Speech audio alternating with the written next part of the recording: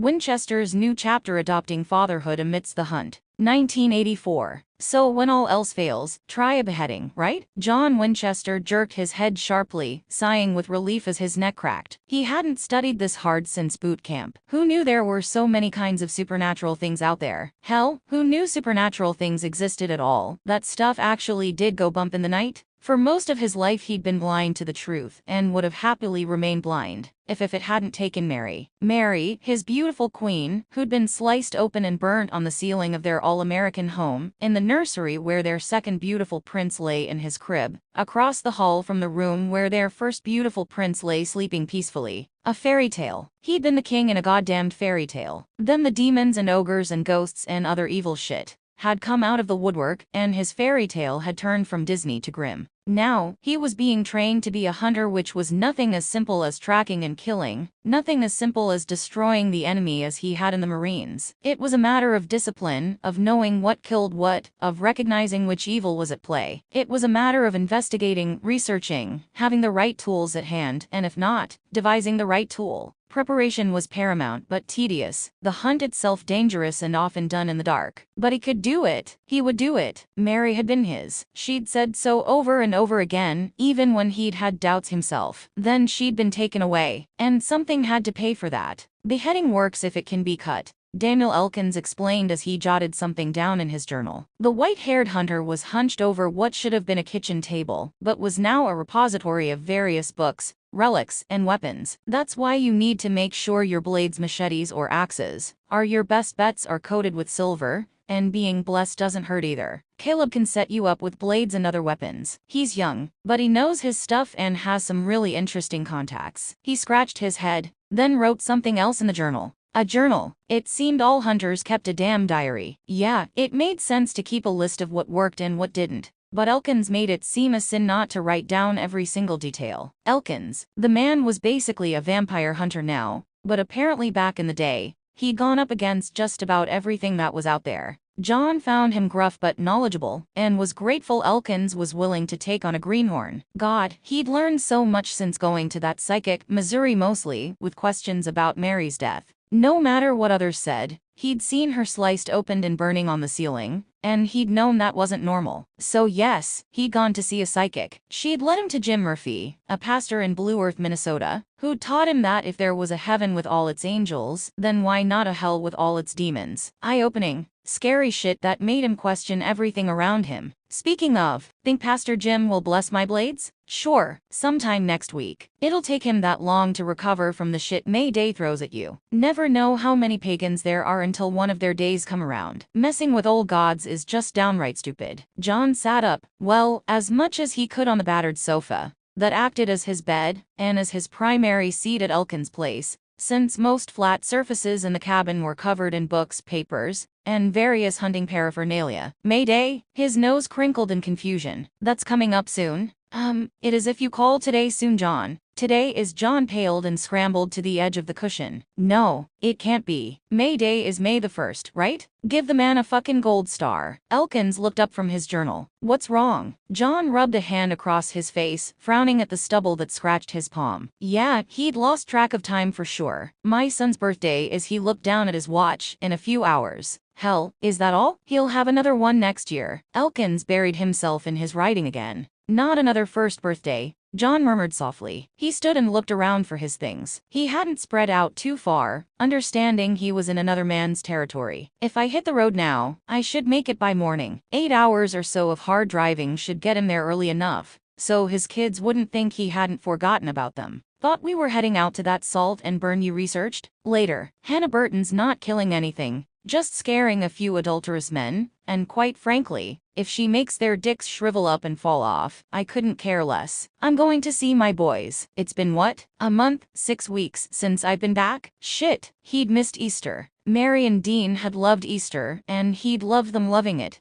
even if he was the one who'd had to clean the dye off the table with bleach every year. Elkins leaned back in his chair, narrow eyes focusing on John. You know, you got the makings of a good hunter, John, but you're gonna have to get your priorities straight. Yeah, other hunters are daddies, but they got some woman back home doing most of the raising. You wanna do this, you gonna have to find them boys a mama. They have a mama, John spat out as he closed his duffel bag, and they have a daddy, who can't even remember a birthday. Fuck you, John said, his voice low but harsh. The apprenticeship was over. He walked out of the cabin without a backward look. He drove to the border of Colorado before he stopped at a truck center and dropped his head against the steering wheel of his '67 Impala. Get his priorities straight? He had them fucking straight. Stepping out of the car, he paced the surrounding empty parking spaces, scared that if he stayed next to the Impala, he'd end up putting his fist through a window. How dare Elkins insinuate that he had to choose? Choose what? There was no choice to be had. He certainly hadn't chosen to lose Mary. His wife was dead. Her killer had to be put down. Dean and Sammy were just gonna have to. Oh, God. He was putting Mary's killer ahead of her boys. Fuck. Mary would have handed him his ass for that. She'd been a sweet woman most of the time. Easygoing. Full of laughter. But he thought back to the time he'd been in a rush to pick her up from some appointment or another, and he hadn't buckled Dean into the car seat properly. By the time she got through with him,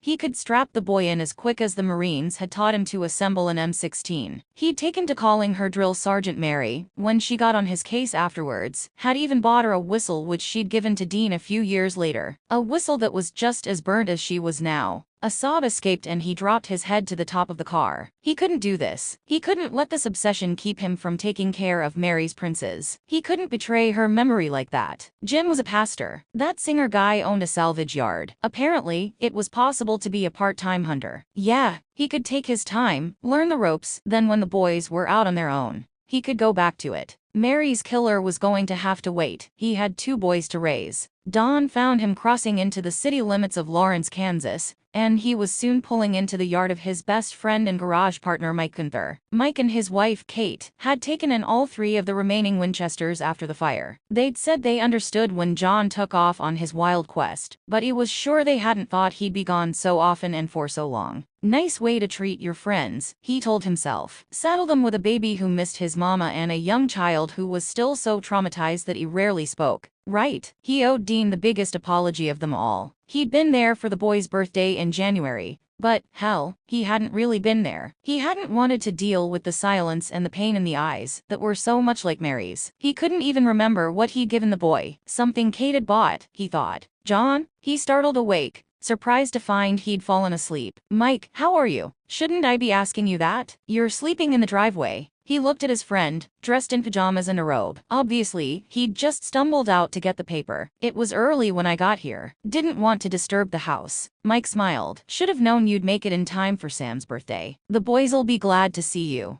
John gave a self-deprecating laugh. You sure about that? Well, at least Dean won't give you grief about your absence. That wasn't good. He's still not talking? Mike shrugged. He sings. John's eyebrows shot up. He sings to Sam. He ignores the rest of us. I don't know why you don't just shoot me. John sighed. Leaving the boys with you like that, it isn't right. You and I both know it. Kate and I adore the boys, John. And you needed a break to get your head together. How's that working out for you? John nodded and bent down to pick up the paper. I'm good. Save the real estate section for me, okay? Really? Mary'd want her boys to have a home. Mike gave him a look, then nodded, seemingly satisfied. Come on in the house. The boys are still asleep, but Kate has put on the coffee. John gave Kate a hug, then walked softly into the room the boys shared. He looked first at the twin bed and found it empty. So Dean was still up to his old tricks. He looked in the crib and found his oldest son just where he expected to, wrapped protectively around his baby brother. John felt something burst in his chest, and tears flooded his eyes. How could he have Dot? He'd abandoned his sweet babies. Why? To chase some damn fire starter that he might not ever find. To chase a dream, when the reality he needed was right here in front of him? He'd been a fool, but not anymore. Never again. Well, kiddo, John opened the door of the Impala and looked as his eldest son. This was the 3rd house they'd looked at. At the first one, Dean had refused to get out of the car. At the second one, Dean and Sammy, who was walking, had refused to cross the threshold. The realtor had shaken her head in annoyance when John had told her flat out that that wasn't the house for them. One thing he'd learned from his hunting lessons was that a child was far more open to the supernatural. If Dean and Sam had problems with a house, they probably had good reason, even if they didn't know what it was. Or they didn't want to leave Mike and Kate's. Maybe the realtor had a point.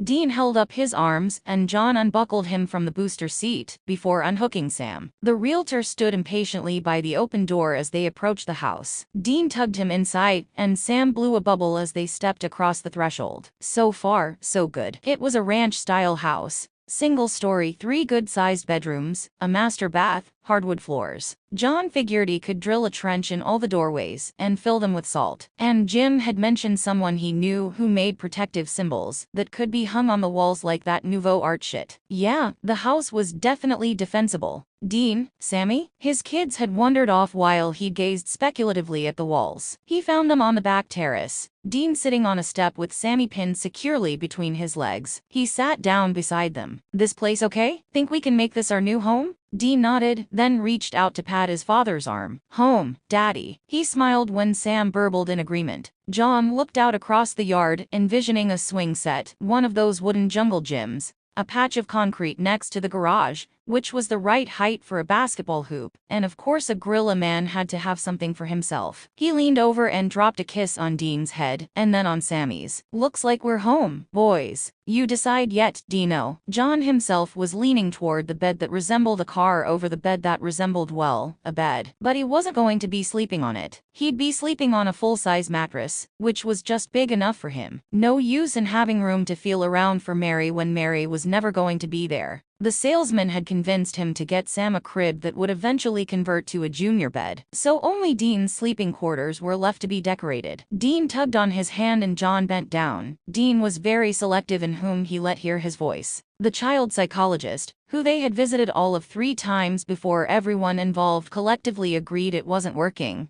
said that Dean would talk when he was ready. It could happen suddenly, but more than likely, it would be a slow process. His darling boy was apparently taking lessons from snails. What's it gonna be, buddy? The regular bed, Dean said, surprising John. I already have a car. John laughed. The Impala was indeed Dean's. The minute the boy saw it, he'd claimed it as his own. When John had driven it home, instead of the 2-year-old coupe he and Mary had agreed on, he told her it was Dean's, and they were just keeping it in working order until he came of age. Mary had rolled her eyes and said that yes, she agreed it had been bought for a little boy. Dean never realized she hadn't meant him. That you do, son. The beds were delivered the next day. John knew it was ridiculous to be so nervous. He was a grown man. He'd served a tour in Vietnam. He'd tangled with ghosts and poltergeists, and, damn, he'd never forget that clusterfuck with the werewolves. He, Jim, and Bobby had survived back in July. But he'd never felt like this. Never wanted so much to go and spill his nutritious breakfast into the toilet. And it wasn't even his first day of school. You ready to go, boys? He called toward the bathroom. Dean had insisted on cleaning up Sammy after Sammy's enthusiastic breakfast. John figured Dean didn't trust him to do it properly, and there was no way Dean was going to show up at his first day of kindergarten with a baby brother who was covered in dried milk.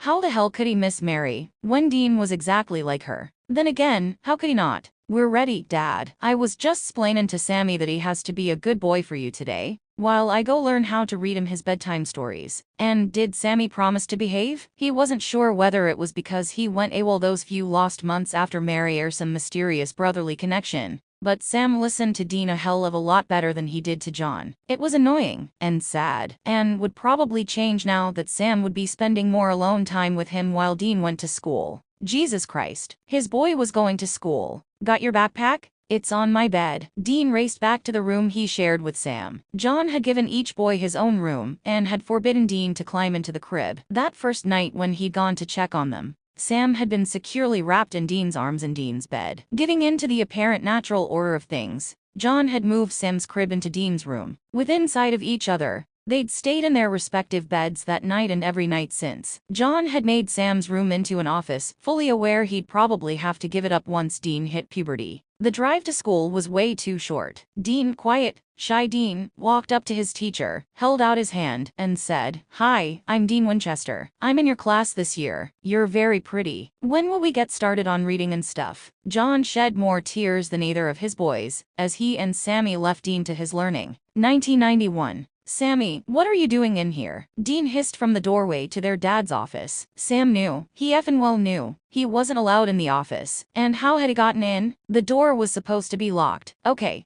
so maybe teaching Sam how to pick a lock hadn't been one of his brightest ideas. But last summer had been so boring.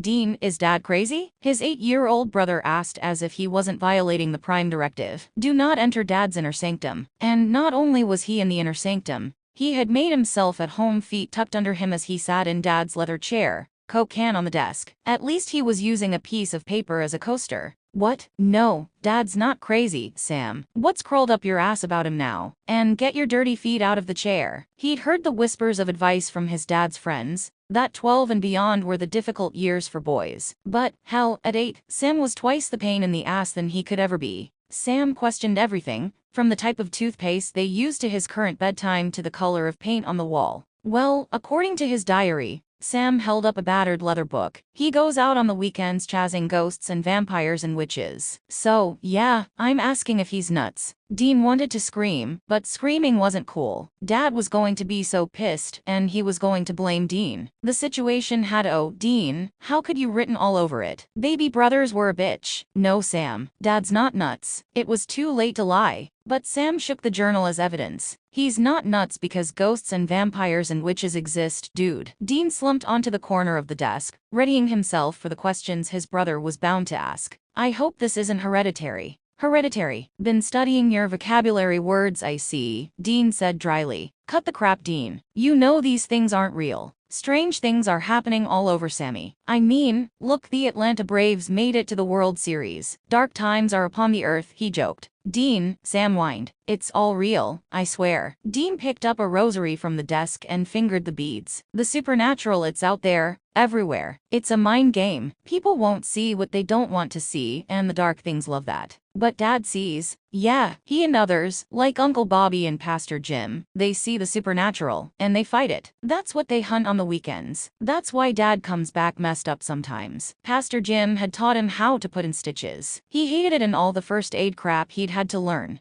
How come Dad sees it? Dean sighed. Sammy and his questions. At least Dad wasn't going to have to answer them. Dad didn't take well to talking about Mom. You know about the fire that killed Mom? It was never spoken about directly, but Sam was a smart kid, and he nodded. A demon caused the fire. What? No, Dean. I looked it up in the library. The paper said it was an electrical fire. That's fire department speak for we don't know what the hell happened. Learn to read between the lines, baby brother. Especially if you're gonna be looking at stuff you weren't supposed to. I'm not a baby. Well, you're whining like one. Dean wondered how mad Dad would be if he came home to find Sam duct-taped in a corner. He'd feed and water him regularly. Bathroom breaks too, because he'd cleaned that ass enough for one lifetime. Jerk. Definitely tape over the mouth. Bitch. Sam sighed, like Dean couldn't tell it was just another whine. So, you really believe this stuff is out there? Yeah, just because Dad believes? Dean shrugged. I've seen the damage it's left on him and the others. I think I might have seen an outline in the window just before your nursery exploded. My nursery? Mom died in my nursery. Oh, shit. There'd probably be nightmares now. And the waking of Dad. And questions. And answers. And lots of laps. Mom hadn't liked corporal punishment. And Dad liked to think they were both still raising the kids.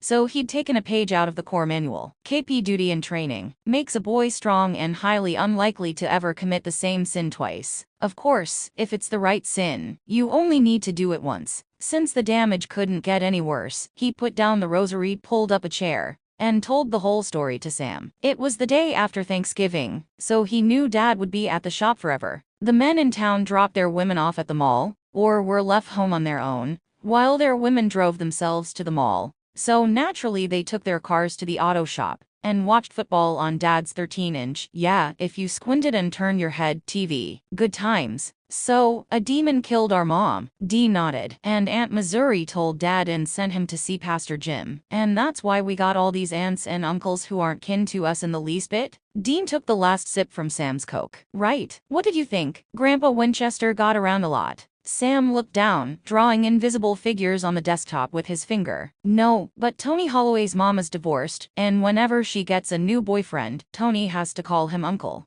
Sam, no. Gag. You can't. Dean looked at Sam in horror, then noticed his brothers giggling. Gotcha. Excuse me while I go get the Drano to clean out my brain. Dean shuddered one last time for good measure. Then he focused on the situation at hand. You start something, you better be ready to finish it, Dad always said. You okay with this? I mean, I know it's a lot to handle. Dad didn't want you finding out for a while. Why? Why is it okay for you to know and not me? And don't say it's because you're older. I bet you knew before you were 8. Dean nodded. Yeah, I did. But I needed to know, Sam, so that I could protect us when Dad was gone. It was fine if Pastor Jim or Aunt Missouri babysat us, but when it was someone else, or we stayed with Uncle Mike and Aunt Kate, I needed to do stuff. Stuff like what? Put salt across all the entryways to the house, the room where we sleep, that kinda stuff. Salt. What's that for? Dean spent the rest of the afternoon teaching Sam all he knew about the supernatural. By the time their dad made it home, the journal was back in the desk, the office was locked, and Sam, thankfully, did not dream. Sam glanced over the top of his book at Dean, who was sprawled on the sofa with a comic book. What's a suck-up, Dean? He asked tentatively. Dean didn't even bother to look across the room at him. Who called you a suck-up, Sammy? Davy Allen. And why did this Davy Allen call you a suck-up? Because I was asking the teacher questions in the class. Dean flipped to the next page. And why were you asking questions? Because I wanted to know. Then you weren't being a suck-up, and Davy Allen is a dickhead. Oh, Sam tried to get back into his story, but was still confused. Remember last summer? We were at Pastor Jim's, and you let Mrs. Hanson's bratty grandson bother you all day at the picnic, because you knew Mrs. Hanson had made a chocolate cake. Yeah? You were being a suck-up. Sam fingered the pages of his book. Because I did it to get something I wanted? Yeah, but how could asking the teacher questions be sucking up? He slumped back into Dad's recliner, wondering when he'd be old enough not to have to ask Dean these questions. Because she'd like you and give you good grades. But I already get good grades, which is proof you weren't sucking up. By the way, if I catch you saying dickhead, I'm gonna beat your ass. Yeah, boy. He couldn't wait until he was old enough to use the words Dean used. And he'd love to tell Davy that he was a dickhead. But wait a minute, Dean said not to let him catch him using the word before he could plan exactly what he was going to say to Davy. When he got back to school, the phone rang. He wasn't surprised when Dean jumped up to answer it in the kitchen. It was always for Dean, and usually it was some dumb girl, which was why he went into the other room. It was a short conversation, followed by Dean stomping back into the room and flopping on the sofa. Your girlfriend of the week break up with you early? Sam asked with a giggle. No, dorkface, that was Dylan. The crew's putting together a pickup game down at the school. Sam nodded. During the Christmas break, the high school had decided to open up its gymnasium as a beneficial distraction and a place of safety for the neighborhood kids. Of course, they hadn't heard of the kids being forced into lockers in the locker rooms or what took place under the bleachers. What's the problem? Dean never worried about the lockers. He had a reputation for being a mean bastard when pushed, and as far as under the bleachers went, he had another reputation for that. I have to do research for one of Dad's hunts. You do research? Yes, and I can even tie my shoes. Wow, I guess that's why you were tripping on them the other day. You better remember who taught you how to tie your own. There was nothing Sam could say to that. He'd been so confused after his dad had shown him that Dean had worked with him that night, teaching him the way Mom had taught Dean. The next morning he'd tied his shoes confidently and had thanked Dad for the lesson. Was that a case of being a suck-up? I've never seen you do research. Is there stuff in the encyclopedias? No, I have to go over to KU. The main campus of the University of Kansas was right there in Lawrence. They have a lot of old books, and I can use their computers, too. They're pretty kick-ass. Can you teach me how to use them? Then you can go to the game. The computers in the elementary school library were pieces of dog crap. We have to ride the bus. Sam nodded. And you have to pretend it's for a school project. Another nod. And you have to wait for me to come get you. Dad'll kick my ass if I let you ride the public bus by yourself. But he's not going to know anyway, is he? Sam reasoned. It wouldn't be the first nor the last thing they kept from Dad. Dean said it was honorable for kids to gang up on their parents, that nature had designed it that way. And since Dad's last words every time he left the house were listen to your brother. Yeah, but knowing you, your bus will have an accident, and you'll be on the 6 o'clock news on a stretcher, waving to the crowds, and Dad'll be here kicking my ass before he goes to see you at the hospital. Sam rolled his eyes, but knew better than to push his luck. He was going to a college library and going to use college computers. This was the best holiday ever. I promised to wait for you to come get me. Why didn't I know about any of this? You were probably on playdates with the Gigatrons. We're not babies. Yeah, whatever. Dean frowned, pulled out his wallet, and flipped a bus pass into his top pocket. Wow, he had his own pass. This is really a bad idea. I can feel it in my gut. Come on, Dean. Besides, you gonna leave me here at home by myself? Sam made himself look sad, but if it wasn't for the library, he would have been happy to stay home.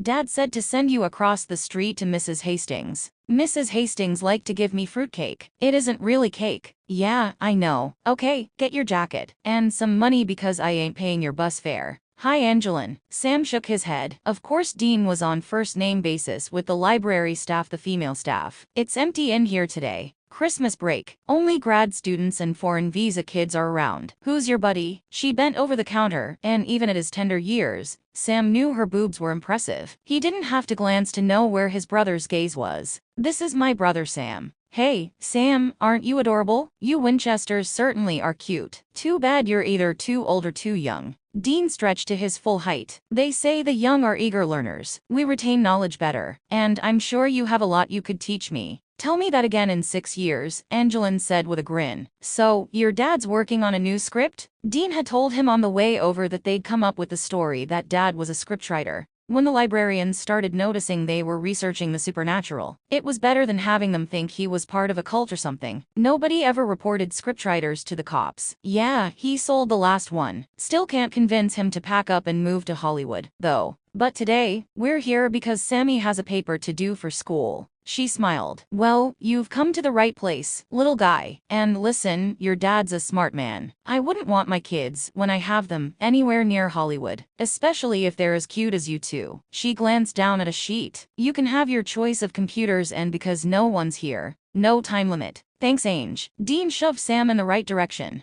After grilling Sam for 15 minutes, Dean was satisfied that Sam could handle the job and left. Sam sighed in satisfaction. He had 2 hours on his own. This was great. Finding the information wasn't too hard. Dean had figured out how to access some bulletin boards of the weird, and they had lots of stuff. Soon, he was cruising along, horrified at some things and laughing at others. He really couldn't understand why Dean wanted to go play basketball, instead of doing something cool like this. Sam. Sam froze without turning around. That wasn't Dean's voice. That was Dad's voice. And Dad wasn't supposed to be here. He glanced quickly at his watch. If Dean caught the bus he said he was going to catch, then he should be getting off the bus just about now, unless there was traffic, or the stupid head had lost track of time. And did it really matter? Because they were screwed.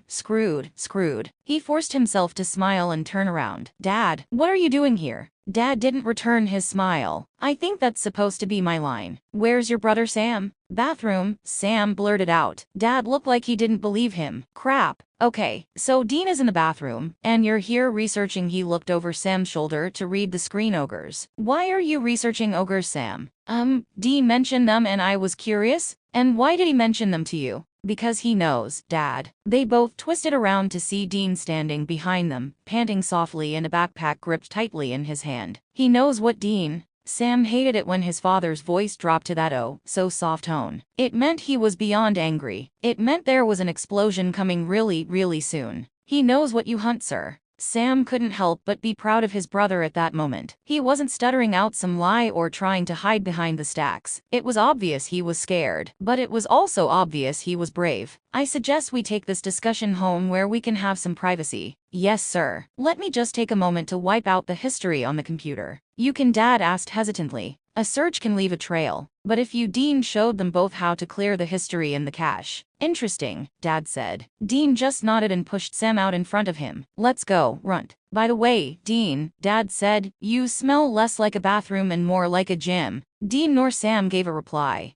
John shut the door to his office, firmly leaving Sam in the hallway, and looked at Dean, who stood before him. I don't think I've ever been as disappointed in you as I am now, he said, saying exactly what he thought. I thought you and me were a team, that we had a plan for raising Sammy. You let me down, son. Dean didn't move an inch. Nothing to say in your own defense? No, sir. John paced the short width of the room. Why did you tell Sammy about hunting? He found your journal, sir. It was either tell him the truth or let him believe you were crazy. My journal? Damn it, Dean, you know this door is supposed to stay locked. You left it open after you researched something for me? Maybe, sir. What's the matter with you? You let him find out about the supernatural. You let him do your research. You left him in a college library alone, researching ogres who like to crack open little kids' bones and suck out the marrow. That's what Sammy was reading, Dean. That's what Sammy was taking notes on, Dean. What is it, boy? Now that you're 12 you know better than I do? No, sir. John raked his fingers through his hair. Then explain this to me, Dean. Explain why anything you did today was right. It wasn't, Dean mumbled. John stopped in front of his son. Speak up, boy. It wasn't, sir. Nothing I did today was right. Damn straight. I hope you know that CD player you wanted for Christmas is going right back to the store. Yes, sir. And I really hope you like your room because you're going to be seeing a lot of it. Yes, sir. We've made plans to visit people the next few days. But the day after Christmas, we'll see about your punishment. Yes, sir. John shook his head, not knowing if any of it had gotten through to Dean. Go to your room and send your brother in here. Dean nodded and quietly left the room. This wasn't supposed to happen now, John groused. They had planned on keeping Sammy innocent to the darker side of the real world for as long as possible. He was supposed to stay a little boy for a lot longer, a little boy who slammed the door as he entered the room. Watch yourself, John warned. I think you're in enough trouble. Sam almost rolled his eyes, but apparently thought better of it. You shouldn't have said that to Dean, he began. Said what? John demanded, letting go of the fact that Sam had apparently been eavesdropping. That I was taking away his Christmas present? No, who cares about stupid Christmas presents? You can take mine back too. I don't want them. I don't want anything from you.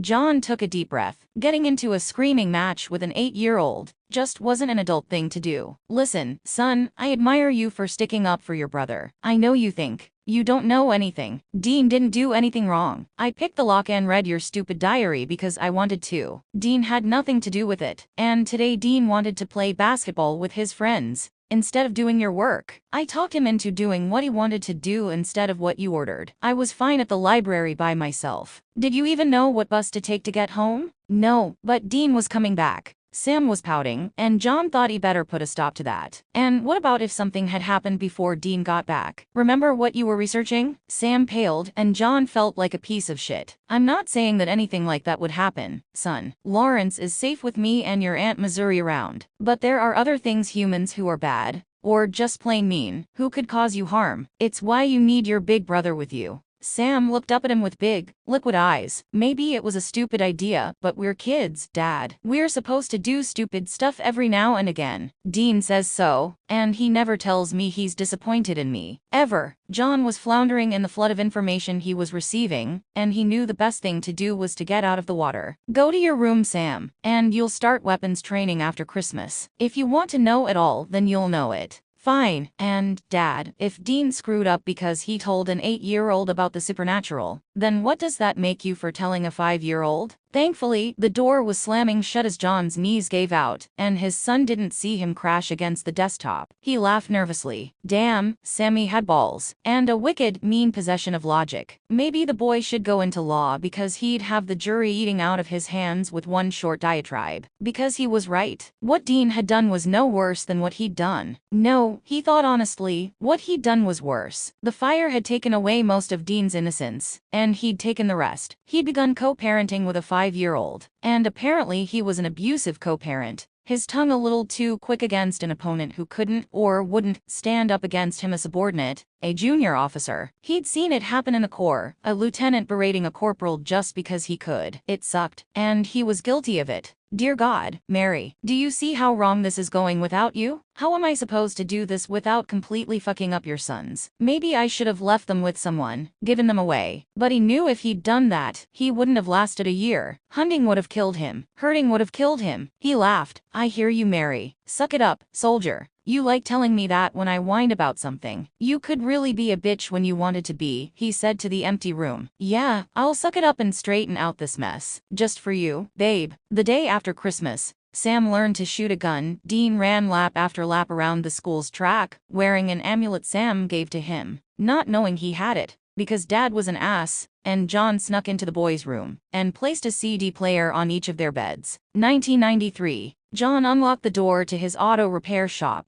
started the coffee going in the waiting room, because no matter how hot it got, some people had to have their coffee, then unlock the door of his office, before heading to the large roll-up doors of the garage bays. Heated Kansas air swirled inside, making the space as muggy in the bays as it was outside. He quickly turned on one of the large fans, and sighed at the relief it provided. Just another summer day in Lawrence. Hot one today, Abe Mason said, walking up behind John. John smiled at the mechanic. Abe always commented on the weather instead of a more formal greeting. The ritual was comforting. We'll look back on this fondly in the middle of January. Abe rolled his eyes and kept walking. John laughed and followed. Jerry's gonna keep us busy today, dragging in a lot of overheated cars. Wanna tell me again why I thought it was a good idea to buy out Mike when he decided to take Kate and travel the US in an RV? It's home, Abe said wisely. John couldn't argue with that. About 11 o'clock he felt a shadow fall on his legs, and slid out from beneath a '84 Ford. He squinted up into the sun and saw Ray Vanderpool, the varsity football coach at Douglas High School. Hey, coach, what can I do for you? I'd like to talk to you about your son for a moment, if you have the time. Sure, give me a minute to clean up and I'll meet you in my office. There's coffee in the waiting area, or help yourself to a pop in the mini fridge next to my desk. The coach nodded and walked away. John stood and headed over to the sink to wash up with goop. Stupid name, but nothing got rid of auto grease and grime better. Abe gave him a look as he walked by him, and John shrugged. Dean, at this very moment, was supposed to be at practice for the junior varsity team. But at 14, Dean did things at his own speed, in his own time, and in his own way. John only hoped he hadn't done something stupid and blown his chance to play football at the high school. What's the problem? He asked as he plopped into the chair behind his very messy desk. He was grateful that Abe's granddaughter kept the books. Coach Vanderpool took a long sip of his country time lemonade. There's no problem, Mr. Winchester. John, maybe if he was friendly with the man, he could get Dean out of whatever trouble he was in. I've been watching the JV team work out, John. Dean's a very good ball player. If only the varsity quarterback had an arm like his. I have no doubt that he'll have scholarship offers from a lot of colleges by the time he's a senior. Always hits his man square in the numbers. Could possibly go pro. John smiled. Who knew teaching his kid to throw knives could come in so handy? He grew solemn as he realized there was a certain tone to the coach's assessment. Do I hear a but in there? Vanderpool shrugged. I've studied a lot of players in my day, and this is my own opinion, but I don't think Dean has the fire to go pro. You mean he lacks the discipline? Hell, no. That boy of yours, he gives 100% from what I've seen. That was shocking, considering how much he dragged ass at home. The coach took another long pull of his drink. The thing is, John, Dean has a hell of a lot of potential to be great at whatever he wants to be. I think him going pro would be a waste. What?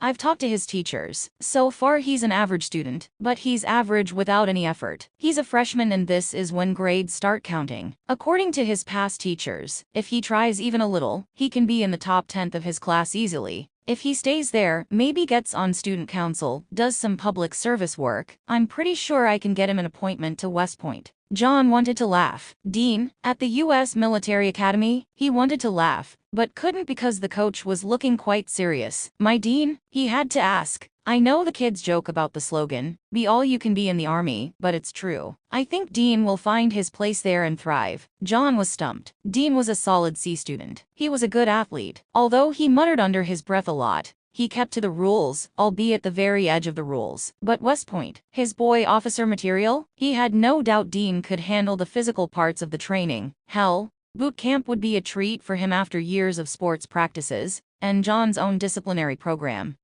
He liked the sound of that. Dean also wouldn't have trouble when it came to weapons. He was already a better shot than John, could assemble and disassemble almost anything blindfolded, and load and reload on the move. Leadership skills were easily learned. He himself had learned to make soldiers get their asses in gear, and he'd only been an average grunt. And Dean, as a quarterback, was already a team leader who could act under pressure. However, the academic program was a bitch, and he didn't want to set up Dean for failure. Maybe with all his skills, Dean should enlist after graduation. A tour or two would give him direction and focus, without making him feel stupid like washing out of the academy could. But the coach looked so earnest, so sure that Dean could do this, he shrugged. I'll take this all under advisement, coach. Thank you for watching out for my boy. The coach pitched his empty bottle into the trash can. He's a good one. Wouldn't want him to get lost. They shook hands and the coach left. John was still pondering the conversation as he waited in front of the elementary school for Sam's bus to arrive. Sam was attending a science day camp for the week and enjoying the hell out of it. For all of Sam's attitude, he was easily placated by something academic. If someone came up to John and suggested West Point for Sam, he would have still laughed because Sam, following orders, was so not going to happen. But he wouldn't have been shocked. But Dean, could he have missed something? What had the coach seen? "Hi Dad, we got to cut up frogs today, frogs we caught at the pond. It was great," Sam said as he scrambled into the Impala. Josh didn't gas his long enough, and right when he came at it with a scalpel, it jumped off the table. You should have heard him scream. John listened as they made their way home, and when Sam finally stopped to take a breath, he asked the question he swore he wasn't going to ask. "Sam, do you think your brother's smart?" "As smart as elect, sure," Sam said gleefully. "No, I mean, seriously." Sam frowned and batted at the window handle. It had been his favorite toy as a baby and for some reason still fascinated him. "Seriously? He's okay?" John took his eyes off the road long enough to make it plain to Sam that he needed a real answer. "What does that mean? You think he can cut college? Even without an athletic scholarship?" Sam just looked at him. "What? Dad, he won the science fair 3 years in a row when he was at my school. And last year, he and his math bowl team made it to the state finals." John was glad for the red light because he wasn't sure he could continue to drive. "He what? Jesus, Dad, don't you read anything you sign? I know he had to get your permission to ride the team van." "Sign, right, but he just assumed it was some athletic competition. Science and math. Mary had gone to coup on a math scholarship. Why was he just remembering that? He's that good?" "Yeah," Sam pouted, "but I'm better in English and history because Dean hates reading. That's why I can't believe he does research for you. Besides, I don't need math to be a lawyer." But hadn't reading been the reason Dean had wanted to go to school in the first place? What had happened to that little boy? And why was his father completely lost when it came to the young man? "I've never seen any of his awards. Why doesn't he put them up on the fridge like you do?" "I don't put mine up there, Dean does." "Oh, well, he knew one thing that wouldn't be going on there. A Father of the Year award. Isn't he proud of what he's accomplished?" Sam shrugged. "You go to his football, basketball, and baseball games. Maybe he thinks that's all you care about." Damn, this was going from bad to worse. Why would he think that? "You ask me about school. You ask him about practice. He's never said anything about school," John protested. "The only time the two of you talk is when you're giving him orders about the weekends you're hunting, or you're giving him instructions about our training." "No, that couldn't be right. We talk in the mornings before you come to breakfast." Sam nodded. "About what time he has to be home, and what's for dinner, and what team he plays next. I can hear you from the bedroom, you know." "Okay, score 1 for the 10-year-old going on 45. John gave up. "So, what are you guys going to be cutting up tomorrow? Can I play soccer?" "Huh, I want to join the school's soccer team." "Can I?" "Sports?" Sammy wanted to play a sport, and Dean was a closet scholar? John shook his head, trying to make the world turn right side up again. How had he lost sight of his children like this? He was with them almost every day. They sat down to meals together sorta. He went to PTO meetings, at least once or twice, hadn't he? He signed report cards, scanned for FS, and shrugged at everything else. He clothed and sheltered them, well, paid the bills anyway. Who were these strangers and what had they done with his boys? "Dad, soccer?" "Yeah, sure. Tell me when your games are, okay?" Dean'll put the schedule up on the fridge. Of course he would. Because Sam had a parent, Dean was an orphan. He looked up at the sky, searching the clouds for lightning. Because if Mary was looking down on them, he was in for a serious ass-whooping. Sounds good. Okay, so tomorrow we're going on a nature hike, and we get magnifying glasses and everything. Hope I don't find any poisonous spiders. Are there many poisonous spiders around here, Dad? Maybe that's something you should look up when we get home, John suggested. Dean'll help me, Sam agreed. Of that, John was sure. "Dad?" John smiled as his son crossed the blacktop towards the car. He'd known Dean would zoom in on the Impala as soon as he left the gym. "Hey, kiddo. What's wrong? Why are you here? Something happened to Sam?" Okay, not the reaction he wanted. "Nothing's wrong. Sam's fine. I just came by to ask if you wanted to have lunch with your old man." Lunch? What about work? John shrugged. I'm the boss. So how about it? Dean looked a little undecided. I'll have to go tell Pinky's mom. She always takes me home after practice. Go on. I'll wait. Gerard Bowman had been Pinky since he caught pink eye in kindergarten. Because the nickname didn't bother the boy in the least, no parent stepped forward to discourage its use. John winced as he thought that one day someone would be calling him Grandpa Pinky, and that was just wrong. But since their two boys did everything together, he and Eloise Bowman had a standing arrangement about carting the boys around. She did most of the day work, and he took care of evenings. So, I was thinking takeout and eating in the park. Sound good to you? John asked as Dean joined him in the car. Sake, Danny's, best burgers in town. Sounds like a plan. They got their food and found an empty picnic table in the shade of a spreading elm. Dean wolfed down his burgers like the growing boy he was, and snagged John's fries when the old man proved too slow. What's the deal, Dad? We've already had the talk, so why lunch? They'd had the talk? Oh, yeah, it had consisted of, Dean, about girls I already know, Dad. Oh, really? What do you know? Kissing can't cause babies, but sex can. Always wear a condom because you know where you've been, but you don't know about your partner. Respect girls. If they say no, they mean no. Don't let peer pressure make you do something you don't want to do. Love and sex aren't the same thing. And keep your mouth shut if you do manage to score, because bragging is just overcompensation for some shortage on your part. John hadn't had anything to add, so kept his mouth shut. Apparently the schools were better at that sort of thing than they'd been when he was a boy. Good. Then he wouldn't have to suffer through it with Sam. Of course, he was pretty sure Dean would take care of it anyway. I want to talk about your future, son. You're starting high school. Your grades are going to follow you for the rest of your life. So now's the time to make changes if you want to. Dean looked affronted. What changes? You told me I only had to keep a C average to play sports, and I've been doing that. And that's good. But playing a sport isn't your only option for the future. Surely, you've thought about what you want to be when you grow up? A mechanic? The idea warmed John's heart, but he heard the question mark in his son's answer. Dean was fishing around for what John wanted to hear. You're good under the hood of a car, but do you really want to do that for the rest of your life? Dean shrugged. I considered maybe working for NASA. You want to be an astronaut? God. After a couple of days of watching Dean, Coach Vanderpool knew his son better than he did. Sam had been saying for ages that he was going to be a lawyer,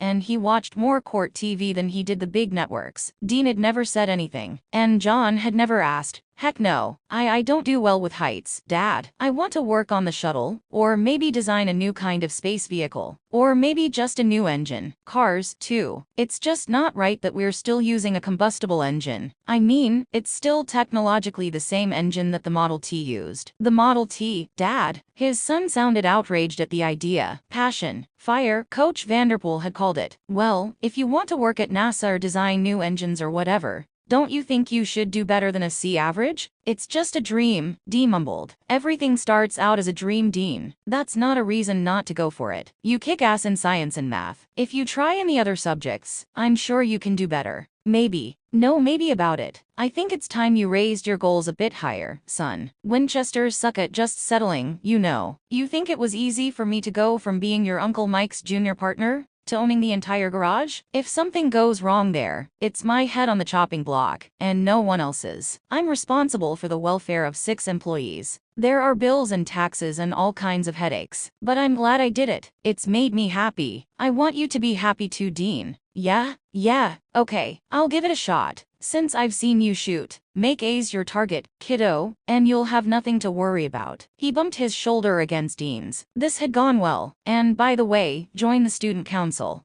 Dean groaned and bounced his head on the wooden table. Sammy's camp becomes an overnighter this weekend, John continued, feeling a reward was in order for both of them. Dean was thinking long-term, and he had survived another one of those rites of passages talks. How about you and me go on a hunt while he's gone? It was a simple salt and burn. The only possibility of injury would be blisters from digging the grave, which as the junior member of the team, would be Dean's job. Seriously? Seriously. Dean grinned, balled up his burger wrappers, and did a mock jump shot toward the metal trash can. Awesome, Dad. Awesome. 1995. Dean pulled up in front of the middle school and tapped his horn. Sam separated from his geek squad and slid into the backseat. Well, he demanded. Hello to you too, Dad said dryly from the passenger's seat. Hey Dad. Well, Dean. Dean held up a tiny plastic-coated card. I'm legal, Sammy. The state of Kansas has officially licensed me to drive. Did someone warn the senior center? Funny, Sammy. Sam. Whatever, bitch. Don't call your brother a bitch. Dad objected. Jerk, Sammy said, holding up his hand for a high five. Where to, Dad? Dean asked as he pulled away from the curb. Smooth as butter, he praised himself and the Impala. Swing by the shop. You going back to work? They usually went out to eat on birthdays, but Dad had picked him up early to take the driver's exam, so maybe dinner was going to be later. Nah, I just have something I need to pick up. Okay. Dean checked the speed indicator, determined not to give his dad anything to bitch about. You took a lousy picture, Sammy commented, looking closer at the license. Shut up. I've never taken a bad picture in my life. This face couldn't take a bad picture. What about your 5th grade school pictures that you dropped in the toilet? It was an accident, Dad. Dean glared into the rearview mirror to make sure Sam knew he had violated a brotherly confidence in the presence of a parent. Yeah, I know it was an accident, Sam said quickly. Just teasing, that's all. Dad just grunted. Dean turned up the cassette player. Dad turned it down. The rest of the trip was made in muted silence. Come on, boys. They followed Dad out of the car and around the back of the shop. A black truck sat gleaming next to the dumpster and the oil recycling bin. Nice ride, Dad. Who does it belong to? Me. You bought a truck, Dad? Sam asked excitedly. Wow, look what you'll be driving, Dean.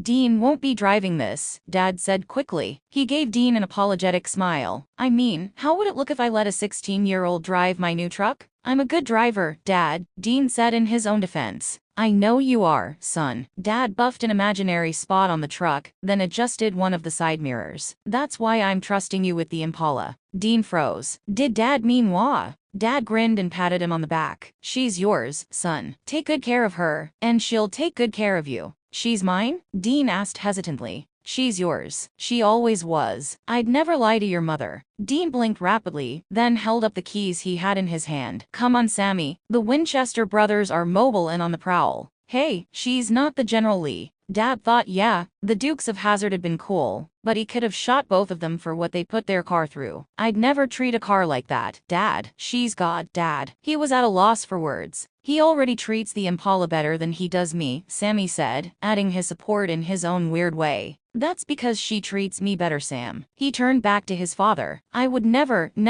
hurt my baby like that. I promise you. Dad nodded, and Dean gathered Sam with a look and took off for the front of the garage. Meet you at Dino's Steakhouse in an hour, Dad called. Okay, dude. Shotgun, Sammy yelled. Dean reached out, dragged Sam over with an arm around his neck, and gave him an affectionate noogie. Where else, bitch? Jerk. Dean, I think there's a hunt right here in Lawrence. Huh. Dean frowned over the blank piece of paper he'd been staring at for the past 2 hours. A report on Hamlet. Ugh. He didn't think his teacher would appreciate his writing down what he truly thought of the character. Hamlet is a whiny bitch who should have either ended his dirty old uncle or shut the hell up about it. He treated the women in his life like shit. Ophelia had obvious psychological problems and shouldn't have been played like that. And his mama had all the symptoms of being a battered wife. He talked a lot of smack and in the end couldn't back it up. Glad he ended up dead. Chump. Oh, yeah, that would go over well. Especially since Mrs. Mackey thought that Hamlet was such a tortured soul. The boy didn't know torture. Something from the Wakarusa River is killing people. Yeah, pollution. But stare at the paper for another hour too? Or listen to Sam go on and on and on? Wasn't really a contest. He tossed the book and paper aside. Hit me with what you got, little bro. They had a week of spring break. Dad was off hunting with Bobby and Pastor Jim,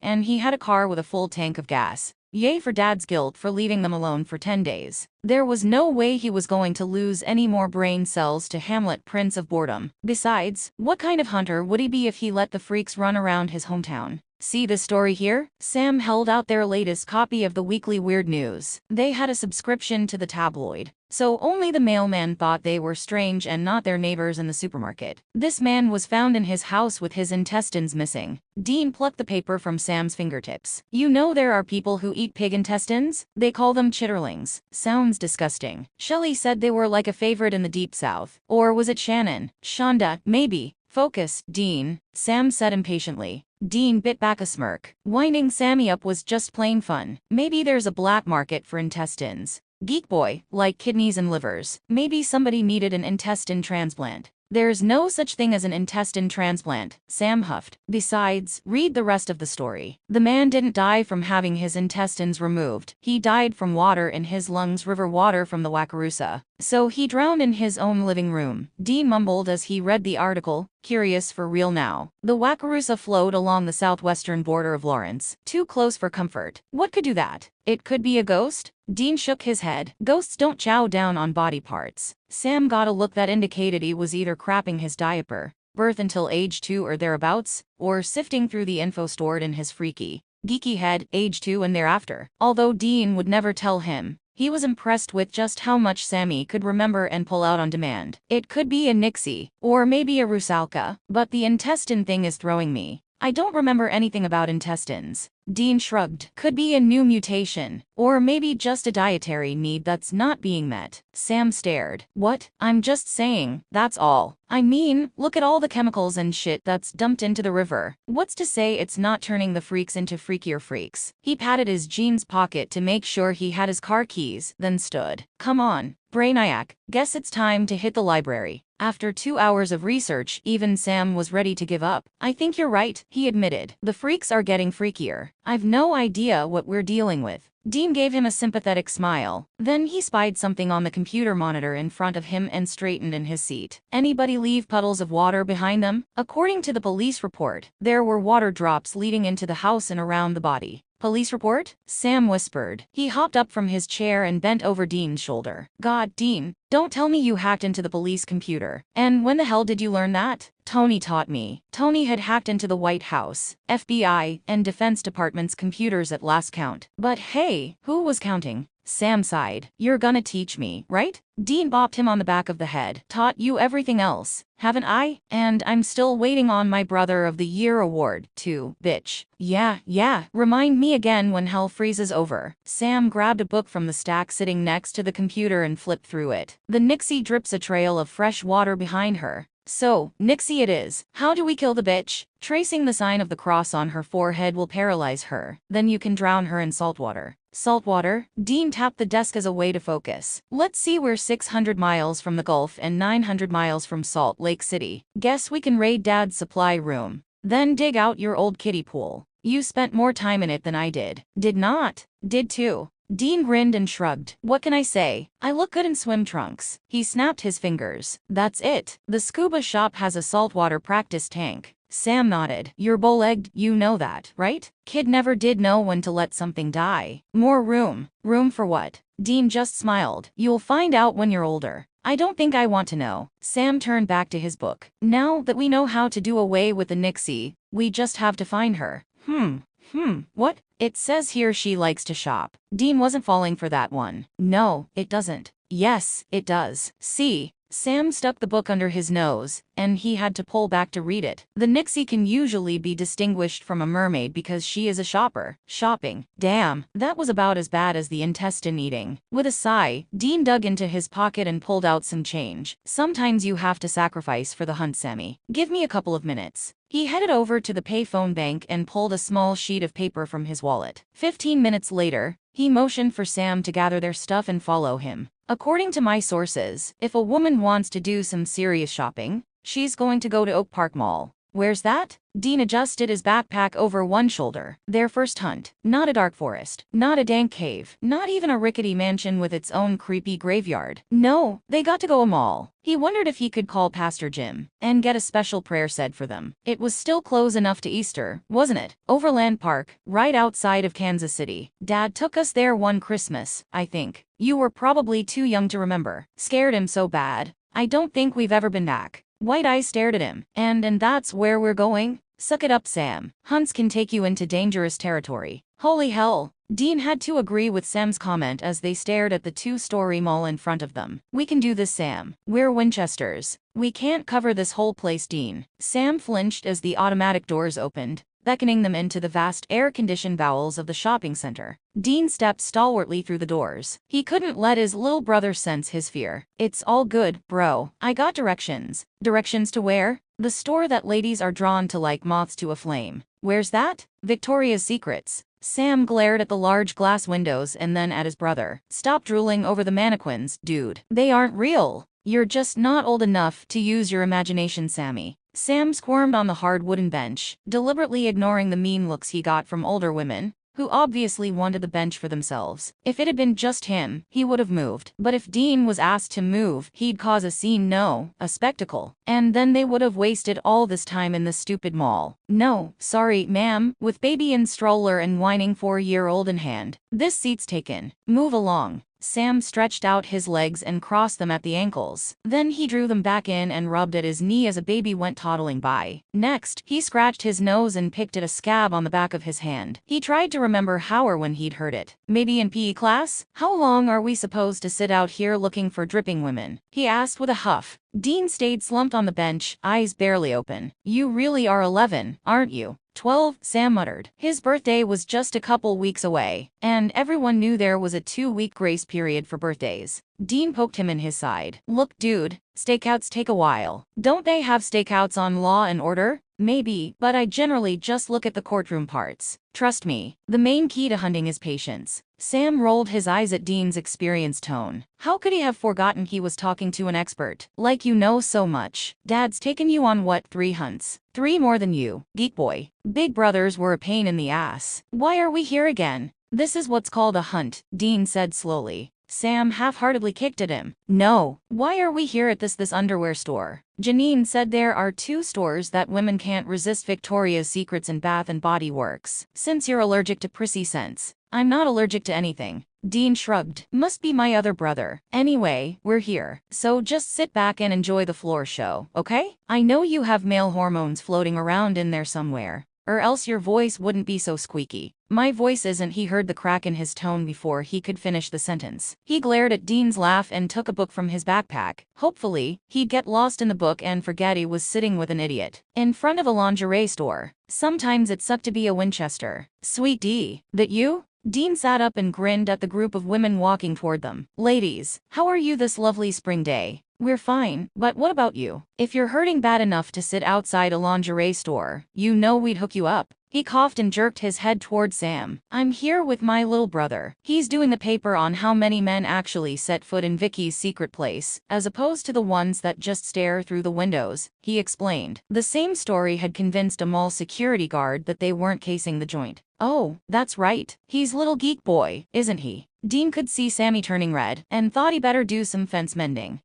Sam, these are some friends of mine from downtown. Ladies, this is my brother Sam. Sam, that should appease him. He's adorable. Sweet D, look at him blush. Well, we'll let you boys get back to work. The girls and I are just here to pick up some workwear. Looks like a good sale, Dean replied, as if he knew what girls' underwear was supposed to cost. And if you have any problems deciding on something, just give me a wave. The ladies giggled and went inside. Sam stared after them until they moved out of direct eyesight. Then he stared at his brother. Dean, those aren't sorority girls, are they? Nope. They said workwear. Does that mean they're? Dean grinned. Hookers, quick on the uptake, bro. But how do you know hookers, Dean? I told you, they're friends. He crossed his fingers, hoping Sam would let the matter drop. You're 16. You aren't supposed to be friends with hookers. Who are you? The public decency police? Dean took a deep breath, knowing he had to explain before Sam was on the phone to Dad, talking about Dean's lost virtue or something. Look, man, they work the university area. One day when I was waiting at the bus stop, John started to act up, and I stopped him, okay? Charity, that's the one who was talking so much he was following her out of the car and grabbing her. I put him down, and then he got in the car and drove away. Stupid frat boy. She was grateful and introduced me around. Most of them live nearby. I talk to them whenever I'm heading to the library. Sam bit the corner of his lip. So Charity's a madam. Dean raised a knowing eyebrow. You watched Best Little Whorehouse in Texas, didn't you, even though Dad told you to change the channel, you little brat? And Charity's more of a den mother. She watches out for the girls who need watching out for. Sometimes they're new, suck at reading guys, or they aren't used to handling money and paying bills, and teaches them what they need to know to survive. He looked directly into Sam's eyes, as he always did when he wanted his brother to listen to exactly what he said. Life on the streets ain't good, Sammy. Don't ever think about running away or anything. It's not even worth thinking about. You ever think about it? Dean shook his head. Life without mom was bad enough. How would he exist without dad and Sam? What would you and dad do without me? Nah, Sammy. There's nothing out there I need. Me neither. So, about the hookers, Dean, they don't give you freebies or anything, do they? Dean shoved at his shoulder a little. What's the first thing I told you when you were sweet on Debbie Marie last year? Don't kiss and tell. Exactly. Dean heard a whistle and looked toward the store. Charity was holding up a pink polka-dotted thong. He gave her 2 thumbs up. Dean, Sam began. I don't want to say this, but I'm impressed, man. Dean shrugged. Right place, right time. Dude, that's all it comes down to. He leaned back on the bench and watched his friends shop. They stopped by and gave him kisses when they left. Dean didn't remember drifting off, but considering the fact he'd just jerked awake, he guessed he had. Following Sam's pointing finger, he saw wet splotches on the dull tile of the floor. Who? I'm not sure, but there's no trail coming out. Dean nodded and kept up his concentration enough to spot the woman as she left the store, pink shopping bag in hand. She looks human. Why is she dripping? The human part is just an illusion, Dean. She's still a Nixie underneath. Oh. The 2 of them tailed her through the mall and to her car. They almost lost her on the interstate, but pulled up a block behind as she turned into a driveway on the outskirts of Lawrence. What do we do now? Sam asked. There's no way we can knock her out and drag her body to the car while it's still daylight. We'll go home. Come back tonight. What if she leaves before we get back? Then we'll wait until she comes home again. Patience, grasshopper. The phone was ringing when they got home. Dean raced to the phone and answered it, dumping the white bags with their dinner on the table. Hey, Dad, no, everything's all right. Me and Sammy did some homework, then hung out at the mall. What? No, we're not possessed. Christo to you, too. Seriously, Dad, we were just trying it out because that's what everyone says kids our age do well. Actually, it's just as evil as it was all those years ago. Dad, nah, we won't be doing it again. Yeah, here's Sammy. Hey, Dad, not really sure what I was supposed to be doing there. Oh, we ran into some of Dean's friends. They were okay. Yeah, girls, by the way, since it's the man who determines whether a baby is a boy or girl. Thanks for having wise. Dad, yeah, talk to you tomorrow. Bye. Dean put his hand over his heart. Dude, you had me worried there for a second. Dude, I'm the last person who'd want Dad picking our friends, sweetie. Dean slapped him on the back a little harder than necessary. Let's eat, brat. Shouldn't we check the answering machine? Probably just Dad or some stupid telemarketer. Sammy hit the play button anyway. Boys, this is your Auntie Missouri. Y'all be careful tonight. And, Dean, you really should have bought that leather cleaner the other day at the auto store. Have fun now. Dean shuddered. I hate when she does that. But since she apparently didn't call Dad, I guess we won't have much trouble getting the Nixie. I already knew that. What are you talking about, Sammy? You getting freaky like Missouri?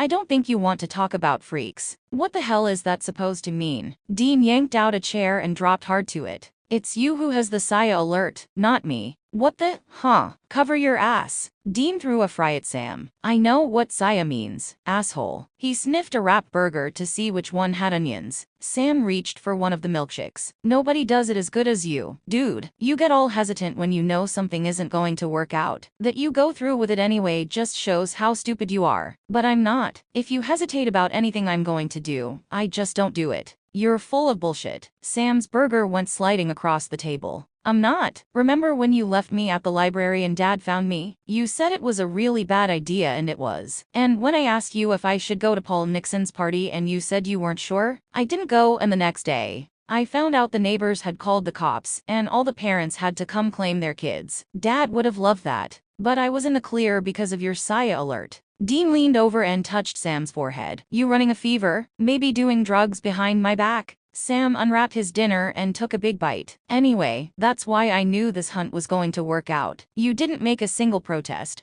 I was trying to get away from Hamlet. And don't talk with your mouth full. Sam rolled his eyes. That's right. Go on ignoring it. Less time for Dad to be on my ass. Dean gave up. His brother would always be the smartest idiot he knew. Eat your food, Sam. Hours later, they returned to the Nixie's house. There was another car in the driveway. You think she has a dinner guest? Sammy guessed. Or is she just having dinner? Dean worried. Would she do it in her own house? The other guy was killed at his place. Isn't there some kind of rule about shitting where you eat? Dean drummed his fingers against the steering wheel impatiently. Dude, somebody's gonna take a bar of soap to your mouth. Dad doesn't care unless someone else is around. Shit. The Nixie was locking her door, and a man was standing on the porch waiting for her. What? Sam finally caught on. Oh, she's going on a date. What are we going to do? We can't follow them all night. We have a curfew. I have a feeling we were going to blow our curfew anyway, Sammy. But we can't. Oh, fuck it. Dean got out of the car and walked up to the couple. Excuse me, ma'am, but I'm from the Apostolic Church of the Right Reverend Winchester. And by the time he got to the end, he'd sketched the cross on her forehead, and she dropped like a rock. What the hell? The man yelled as he shoved Dean away. He bent over his date, then drew back sharply. What the hell? He said again, this time with a mixture of awe and disgust. The illusion was gone, and what was left was covered in green scales and smelled like fish gone bad. She would have eaten your intestines, dude. The man stared at Dean in horror. This isn't happening. No, it's not. Just a bad dream, my man. Go home and sleep it off, okay? Okay. Dean, Sammy stood over the woman, grimacing. The sound of a gunning engine split the night as the intended victim made good on his escape. Dean hoped the squealing tires that followed didn't make the neighbors look out their windows. Take her keys and go into the house. Find some sheets and towels or something. God, we're gonna have to spend hours tomorrow getting the smell out of my car. Breaking into the diving shop was easy. Watching the Nixie dissolve into a slimy goo that eventually completely dissipated was not. But they did make curfew. The details of the hunt were lost and forgotten when the next morning, at 9:02 a.m., the Alfred P. Murrah Federal Building in Oklahoma City was bombed, killing 160, 19 of the dead being children. Dad was home before the end of the day. 1997. Sam stared as he watched his brother try on his graduation robe. It was supposed to be burgundy, but it looked red to him. Hopefully, they'd have a better shade by the time he graduated. You look like a tomato. Shut it, dork. Seriously, after graduation we'll all be heading to salad bars. Dean placed the mortarboard on his head and preened in the mirror. I rock even in my cap and gown. You're just jealous. Right. Anything you say, Mr. Tomato Head. The bear seems to like it. Sam stared at the white bear dressed in a red cap and gown, which was sitting on Dean's battered backpack. A gift from a girl, of course. Supposedly, guys were the one who bought their girls trinkets and fuzzy things. But Dean had been receiving stuff like that since middle school. In fact, one Christmas he had donated a whole box of things to some children's charity. Why aren't you studying for finals or something? Dean fussed with the angle of his cap. I'm tired of studying. Don't forget your honor cords. Dean picked up the strands and draped them around his neck. You? Tired of studying? Does the 6 o'clock news know? You can't be so mouthy at a military academy. It's West Point, dude, not some school for misbehaving boys. Sam perched on the dresser, partially blocking Dean's view of himself. Didn't you get enough of boot camp around here? Dean shrugged. Go with what you know, right? You could have gone anywhere. Somewhere you didn't have to follow orders all the time. Dean sat on the dresser beside him. Not all of us have your drive, dude. Some of us need to have someone pushing us from behind. Besides, my SIA alert hasn't gone off once through all the applications and nominations and crap. That should make you feel better. Dean, he sighed. You don't do authority all that well. Especially when it's authority among your own peers. Just keep your head down, at least your first year. You worried about me, Sammy? Yes, but he wasn't going to tell Dean that. Dean would just call him a girl and ignore him. But this was something that shouldn't be ignored, and if he had to body slam the knowledge into Dean's head, he would. You took the president of the chess club to the homecoming dance because you were mad that Darla Stevens assumed the quarterback and the head cheerleader would go together. As president of the student council, you instituted demerits for everybody who pointed at,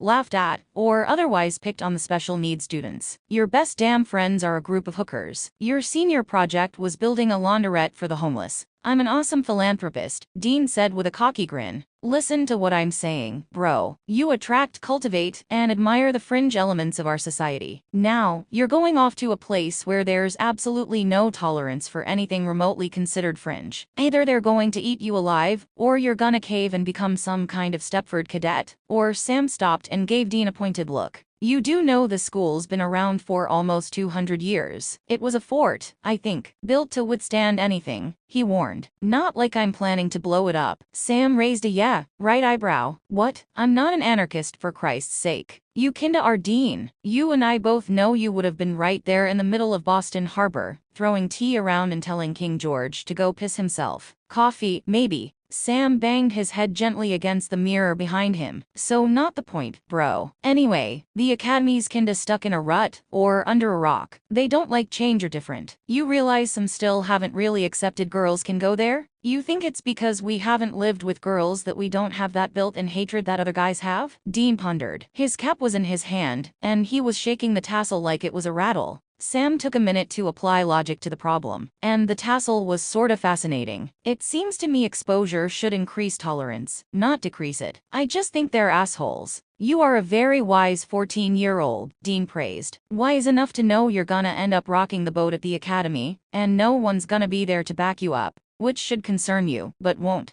Dean sailed the cap across the room to land exactly in the center of his bed. Show off. 1. I'm going to West Point, not Annapolis, so can the boat analogies. 2. I know you think I'm some sort of social revolutionist, or whatever, but come on Sam. Really, I'm just your average, red-blooded American guy. I'll blend in so well. The professors will have to call my name every day, because they won't even remember what I look like. Sam laughed. Teachers were always asking him, some with excitement and others with trepidation, if he was kin to Dean Winchester. If the past was any indication, his brother would blend in like a peacock in a chicken coop. Well, you all will be dressed alike, he conceded, just to make Dean happy. Little tin soldiers, isn't that what you said when I got accepted? Except Dean was gonna end up copper, brass or something else bright and shiny. That stuck out like a sore thumb. But he was going to let his brother have his fantasies. Maybe it would protect him long enough to gather allies. You're going to be so adorable in your cute khaki uniforms, he snarked. Only a girl would know they were khaki and not beige. Sure you don't want to start the application process to the academy? With 2 Winchesters, we could kick twice the ass, and like you said, they accept girls. Kiss my ass, bro. Sam shook his head. Me, at West Point. Then what? Join JAG. Although I wouldn't mind being harmed to Catherine Bellsmack. Sorry, man, but I'm going somewhere way more liberal. Maybe Stanford or Carolina. I've had enough stifling here in Kansas. And he was tired of being Dean Winchester's little brother anywhere. Except, you know, when it came in handy.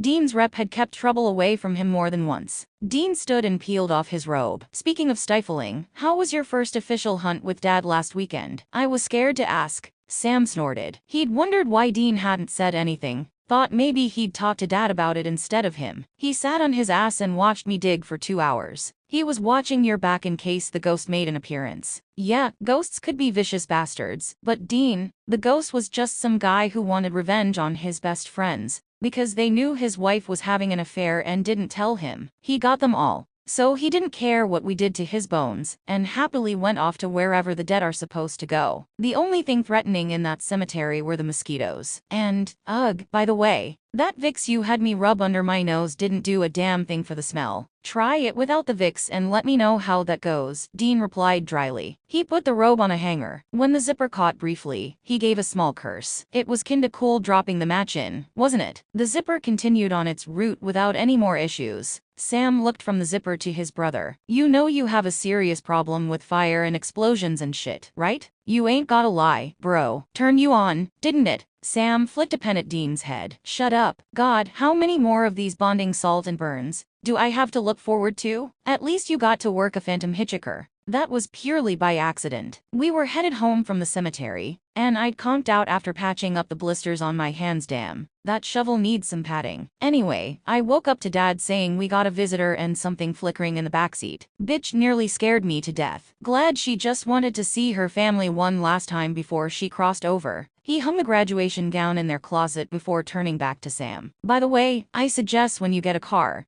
you put a baggie of salt under the driver's seat, where you can get to it in a hurry. Mark it knuckle with a pen, though. That way, if the cops ever search your car, you can just say it was left over from your last science project, where you were comparing the density of different liquids with additional salinity, and trust me, the officer's eyes are gonna glaze over, and he'll be so glad to get away from you. You won't have to worry about sitting around waiting for the salt to be tested. Please tell me that's just a working theory. A shrug. Man, is there anything you haven't done? Dean glanced at him mysteriously from lowered eyes. Dude, that would be telling. Forget I asked, Sam said quickly. Dean smirked and looked around for the paper sleeve the cap was supposed to go in. Do me a favor? What? Sam pointed to where the cap's package lay on the other side of the bed. Don't pick on Dad so much while I'm away. You don't want to worry about me, and I don't want to worry about you too. I get that you don't see eye to eye, but cut the old man some slack, okay? Dean bent to retrieve the sleeve, and Sam had to strain to hear him. You're too young to remember, but he was in a bad way after Mom's death. He could have left us, gone hunting full-time or climbed into a bottle. But he didn't, and although you bitch and moan a lot, we haven't had such a bad life. Can you remember that when he gets like he gets? Yeah, I can do that. He hadn't really thought about being alone with Dad. Dean called them both prima donnas, not where Dad could hear, but still, and Sam was self-aware enough to know there was some truth in that. A little bit, more on Dad's side, of course. Dean forced the cap into the paper square and stood. Good, because it ain't his fault, you know. His fault about what? That I'm the beauty, brains, and brawn of this family, bitch, and the biggest jerk on the planet, Sam felt compelled to add. He also felt compelled to duck, which was a good thing, since a paper ball smacked the mirror where his head had just been.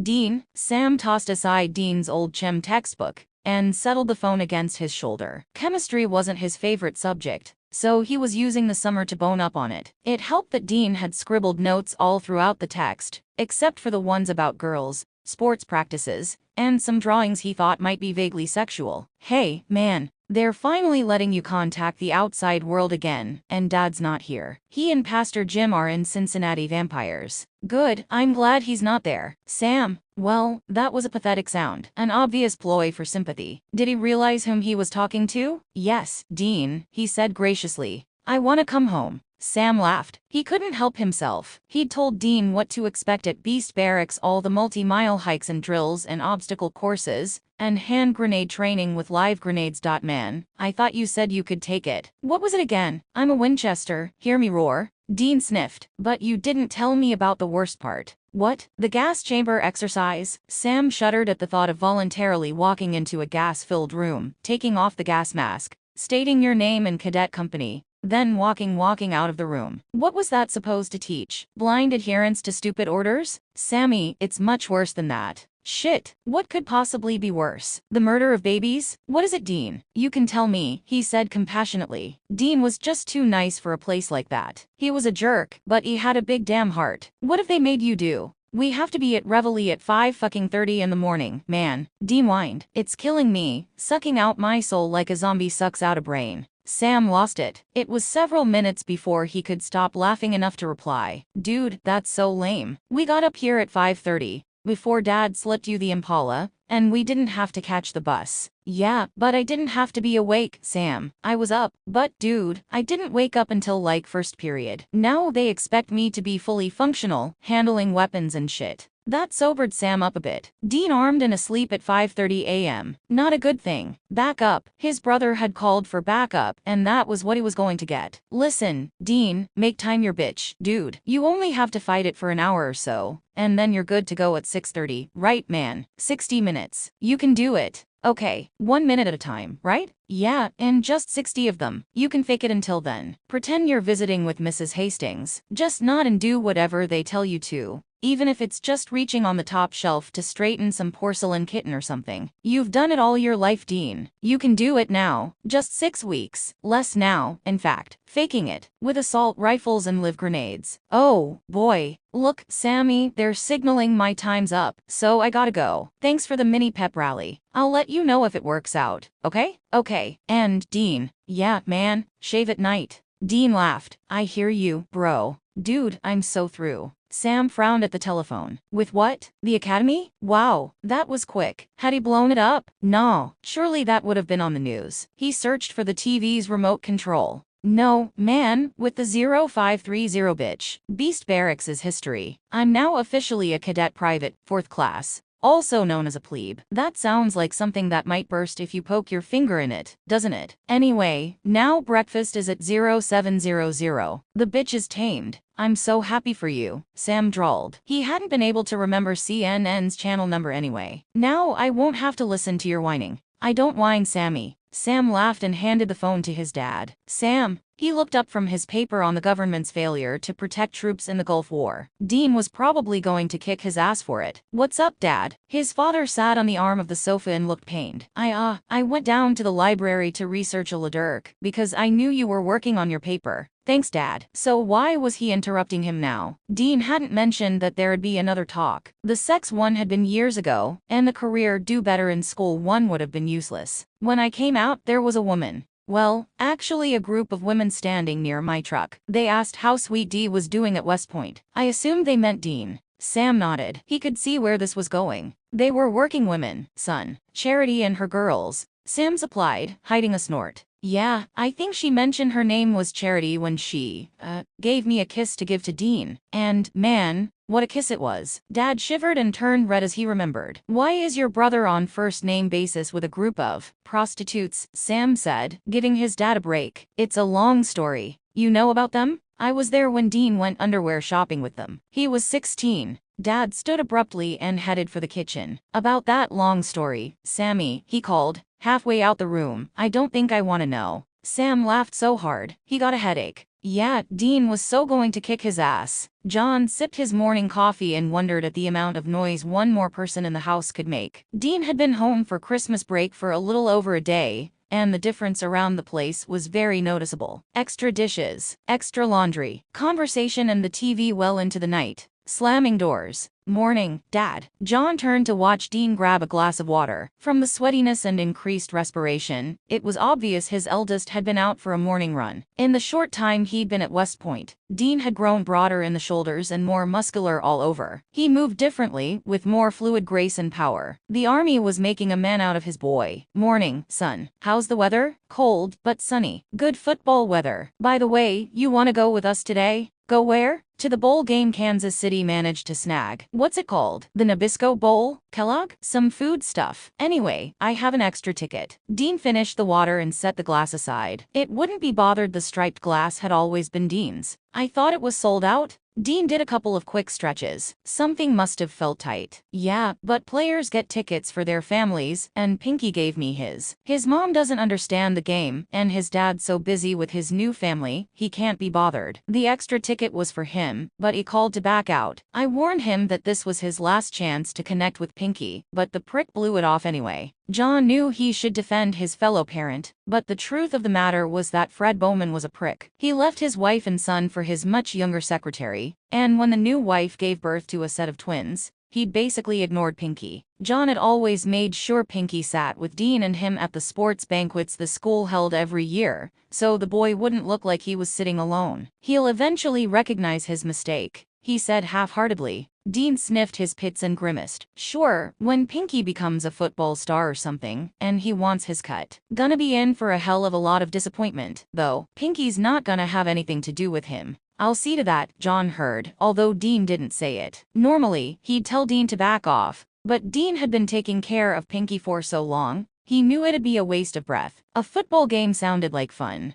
but not sure if Sam'll go for me tagging along. Sam had been gushing about Dean coming home since Thanksgiving. He'd missed his big brother more than he wanted to admit. You two having problems? Dean asked warily. Actually, no. John had been surprised at how well he and Sam had been getting along. A lot less eye rolls than expected. I think he realizes he has to rely on me for rides to and from his after-school events now. Good. I'd hate to have to beat his ass for being a bitch to you. He bellowed loudly toward their shared room. John had asked his sons to tell him when they wanted separate rooms. The request had never come. Why do your threats work and mine are muttered away? John asked with honest curiosity. Dean grinned. That's simple, you heard him, and it's child abuse. I heard him, and it's just typical sibling squabbling. You're raising a legal genius, remember? John was impressed, and here I thought it was because he knew if I touched him, you'd beat my ass. Dean shrugged, providing no answer. You don't have to worry about Sam today. He ambled down the hall, pulling his t-shirt off. Sammy, Dad's coming with. He called out. What did you ask him for? Sam whined. 2 words. Little bro free snacks. Sam even consented to let John ride shotgun to the game. 2001.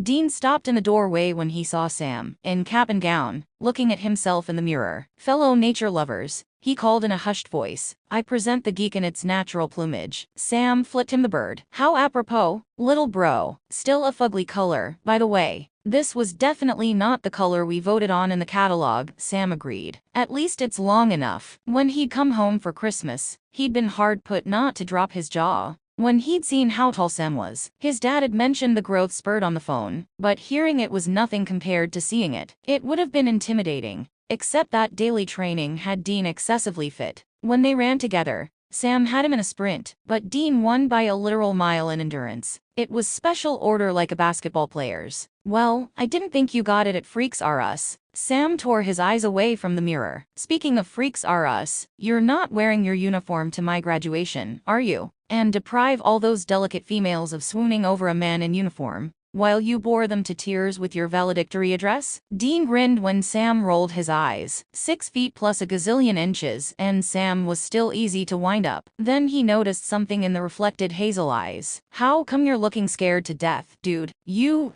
mentioned my speech. Your Val speech? Please don't tell me you're nervous about that. You've been writing it since when? 7th grade? 6th, Sam admitted. So what's with the nerves? You've never had trouble standing up in front of a crowd and giving your opinion. Dean had heard stories about Sam's reign as student body president. Made Dean look like a teddy bear in comparison. Sam shrugged and Dean sighed. Listen, bro, if you start to screw up, I'll just set off a small explosion in the corner of the stadium or something. Sam turned around to glare at him. Don't you dare. Then don't screw up. It's in your hands, dude. Sam rolled his eyes and went back to straightening his robe. You're supposed to encourage me, assure me that everyone makes mistakes, etc. You're not supposed to threaten to blow up the stadium. Dean grinned. Whatever works, bro. Now, about my uniform. I'm planning on staying casual, Your Highness. Gonna make Coach V cry, though. He really wants to parade me around to the other teachers. Seems some of them didn't quite agree with him when he said I was West Point material. Guess he's just going to have to make do with flashing those pictures he took at my graduation. Still in shock over the fact he made it there. Less shocked than seeing Charity and the ladies arrive in their rented van. I knew they were coming, even lined them up some business for later on. Sam turned beet red. You didn't. I did. Everybody didn't have a ton of family showing up for the ceremonies, and they needed someone to celebrate with. At least my ladies wouldn't leave them with potentially drug-resistant reminders. You know, most people just give their fellow graduates a pat on the shoulder and say congratulations.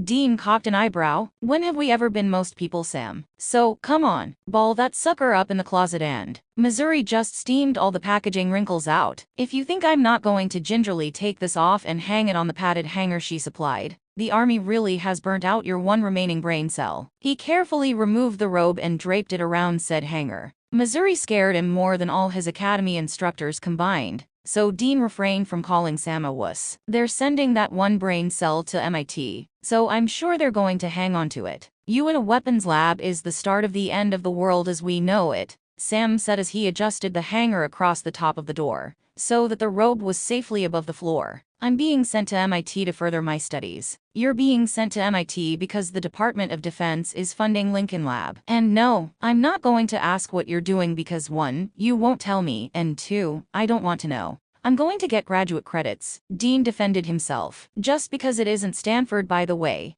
Do you really want to get into how the University of California system is contracted to the Department of Energy for nuclear research? You know, it used to be easier to win a debate with you when you were stupid. Sam conceded. As I told you before, brains, beauty, and brawn. I'm a triple threat, Sammy. But you still have stubby legs, Sam said and raced out of the room. Dean wasn't far behind. John let himself into the house and tossed the mail on the table. There was no TV playing, no stereo blasting, nobody lazily making dinner with a telephone attached to their ear. Dean was off at MIT and officially outranked him since being commissioned at graduation. If he wasn't so damn proud, that might have bothered him a bit. Lieutenant Winchester. Yeah, that never failed to bring a smile to his face. Sam was off at Stanford free of charge, thanks to the kindness of scholarship committees and Sammy's superbrain. Getting into whatever college students got into these days. Whatever it was, he knew Sam was in his own personal heaven. Libraries and professors and people who knew way more than him, and were willing to share. Sammy Nirvana for sure. So, John was home alone for the first time since Mary had sauntered into his life and settled in. Nobody to feed, nobody to pick up, nobody waiting for him to do anything at all. Nobody waiting, period. And this alone business was probably not just for the next 4 years. Dean was enjoying the hell out of the army. Sam wouldn't come back to Lawrence to practice law. Sam was as much of a defender of the people as Dean was. He would champion the poor, the ignored, the ones who couldn't find anyone else to fight for them. If John was lucky, Sam would choose the nearby Ozarks area, but he knew it mostly depended on where Dean was eventually assigned. His boys were tight. Although they had an entire country between them at the moment, both knew it wouldn't ever be a permanent separation. People down at the garage were always asking how he'd managed to raise two brothers who didn't hate each other. What about the sibling rivalry and jealousy? He always shrugged, not willing to tell them that the boys had figured out long ago that they weren't rivals. Not only were they so different that they existed in separate circles of influence, but Dean would never begrudge Sam John's love, and Sam, as long as he knew Dean loved him, couldn't give a damn about what John felt or did. Unless John wasn't treating Dean right, then Sam would give him hell.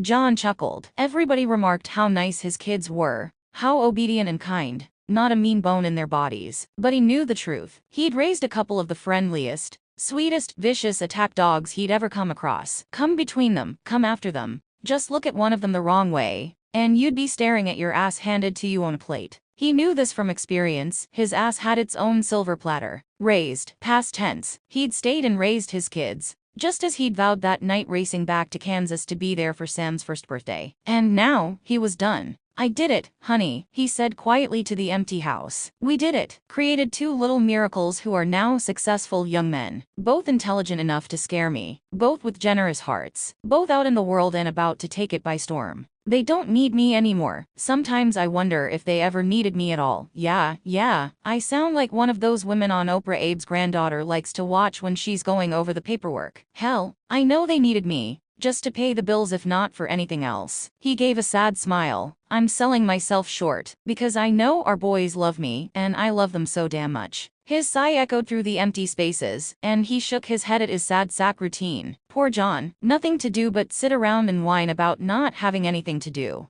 Yeah, right. He picked up the phone and dialed a familiar number. Hey Bobby, seems like I found myself with an empty nest and extra time. Thought I'd go back to school like my boys. If you're ready to teach demons 101, Professor, I'm ready to learn. Something struck him in the head and Sam sat up, prepared to fight back. Answer your goddamn phone, Winchester. Huh, your fucking cell phone, man. Answer it before I toss it out the window. Sam shook his head to clear it, then stumbled to his desk before his roommate went through with his plans. He squinted at tiny LCD screen. Just after 6 in the morning and Dad. A worm squirmed through his belly. What's wrong? He asked instead of the usual greeting. Is Dean still at MIT? What? Is Dean still at MIT? Sam pulled the phone away from his ear and stared at it. Answer the question, damn it. He heard exclaimed in a still loud voice. He put the phone back to his ear gingerly. Something had his dad spooked. That wasn't good. Dad, what's going on? Just tell me. Dad sighed. Turn on the news, son. I can't just turn on the news. Okay, hold on. Sam fumbled for the remote to the small TV. What the fuck are you doing, Winchester? Sam ignored his roommate and stared at the screen. At first he couldn't make any sense of what he was seeing, and the reporters' voices were just noise. Then it all became clear. They flew planes into the World Trade Center? Who? What? Dad? They think it's a terrorist attack, Sammy. I need to know if you know where your brother is. I tried calling, but phone lines are all screwed up.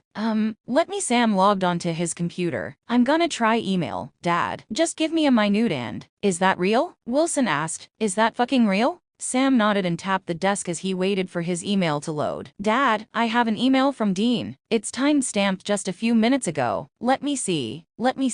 Okay, here it is. Sam, where's Dad? I'm fine. Dad's not on a hunt, is he? Fine, Dad. I gotta go. They're moving us. I'll contact you when I can. Let me know about Dad. By the time you get your ass out of bed and read this, you'll know why. D. He's okay, Dad. He's okay. He plopped down onto a chair, suddenly boneless with relief. Dean's okay? Dad repeated. He's okay. Daughtry's fucking from New York. Wilson stumbled toward the door. Daughtry lived 2 rooms down. What is this, Dad? What's happening? Sam nearly whispered. The world's changing, son. Just remember we're all okay. Hold on to that. What about Pastor Jim and Uncle Bobby? They weren't out on a hunt or anything, were they? These may not be the only attacks. They're fine, Sammy. Jim's the one who called me. I've talked to Bobby, too. Good.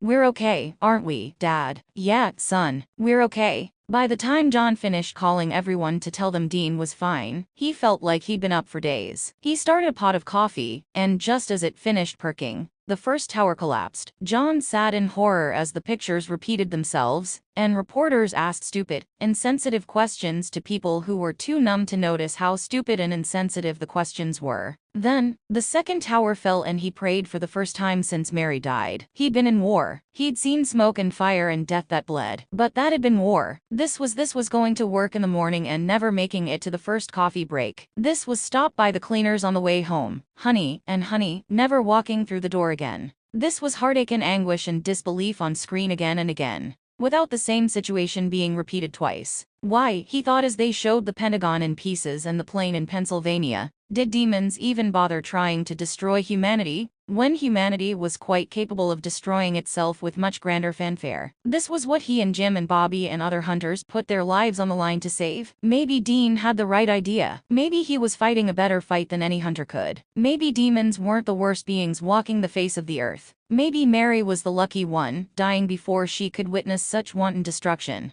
Knowing he had to stop his downward spiral, John grabbed his keys and headed outside. The neighborhood was quiet. No kids were allowed outside. People had come home from work early and bunkered in with their families. Air traffic had been grounded, and there was a stillness to the sky that made him shiver. He got into his truck and drove. He didn't know where he was heading until he found himself in the parking lot of Koo's library. He sat there for 10 minutes before someone tapped on his window. Reaching over, he unlocked the door and opened it for her. "We've heard from Dean," he said, reading the worry on her face. "He's good. I just thought, well, you ladies drove to see his graduation, so I figured." Charity nodded. "Thank you, Mr. Winchester." He stuck out his hand. "John. My name is John." She looked at his hand, smiled, then shook it. "Little bro okay, too?" "Yeah, both the boys they're doing fine." "And what about you, John?" He shrugged. What could he say? The world had paddled up shit creek, but his boys were okay. He had no major complaints. "It's been a hell of a day." She patted the hand she'd just shook. "Why don't you come and sit with me for a spell, John? I have some bourbon I've been saving for a special day, and I don't think they come any more special than this." He paused, then shook his head. "I should go home, see if my boys call." "You have your cell, don't you? Come on, we'll just be two friends commiserating together."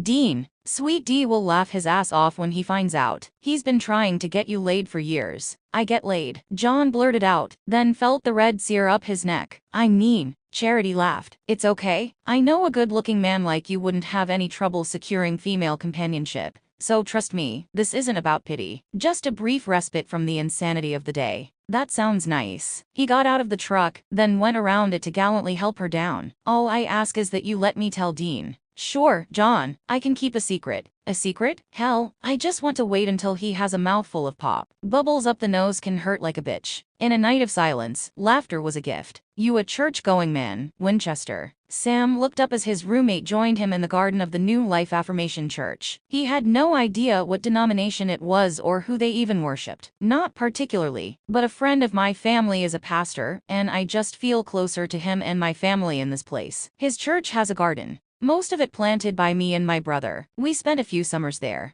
Made extra money by cleaning the sanctuary after service, and painting front porches for old ladies." Wilson gave a smile that held a touch of melancholy. "This the brother your dad called you about this morning?" "Yeah, my only brother, sibling. 4 years my senior." Sam answered easily, wondering why Wilson was standing around talking to him, instead of doing whatever. Most of the older students had hit the bars or were holding wakes by proxy in their suites. Alcohol was considered a requirement. "He go to Stanford, too?" "No, West Point." "Oh, military. No wonder your dad was so worried." Sam nodded and moved down on the bench, in case Wilson wanted to sit. Maybe he was a psychology major or something. Or a freshman counselor. Sam shrugged. If Wilson was using him for a term paper or research project, it was all right with him. He wanted to talk to Dean, but since Dean wasn't available, Dean's supposed to be at MIT, but Dad wasn't sure if he'd been transferred or not. "I know his movements much better than Dad." "Sounds like you're close." Sam shrugged and ran a hand through his hair. "Longer than usual. If Dean could see him, he'd be dragging him to a barber." "Yeah, I guess we are. He's probably my best friend." "And you're his?" "Maybe. My competition for the spot is a group of prostitutes and a guy named Pinky." Wilson laughed, and Sam realized he couldn't remember the guy's first name. Upperclassman had only been in school for a week, and Wilson, as a junior, spent most of his time with friends. Why wasn't he with his friends? Wilson sat, putting one of his feet up on the bench. "Your brother sounds too wild to be an army officer." "Yeah, I spent 4 years waiting for him to get kicked out of the academy." "He's some kindabatus?" Sam grinned. "Dean considers himself a lover, not a fighter. But he hates bullies, and places like the academy are full of them." Wilson scratched at his short afro. "So, why did he go?"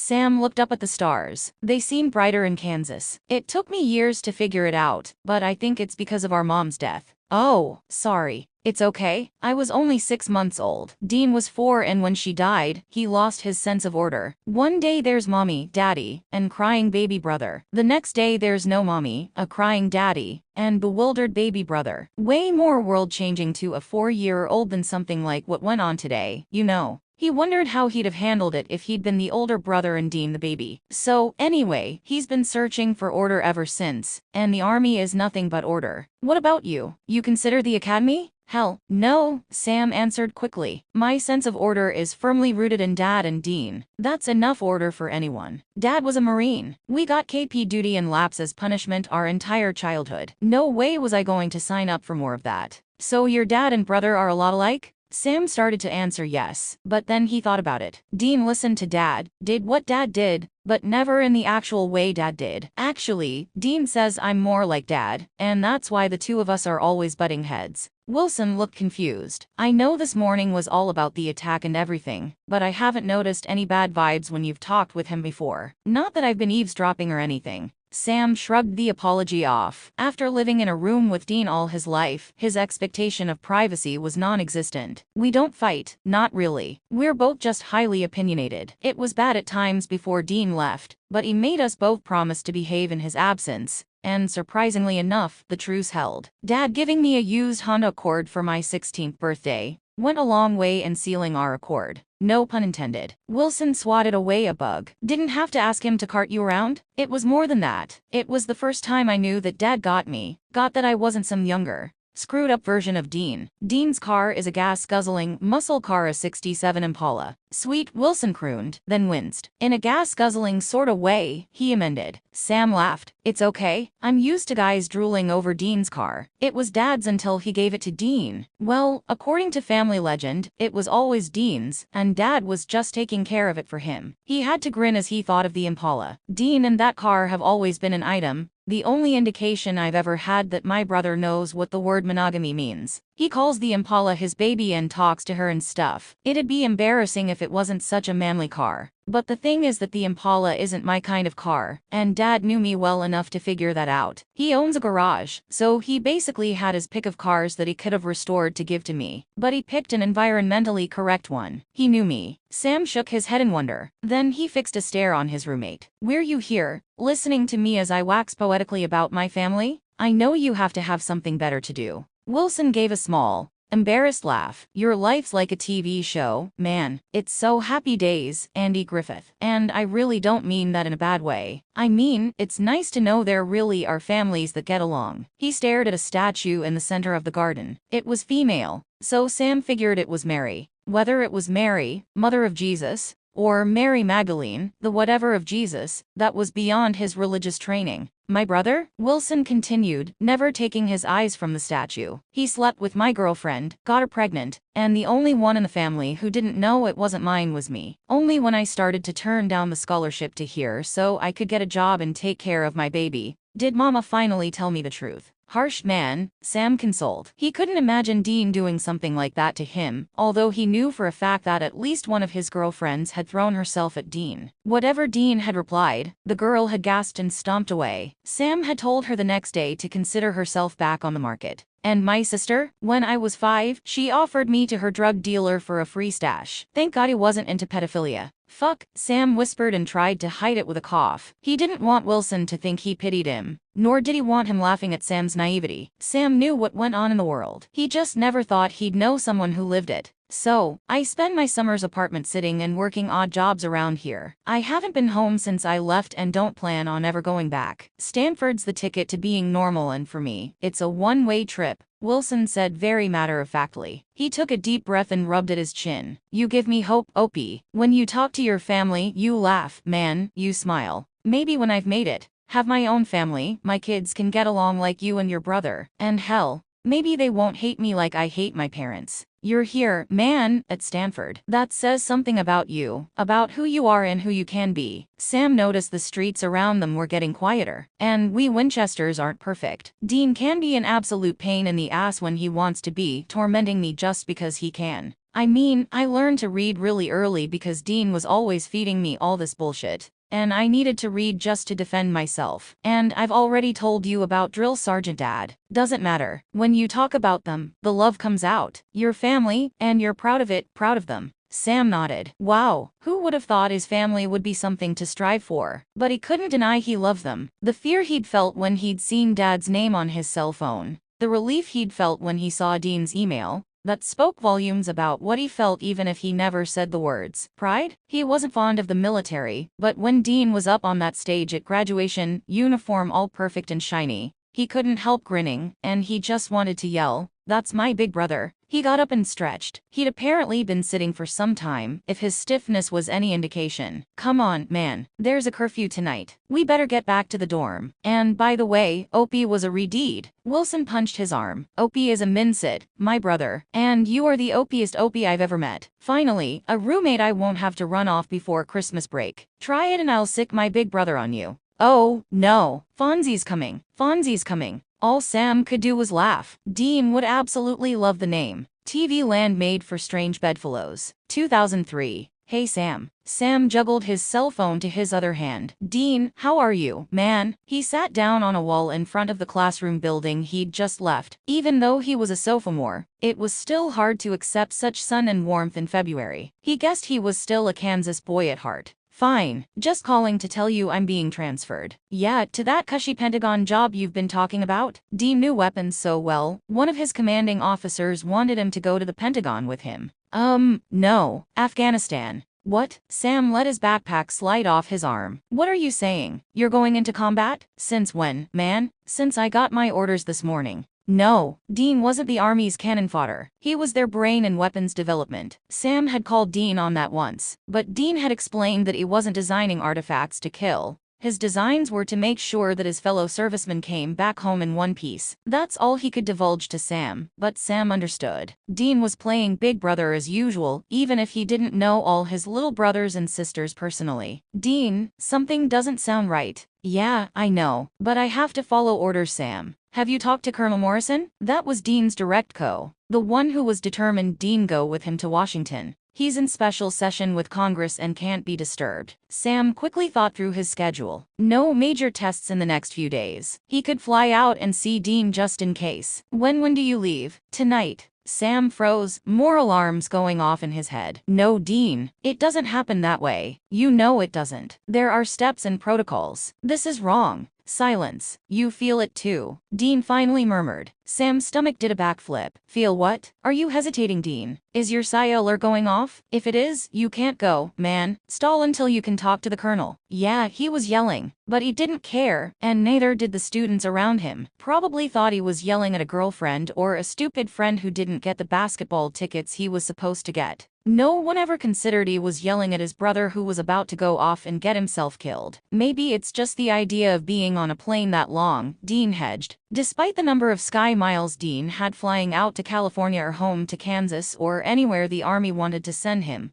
like some weapons conference in England, Dean was a nervous flyer. And the thought of him suffering through an overseas flight made Sam shiver sympathetically. Sam relaxed his grip on the phone and tried to get his thoughts together. You got something? The Army doctors had given Dean a prescription for a light sedative for the England trip. Nah, and I don't have time to set up an appointment. Shit, the whole thing was fucked up. But Dean sitting petrified on a plane for God knows how many hours wasn't going to happen. He couldn't change the orders, but he could change that. Go downtown or to one of the universities and make a buy. What? This is your pre-law baby brother speaking. Go score something, Dean. If they were lucky, he'd get it from an undercover cop, and Dean wouldn't be able to leave tonight. It'd be his first offense, and if he got an understanding judge, he might get off with just a warning. If not, then hell. At least he wouldn't be in Afghanistan, and that would still be a win. Of course, the Army could and probably would kick him out regardless of a conviction. But Sam didn't consider that to be a problem. He was grateful to the Academy for giving Dean the confidence and motivation to actually use his brain for something other than how to score with some girl.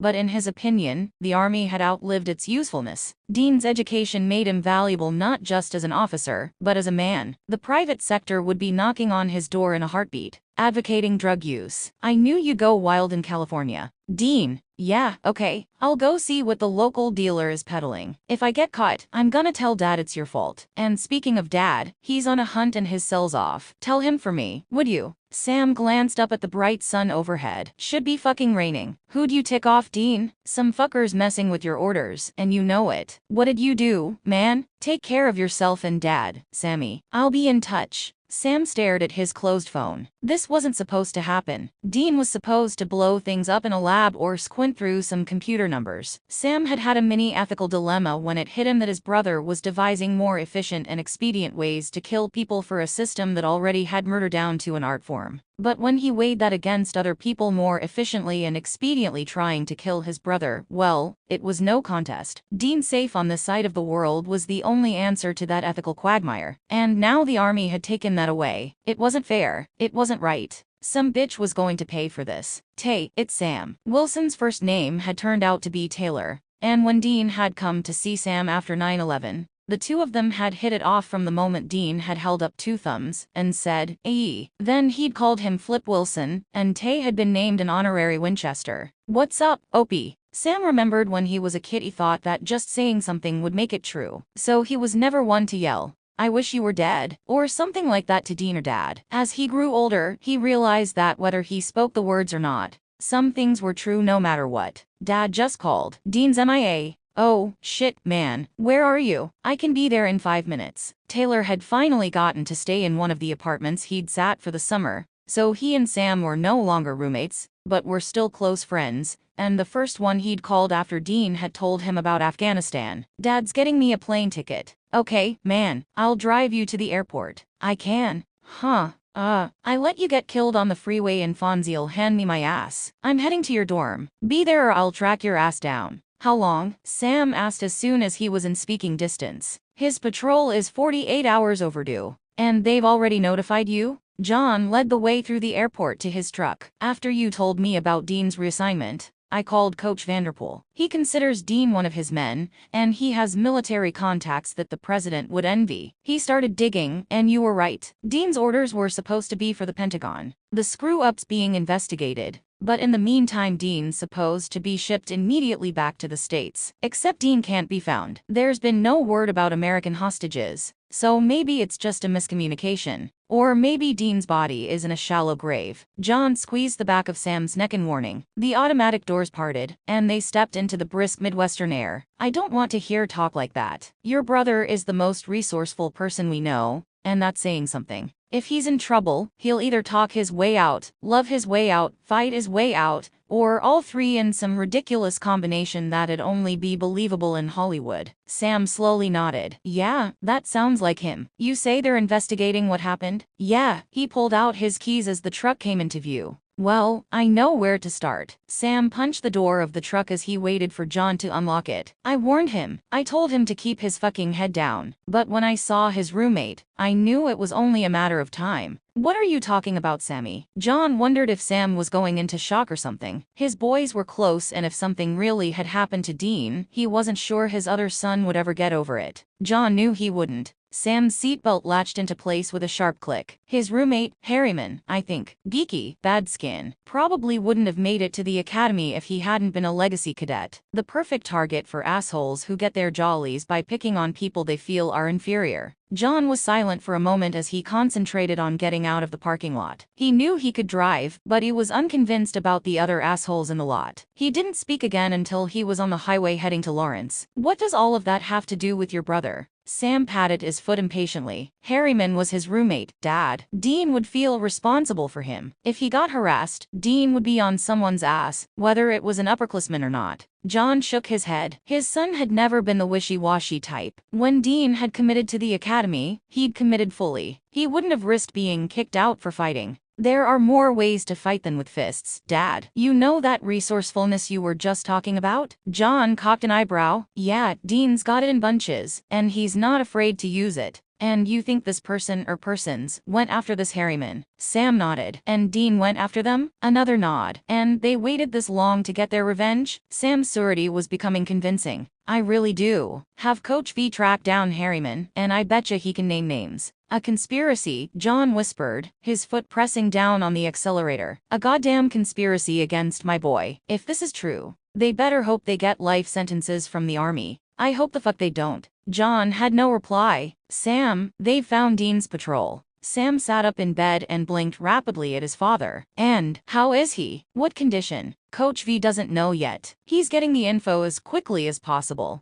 But there are a lot of miles between here and Afghanistan, son. Don't patronize me. Dad straightened from where he'd been leaning against the doorframe. I'm not. I'm just as worried as you, okay? Sam took a deep breath and let it out slowly. He knew Dad was worried, had watched him pace the house for the past 2 days. Haggard and unshaven, phone clenched in his hand. Sam had managed a couple of hours of sleep, but he wasn't sure if his father had gotten any. Sorry. Dad just nodded his understanding. Just tell me one thing, though, is he alive? He's on his way to a hospital. That's all Coach knew for sure. Sam watched his dad pad barefooted out of the room. Hospital, not morgue, not a body bag, not one of those freaking flag-draped coffins you were supposed to consider an honor. No fucking 21-gun salute. He wiped away an escaping tear and lay back down. The pillow bunched under his head just like he liked it. Dean's pillow, actually. Dean's bed, too. He wondered if Dad had noticed. Dean. Sam took a deep breath and tried to hold it together. The nurse explained to Dad that you wouldn't rest until you talked to us. So rest. Why isn't your ass at Stanford? Apparently his brief stint as a prisoner of war hadn't stopped Dean from asking stupid questions. Didn't want to miss the hell of a wake we were going to throw for you. Already had the kegs ordered. Hope you didn't make a deposit. They don't like giving them back. Sam laughed and flinched when the sound got too close to being a sob. As long as they gave you back, dude. Thank God for that. Don't thank God. Thank Mladys. Taught me how to get out of cuffs. Sam laughed again, until he had to give the phone to his dad, because his hands were shaking so badly. He was dimly aware when Dad said his goodbyes, and by the time he was pulled tightly into arms he hadn't fallen into since elementary school, he was openly weeping. He felt wet drips on his head, and knew he wasn't crying alone. And they're not going to try to cover this up? Of course they're going to cover this up, Dean said, shooting Sam a look that said he should know better than to think otherwise. What they did 3 academy-trained officers is an embarrassment to the entire long gray line. But it's only getting covered up in regards to the public. There's going to be a court-martial, and it's not going to be pretty, trust me. That good enough for you, Matlock? Sam tried to see the situation from Dean's point of view, tried to understand why Dean wasn't foaming at the mouth in anger. Dad had been right about it being a conspiracy. Lieutenants Atkinson, Mills, and Logan had forged signatures, changed computer records, and impersonated other officers, just to get Dean to the front lines in Afghanistan. As soon as Lieutenant Harriman had learned Dean was missing, he'd given up the names of his tormentors back at the academy. From there, and considering Harriman's grandfather was a retired general, the plot began to unravel. By the time Dean was back in the States and recuperating in Lawrence, the 3 goons were in custody, and Dean figured they wouldn't see the light of day for quite some time. But he wasn't angry, just resigned. Sure, Dean was part of the long gray line to the thousands of academy graduates in their standard gray dress uniforms that linked past to present to future, but still, he should be feeling more fury than he was. Maybe the answer was in the past. What did you do? When, where, and I'm admitting nothing until I'm given more details, Dean quipped. Asshole. To Atkinson and the others? They waited years to get revenge on you. What did you do to them? Dean smiled and shifted on the sofa. Sam hurried to adjust the pillows behind him. Although Dean never specifically mentioned what had been done to him as an Afghani captive, it was taking him a while to get over it. I warned them, Sammy. I know. Dean always warned before he struck. Some weird code he'd lived by since forever. They stripped Harriman to his boxers and poured glycerin down his fly, to make it look like he'd pissed himself. Of course, being terribly unoriginal, they taped him to the flagpole on the parade grounds. Me and a couple others freed him when we gathered for reveille. He was fucking trembling from exposure and humiliation. For a while I wasn't sure whether he'd quit the academy or do something more permanent. It was standard hazing shit, embarrassingly juvenile, but Harriman didn't know how to cope with humiliation. Must not have had an older brother, Sam muttered. Dean looked at him speculatively. He didn't. Only child. But tell me something, Sam. How would you handle someone humiliating you? Before or after I beat their ass? Exactly. Sam reluctantly had to admit that maybe Dean had a point. Living with Dean had left him well equipped to handle just about every situation. His had to have been the most unmolested geek squad in the history of geek squads. Disdain had been their reaction of choice, but violence and payback had also entered their repertoire when necessary. If someone had taped him to a flagpole, they probably would have found the pole crammed up their ass the next day. My tormentor, my savior, he found himself saying. How screwed up was that? But at least Dean attempted to keep the most humiliating moments a private thing between the two of them. And when payback came around and Sam was by no means a slow learner, Dean was always a good sport about it. Dean nodded. I asked Harriman to trust me and keep hanging in there, that I'd make sure they'd pay. He didn't believe me. We were plebes and they were first-classmen, their last year and all. How in the hell could I do something to them that wouldn't get me kicked out? It was definitely a challenge. And you've never met a challenge you could ignore, even though I told you to keep your fucking head down. Sammy, birds gotta fly and fish have to swim. And Dean Winchester takes care of his own, Sam completed. Exactly, Dean said matter-of-factly. I waited until review day. We had to spit polish our shoes, make sure all the creases in our uniforms are perfectly straight, that kind of shit. Typically, some old officers show up to give us the evil eye and look for buttons turned the wrong way or a frayed collar. Sam scoffed, as if a bullet or nuclear bomb cared if a soldier had wrinkled clothes. Dean ignored him as usual. Well, there's one old general who always showed up with his young hottie of a wife, probably more to show her off than to inspect the cadets. She was porn star hot, Sam. One look at her and you definitely got stirred up. You know, one look at him and your genitals headed in the opposite direction. So he goes trailing down the line, eyes grazing over us like we're livestock up for auction. Anyway, he reaches 3 cadets who are at attention in more ways than one. He stares and their nether parts stare right back at him, straining the sturdy fabric of their uniforms. Dean stopped and gave a scratchy cough. Sam handed him a glass of water with a straw. Drink. Dean glared but did as ordered before continuing his story. The general gets hot under the collar, literally. I mean, his neck is fire engine red. He growls for his aide to take his wife away, and he blasts the 3, spitting and sputtering about the degradation his wife had suffered, the affront to all the academy stands for. Blah, blah, blah. But nothing he does makes them, retreat. Finally, he has the miscreants. He actually used the word miscreants. Sammy taken away because he can't stand the sight of them. The 3 managed to graduate, but they're stripped of their honors and medals. He paused and gave a smirk. It's physiologically amazing what having a ground-up little blue pill for breakfast can do. Sam gasped. You didn't? Not personally, I don't need any pharmaceutical enhancements. Yeah, you're just naturally a dog. Dean put his hand to his chest. Oh, you wound me, Sammy. But here's the thing, bullies always have more enemies than allies. Payback, little bro, can be a bitch. Sam was duly impressed with his big brother, and horrified. Are they the only 3? Or do we have more devious plots to look forward to? The academy is nothing more than a gossip pit. After that, it was, don't touch him. He's one of Winchester's boys. The idea of me just kept growing, Dean said proudly. Well, if there was a pill to make the ego grow, you wouldn't need it either. He snatched up the pillow Dean was getting ready to retaliate with. So, you take any of the female cadets under your wing, or was Winchester's boys meant universally? All the girls were mine. Not like that, he added when Sam raised an eyebrow. Well, occasionally like that. But it was all mutual and you know. Sometimes girls have needs, too. I didn't mind, I didn't fumble, and I didn't talk. It was win-win for them. Of course, there was one cadet who took me under her wing. Yeah, Sam was enjoying the hell out of his spring break, even if he was at home with orders to make sure Dean took it easy. It had been a while since he'd had the chance to just sit and talk with Dean, and listen to him spin his tall tales. Alicia Perkins. She was a solid girl. Not fat but big-boned. She had 5 brothers, and they considered her number 6, so, yeah, she could take care of herself. A lot of the guys at the academy avoided her, out of fear.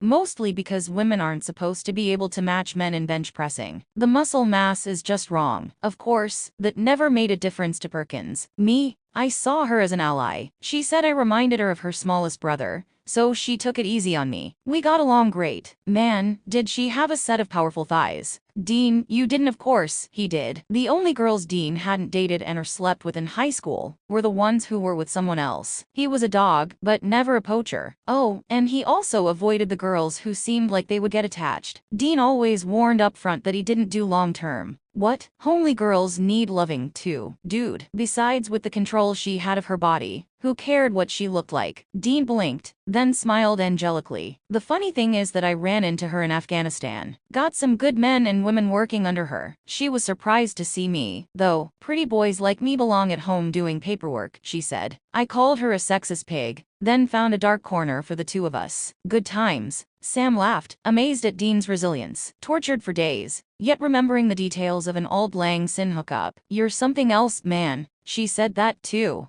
Sam threw the pillow he'd been holding at his brother. "By the way, that noble story about you being a jerk to teach me how to deal with adversity? It in no way absolves you of the banana condom incident." Dean laughed so much he started coughing, and Sam had to get out the sedative the doctor prescribed for such an event. As he watched his brother nap, he knew that, yeah, Dean was totally absolved. "Dean. Hi Dad, how's the Wendigo hunting going? Bobby threatened to kill you yet?" "Man, that never gets old. And I'm doing fine. You could ask Sammy, but I sent him on a chicken run for some KFC Kansas fried chicken, courtesy of Missouri. She called and offered, so no, we haven't been bothering her." Well, apparently the boy's lungs were healing, or Sam had given him the medicine that tended to make him a bit hyper. At least it wasn't near bedtime. "Dean, about those bullets you gave me to try." John stared at his shaking hand. He would have let Bobby make the call, but Bobby was shaking all over. How the hell they'd made it back to the motel in one piece was a mystery he didn't want to think about. "Use 'em yet?" "I was a little concerned about the payload balance, but I think I finally got the combination right." "Did it take out the Wendigo?" "Did it?" John took a deep breath. "I did like you said, son. I shot the Wendigo from a distance and then turned away. When I looked back, there was nothing left except a pile of ash." "Cool. I only looked away for a second, Dean. From Wendigo to ash in a flash. It had been unreal. With flares, there was some screeching, some burning, some really bad odors filling the air beneath heavy smoke. Dean's magic bullets, easier to use by far than flares, left nearly no residue, just really fine ash that would blow away in the next puff of wind. Huh. John rubbed his bristled jaw nervously. "You, haven't shared these with the army, have you, son?" "No, it was just something I did in my spare time. Just a hobby." The lumpy motel bed caught him as his knees gave out. He looked over at his companion. "He says it's just a hobby, Bobby." The man lifted his sweat-stained cap and scratched at his head. "You used to send him to bed without dessert. You made him do wine sprints because he cussed when Jim was around. Just tell me one thing, John. Did you know how dangerously you were living?" There was one of those warehouse stores he passed on the highway that specialized in school supplies. Probably had finger paint by the gallon. How many gallons would it take to cover Bobby's truck? "Pink. No, that lime green shit. Maybe in day glow?" "Dad, you still there?" John gave Bobby an evil smile that had his former best friend eyeing him warily. "I'm here, son. I should be home by morning. Save some of that chicken for me." "Will do. See you tomorrow, Dad." "Yeah, son. Tomorrow." John tossed the phone onto the table between the beds. "A hobby. A goddamned hobby. Think if I sent him some notes on demons, he could." John shrugged. Old Elkins always said he had a demon-killing gun Samuel Colt made. So, if he could do it, why not Dean? After seeing what that bullet did to the 8-foot Wendigo, heard tell of a vampire nest over in Kentucky, John fell back on the bed. Yeah, I'll ask Dean for more bullets tomorrow. After all, every boy needed a hobby. Like finger painting. 2004. Evelyn, this tall, thin bamboo stalk is my brother Sammy. "Sam," Sammy corrected. Dean ignored him. "This is his girlfriend Jessica. Her best friend Julie Murdoch, and Taylor Wilson. Someone Sam met at Stanford, but couldn't get rid of, even when the esteemed Mr. Wilson was accepted into the Wharton School of Business in that state to the north of us. Ladies and gentlemen, and Flip, this is Evelyn Holmes, pa for this office." He turned to Evelyn and gave her a pleased grin. "See, I didn't introduce you as the secretary, because you know, bosses and secretaries can sound a bit sleazy." Evelyn, 58, mother of 3 grown children, and married for 40 years, rolled her eyes. "The only thing sleazy about the two of us is your lust for my meatloaf. It's nice to meet all you young people." "Meatloaf?" Sammy asked eagerly. "Quick, Sammy, give her your poor motherless boy look. I guarantee it'll be worth it." Sam complied and Evelyn caved. "Ed's getting tired of all the meatloaf I cook since you transferred here to the Pentagon, Captain. So, means more meatloaf for me. And tell Ed if he wants to complain, he can go to the classic auto shows by himself. Or worse, he'll take me. So you win, sir. I'll bring enough meatloaf for all y'all tomorrow." Dean grinned in triumph. "Now you see why I don't have a steady girl, Sammy. I'm in love with a married woman. More like a married woman's oven," Evelyn sniped. "That's kinky." Evelyn shook her head in exasperation. "Y'all got plans for while you're here?" Sammy's looking at law schools, Jess design schools, Jules pharmacy schools, and Flip is looking at anything other than the 4 walls of his tacky apartment. Dean had the sneaking suspicion that Flip was there because of Julie, although the dude was really quiet about private matters. Dean was gonna have to break him of that. Sounds like you're gonna be busy. Your desk has been cleared for the afternoon, sir. Take your guests home and get them situated. Is that an order, Ms. Holmes?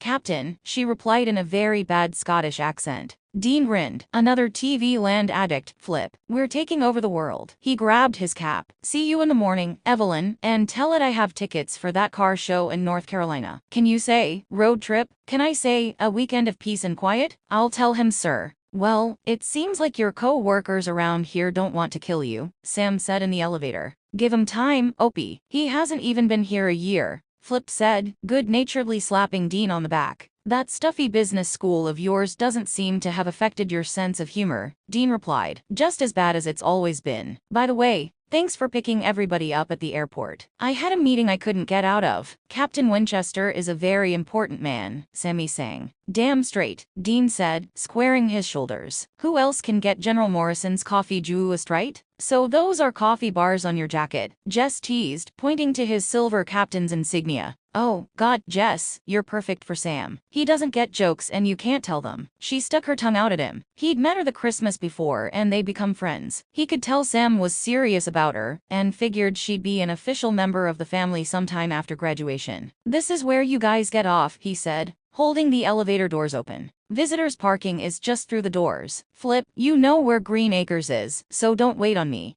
Dean was the proud owner of a former horse farm in the foothills of the Blue Ridge Mountains. Actually, it was more like an inheritance from a fellow academy grad, once a POW himself in the Korean War, who wanted his home to belong to someone who appreciated the peace and serenity of the property's location. Because he'd met the criteria left in the man's will, not to mention the approval of the man's granddaughter, he'd paid way under the value of the house and land. Sam ushered everyone else out. I'm gonna ride with you, Dean. Sure, Sammy. A few seconds later the doors opened and they headed down the hall toward the officer's lot. So, Green Acres? Yeah, you know as in Green Acres is the place to be. Farm livin' is the life for me, he sang, stretching out farm appropriately. Sam stared blankly at him. Now, I know you were in the house when the TV was on, he said in exasperation. Sam hunched his shoulders. Maybe I was reading. So, no point telling you that Flip calls the house the Shady Rest Hotel. Sam shook his head. I can't believe you never peeked at Petticoat Junction. The fantasies I had about that Betty Jo. Captain Winchester. Dean turned and looked into a doorway to his left. He gave a quick nod. Colonel Medford. Sir, may I present to you my brother Sam? Sam, this is one of my commanding officers, Colonel Medford. So this is the infamous Sammy? Dean bit back a snort. Nice to finally meet you, son. We've all heard a lot about you. Knowing Dean, very little of it is true, Colonel.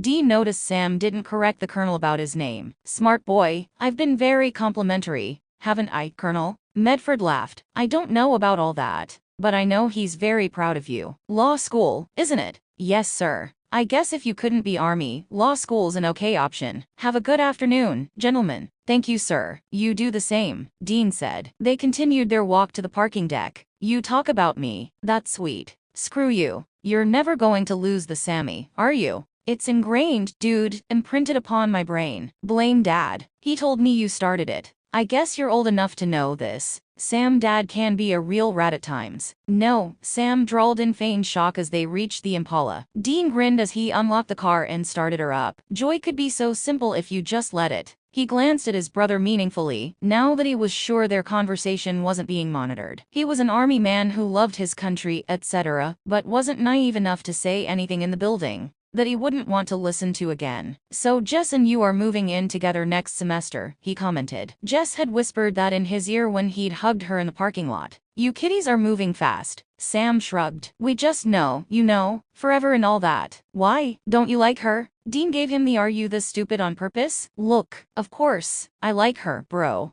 When are you gonna tell her? Thankfully, Sam didn't pretend not to understand. The night before the wedding? Gee, man, when is the right time to tell your girl that your dad is a ghost hunter, and that the line of salt you lay down in front of the doors and windows, to supposedly keep out ants and cockroaches, is really to keep out spooks and demons? The right time is while she still has time to get out. You think I should do it before we get an apartment together? I think you'll know when you should do it. I just wanted to plant the notion in your head, so that you'll recognize the time when it comes. Hell, let her get used to your stinky shorts and finicky digestive system. before hitting her over the head with the hard stuff. He gave a snort. Dad and I were always guessing just how badly the stuff we fed you would come out of you. Sam glared at him as the car was waved through the checkpoint at the gate. Then, with a final dismissive glance, he focused out the windshield. So, about the court-martial? Since Dean had gotten his point made, he let Sam switch topics. It's done. 12 years at USDB for forgery and impersonating officers. USDB. The U.S. disciplinary barracks, the military prison at Fort Leavenworth, Sam. Kinda ironic that they're in Kansas, isn't it? He pulled his shades down from their holder on the driver's side sun visor. Letting the car steer itself for a few seconds, he used both hands to slip them on. Sam shifted so that he was almost facing him. What about what they did to you? What about what you suffered in Afghanistan? Wasn't addressed. So you're letting them buy your silence with promotions? Dean wasn't happy about his brother's insinuations, but he just laughed. Hey, don't diss the pay grade hikes. Got me a 5-bedroom house for you and your friends to crash in. Besides, Dumbus, I have my master's now. I earned these bars. And what about the 2 men that were lost? Damn Sam for going there. Goddamn it, Sam. What they did had nothing to do with what happened in Afghanistan. It was a case of being in the wrong place at the wrong time. Sanders and Mitchell were killed in the initial wreck. If I could've. Sam slid back a little toward the window, as if he knew he'd stepped out of bounds. I know, Dean. I'm sorry for bringing it up. I know you got everyone else out alive. Dean thumped the steering wheel. Bastards thought they could screw with my head. Thought a little pain could break me. Amateurs. Freaked them the hell out when I started speaking Persian and Latin. The looks on their faces were straight out of those vintage comedies that aired on late-night TV. All double takes and drop jaws. Sam frowned. Latin, I get. Jim had us doing Latin masses, and he's not even Catholic. Was Persian something you learned at the academy? Dean laughed. Something like that. There was a certain female cadet who. Sam held up his hand. You can stop at the word female. You'd be amazed at what you can learn with the right incentives. Anyway, she had her heart set on being an intelligence, so she needed to know the Dari dialect of Persian and Pashto. It was a good semester. I just bet. Dean checked his rearview mirror. They were just ahead of the rush hour traffic. It was going to be a smooth trip home. They weren't the most intelligent of the insurgents. I don't think they planned on having captives. Just that right wrong place and time thing. They left me alone while they tried to figure out just who or what the hell they had in their tent. I got out and my team worked together to make sure those particular insurgents wouldn't be a problem to Americans anymore. All of that had nothing to do with Atkinson, Mills, and Logan. The bastards are guilty, but not of that. You're too loyal for your own good. God, he was tired of the same old bitching. If I'm so terrible, why the hell are you shopping around for schools here in the area? They're good schools. Bullshit. Georgetown, George Washington, George Mason, and American University all have top-tier law schools. Sam ticked them off on his fingers, trying to look indignant. But Dean knew he was just scrambling. You even have Jess looking for schools around here. Sam gave up the pretense. It was her idea, he mumbled. What? It was her idea, man. She got tired of me worrying about you. Said it'd be a lot easier for everyone concerned if we were in the same time zone. Dean sighed. Sam, man, I'm fine. I've moved on. Sam cleared his throat uncomfortably. I'm happy for you, dude, but it's not that easy for me, okay? I still have these images of you being dragged through the streets by those fucking terrorists. That wasn't me, Sam. I'm not some burned corpse falling apart on some fucking road in some god-fucked country. I'm here. I'm breathing. I'm living, Sam. He wrapped his hand around the back of his brother's neck and gave a gentle squeeze. I'm here. Fuck me for being such a baby, man. I'm sorry. No, don't be. It's okay. If the situation had been reversed, yeah, I see where you're coming from. Sam's fists were balled up in his lap. They fucking tortured you. You're always going to be susceptible to pneumonia. I know. And hey, faithfully every morning I take that vitamin C echinoderm shit you send me from that witch girl out there in La La Land. Echinacea. And she's not a witch, she's just new age. Sam glanced down at his hands and forced them to relax. You really take it? Yeah, I do, man. I'm not about to let some pansy-ass bug take me down when a whole fucking country couldn't. Not to mention, I'd have to listen to you bitch about it while I recuperate. He shrugged and gave in. The area's ripe with opportunity. New shit popping up everywhere. You and Jess will do well around here. And since we're gonna let Flip do all our investing, we'll be all set when those little Winchesters start popping up. Or should I say out? Sam laughed. Whatever you say.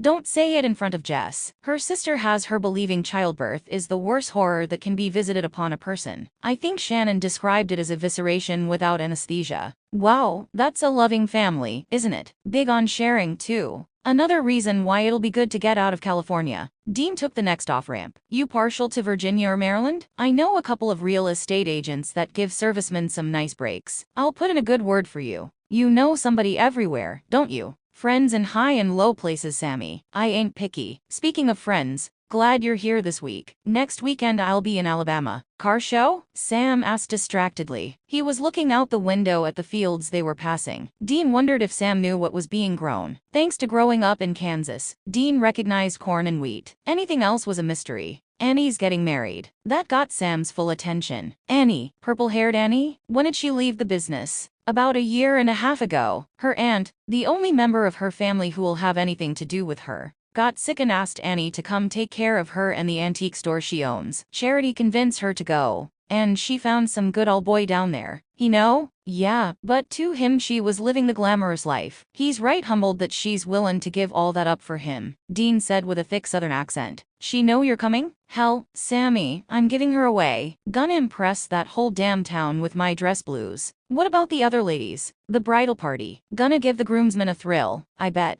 Sam threw back his head and laughed. You just can't have a normal life, can you? Always told you normal was overrated, Sammy. Highly overrated. John sat in a comfortable wooden rocker on his son's porch, a wide, meandering platform that curved around the farmhouse, and surveyed the distant mountains that made up the view. Dean, the wild son, the one he'd worried would just end up one day running the garage, still living in his room at the house, and hopefully not supporting a string of ex-wives and/or children, was now the owner of an estate. About 40 acres if the fencing was accurate. A 5-bedroom house and a 3-car garage, deck and pool, some kind of storage building in the back. Mary's prince was now a king with his own damn castle. John was impressed, and if anyone wanted to pin a proud papa badge on him, he wouldn't break their arm. Well, not right off anyway. How could he not be proud? Dean wore captain's bars, worked in the Pentagon, had won the respect of his fellow officers. Coach Vanderpool kept up with Dean's success, called John up on occasion to mention which of his buddies knew Dean, saw potential in Dean, looked after Dean following the Afghanistan snafu. Although his son wasn't aware of it, Dean had many medal-wearing angels watching over him. That warmed John's heart because he never, ever wanted to feel like he felt those days Dean was missing. He'd thought nothing could match the pain of losing Mary, but not knowing whether Dean was alive or dead, that had almost broken him. He rocked gently, the warmth in the fall breeze easing old stiffness in his joints. He'd always known Sam was going to make it. Sam would probably end up on the Supreme Court. Lord knows, he had an opinion on everything and wasn't afraid to share it. His youngest was all drive and purpose, never entertaining a major doubt about himself. Or rather, if he'd had a doubt, he'd taken it to Dean, and Dean's confidence in him had totally erased it. Dean always believed in Sam, but John reasoned the death of Mary had instilled in Dean a lack of belief in himself. He couldn't figure out exactly how that worked, but the changes in Dean after Mary was gone. The little boy whose every sentence started with, "Daddy, I can," had been replaced with one who shrugged or distracted with jokes whenever the future was mentioned. Thank God his little boy had found his I can again. John sat up as he heard a familiar growl, and 2 seconds later, the Impala appeared in the last curve of the road. Before it got to the house, he couldn't help but grin. Dean and the Impala. John would swear on a stack of Bibles that the Impala had survived 20 years of bad driving and sitting in a scrap yard, just so it could be there for Dean. What he'd never told Mary was that he'd had the car long before he'd driven it home. He and Dean had gone to salvage yards on the weekend like women went to yard sales, just looking for stuff that might be needed at the garage. It was Winchester men time, and Mary had just laughed and gave them a quick kiss each Saturday morning. The Impala had been hidden behind a deck of smashed cars. John had been alerted to its presence by a shrill, "Look, Daddy." John swiped a finger across the dust coating the vehicle. Been there a while. Think the old gal's got some good parts left in her, Dino. Dean had leaned his cheek against the door and shook his head. He'd definitely have to be cleaned up before Mary saw him. "She's mine, Daddy. All of her. Pretty, pretty." He tugged on the door, but it wouldn't open. John thought it might be locked, but found that the Detroit steel was just too heavy for a 3-year-old to handle. As soon as the door creaked open,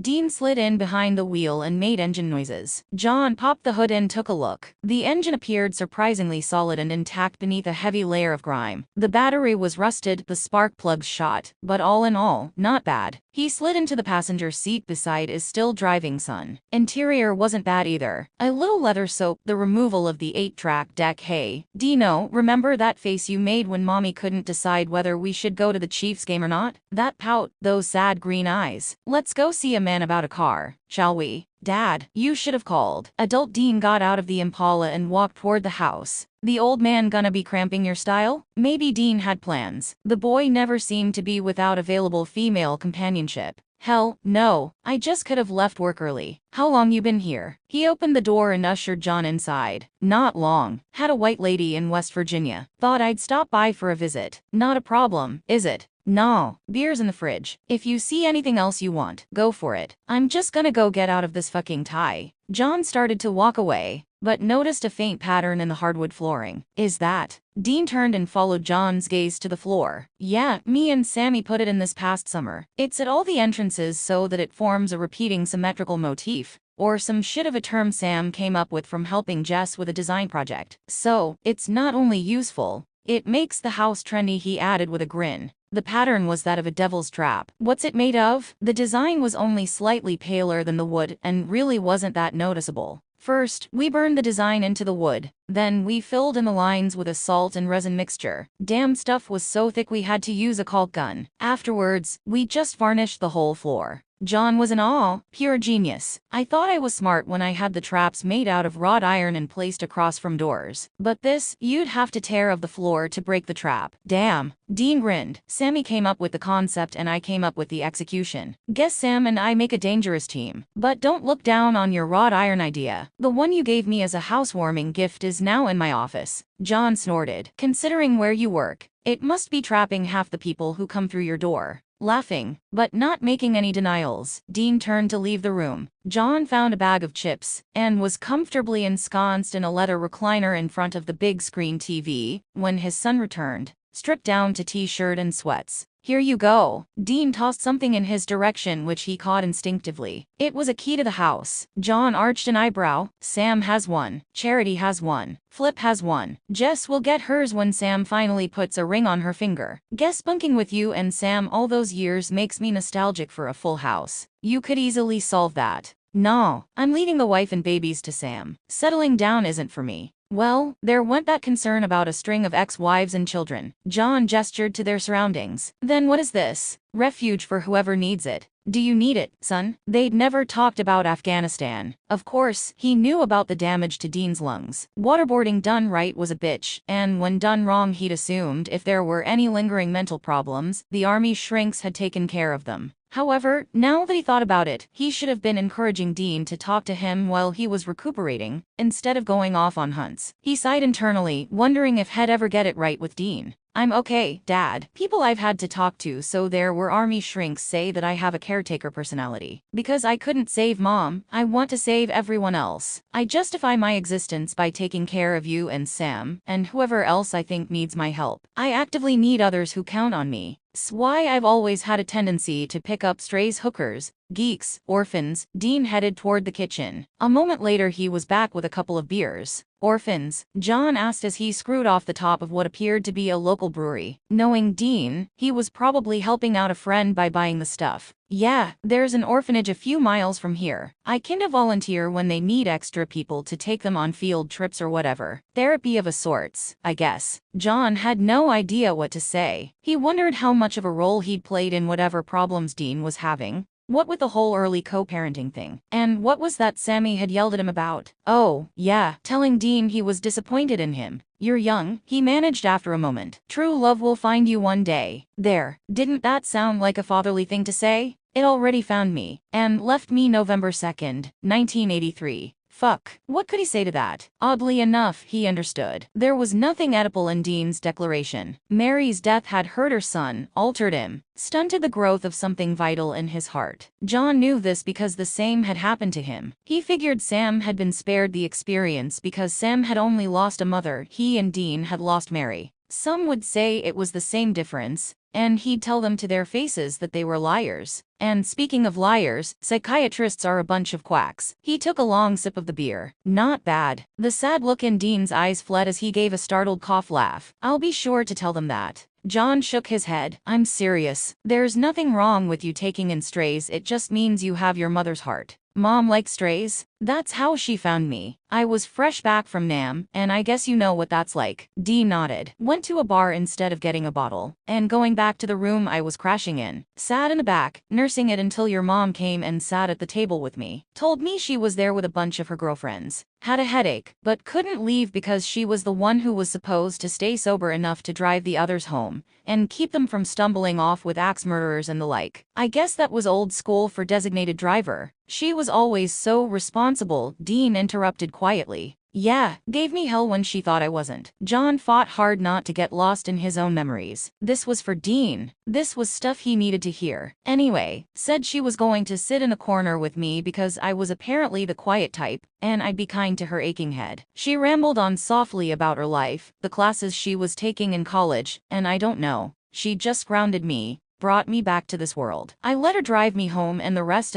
is sitting across from me. He smiled at his son. So, Mom picked you up in a bar. So not what I needed to hear. Dean grinned around the long neck poised at his lips. John took another long drink of the beer. Huh, he could get used to the mellow bite of it. So don't listen to the shrinks. There's nothing wrong with you. You take after your mother and in more ways than one. Yeah, well we were dating. She'd let people stay in her apartment. Maybe they were mad at their boyfriend or a parent had kicked them out for one reason or another. I worried about the people that came and went at her place. Bought her a small .22 caliber S&W for Valentine's Day. Even wrapped a bow around it, and had made plans to teach her how to use it. How sweet and utterly Winchester of you. Dean's eyes sparkled with amusement. John grinned. Just wait till you hear the rest of the story. Mary looked at the gun, then disappeared into the bedroom. Thought maybe I'd made a big mistake, you know. A minute later she came out holding a Beretta 92 in her purse. Startled the hell out me. She started explaining how her dad had given the Beretta to her when she left home for school. It wasn't something she would have picked out. The kick was a bitch, but since she'd need only one shot to take someone down, she'd learn to live with it. Damn, Dean said admiringly. John pointed at his son with his bottle and continued the story. Then she held out her purse and slipped the S&W inside. She squealed and gave me her biggest grin because it fit so perfectly and hardly added any weight. Let me tell you,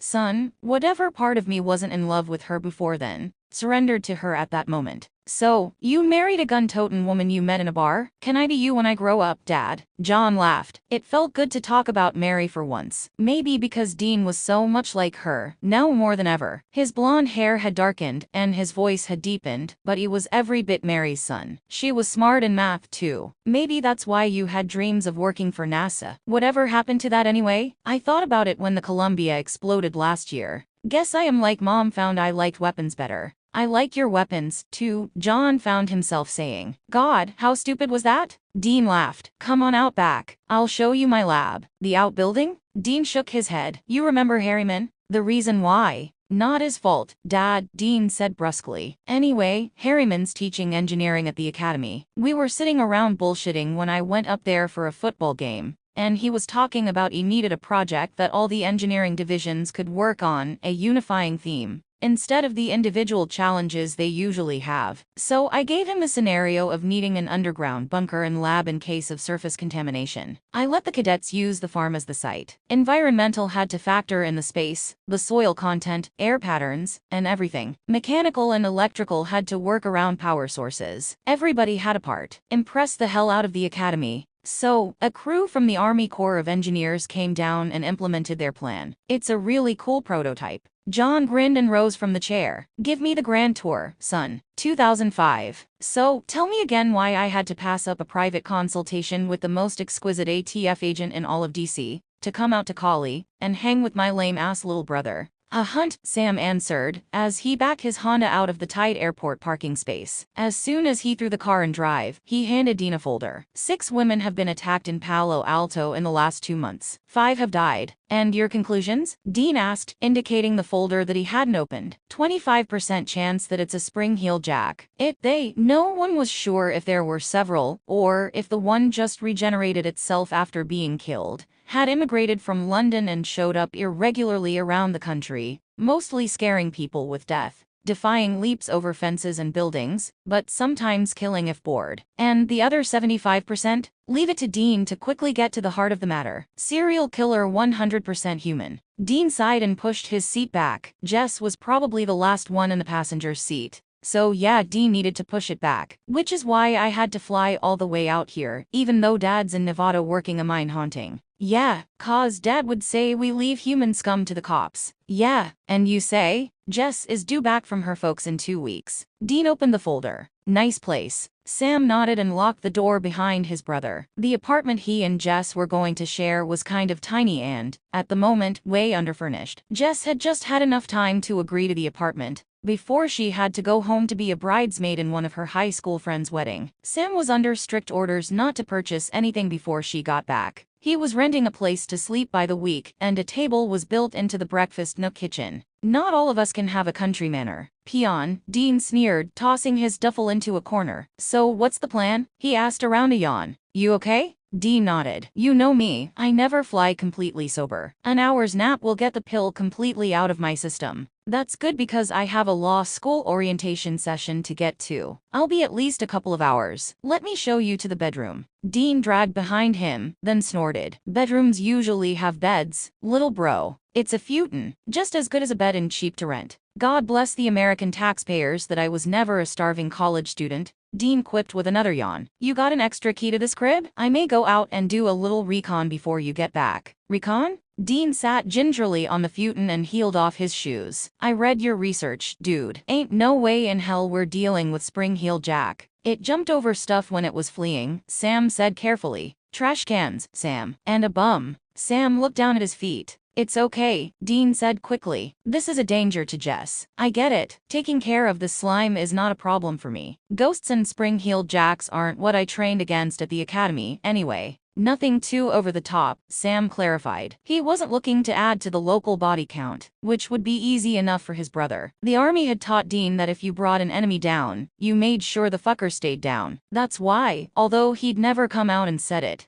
Sam was pretty sure the Afghani who'd taken Dean's team were no longer among the living. Not that he'd begrudge Dean that. It was always a risk when you tried to take something from a Winchester. One day down the road 3 men at Fort Leavenworth were going to learn that lesson the hard way. After all, Dean had taught him well about payback. I just want to get him, then hand him over to the authorities. Sure thing, Clark Kent. Sam frowned. He didn't want to be goody-goody Superman. Still, you and Batman like to blow things up too much. And your point is? Dean turned over on his stomach and sank his head into the pillow. There are rumors this guy may have hit other college towns. He needs to be questioned. I hear you, Sammy. As long as he doesn't make it personal. As long as he doesn't come after you. Sam heard as clearly as if Dean had spoken. He smiled at the protective big brother streak Dean was never going to lose, and turned out the light. Rest up, bro. We hit the streets tonight. And at the top of the hour, our story of the hour here on Channel 5. Two brothers apprehend a suspect in the recent murders of young women in Palo Alto. One brother, a law school student at Stanford, and his visiting brother, an army officer, heard a scream, rescued what certainly would have been the next murder victim, then took down the suspect with a stun gun. According to Captain Dean Winchester, the weapon had been purchased for student Sam Winchester's girlfriend for protection against the killer. Guess she won't be needing it now, another reporter chimed in. Guess she won't. Dean, what the hell's going on? Dean crammed folders into the safe in his office, as he struggled to keep the phone pinched between his jaw and shoulder. I don't know, Sammy. I expect you got the same phone call I did. Son, I need you to come home. I tried calling Missouri, but she didn't answer her phone, which means she knows I'm calling, and she doesn't want to talk to me. That tells me it's not a life or death situation, but it is serious. I'm clearing my desk as we speak, while Evelyn's getting me a plane ticket. Think she can get me one that'll get us into Kansas City International at about the same time? Hold on. He walked to the outer office. Evelyn, Sam needs a ticket too, he said, handing her his phone. Put them both on my card. He finished putting away sensitive material and grabbed his jacket and cap. Evelyn held out his phone as he walked to her desk. Your flight leaves in 2 hours from Dulles. Sam's flight is scheduled to arrive half an hour behind yours. There's a car on call for you at the Avis desk. I didn't book any return flights. Thanks, Evelyn. I don't know what's going on with Dad, but as soon as I get an answer, I'll be in touch. Go. Your dad wouldn't call on a whim. If you need anything, call my cell anytime, okay? Ed and I'll be praying for you. Thanks. He glanced at the calendar. Oh, damn. I need to call the children's home. I'm supposed to chaperone at the Halloween carnival tonight. I'll handle it, Captain. Go take care of your family. Dean gave a tight nod and left. You think a hunt went bad? I don't know, Sam. Sam gnawed on a fingernail as Dean drove to Lawrence. The rental was in Dean's name, and Dean's single Tylenol PM, his current remedy for short flights, had completely worn off by the time Sam's plane had landed, so he was good to drive. I have an interview for a summer internship on the 3rd. It sounds bad that I'm worrying about getting back there in time, doesn't it? But these things usually aren't offered to first-year law students, and I'm really excited. Although he'd visited the law schools in the DC vicinity, Stanford had come up with another full ride, and he wasn't about to turn down their generosity. Also, since Jess was a year behind him, it made sense for him to stay. Jess, however, had already decided that she'd be going the Art Institute of Washington, which was in Arlington. She and Dean had already made plans for her to stay with him until Sam graduated. This may be nothing,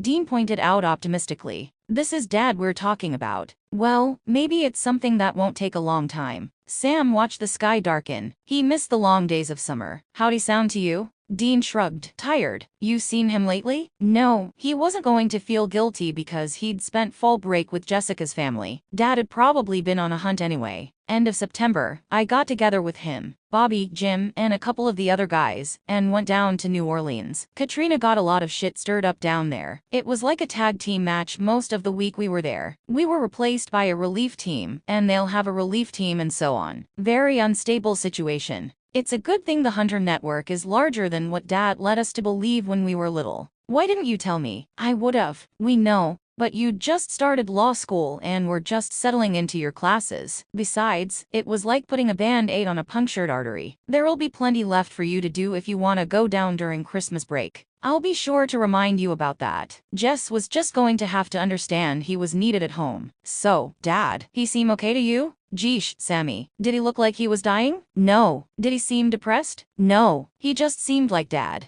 Okay. Sam chewed another nail. He's getting older, you know. No shit. I don't think about his age. He's been the same for so long. He's 51, Sam, not 91. Sam fiddled with the power side mirror. Maybe he got bit by a werewolf. Dean groaned. One more word from you, Sam, and you're going to use those plastic man legs of yours to walk to Lawrence. You watched way too much TV as a kid. Dean flicked the turn signal as if he was going to pull over. I'm just saying, Sam muttered. You ever have dreams, Dean? Dreams so real that you're not sure if they're dreams or not? You been dreaming about Dad? No, Jess. About Jess dying. Dean shot him a glance. You two doing okay? Yeah, man, we're great. I've even found the ring I want to give her. So, these dreams? She dies. Like Mom. Oh, he could tell Dean was searching desperately for something to say. Maybe it's the marriage thing. A Winchester wife thing. Latent fear and all that bullshit. Maybe. Say that again, Dad. Sam thought he heard his father correctly, but he wanted to be sure. He needed to be sure. There was a poltergeist in our old house. Missouri and I went to take care of it. That's when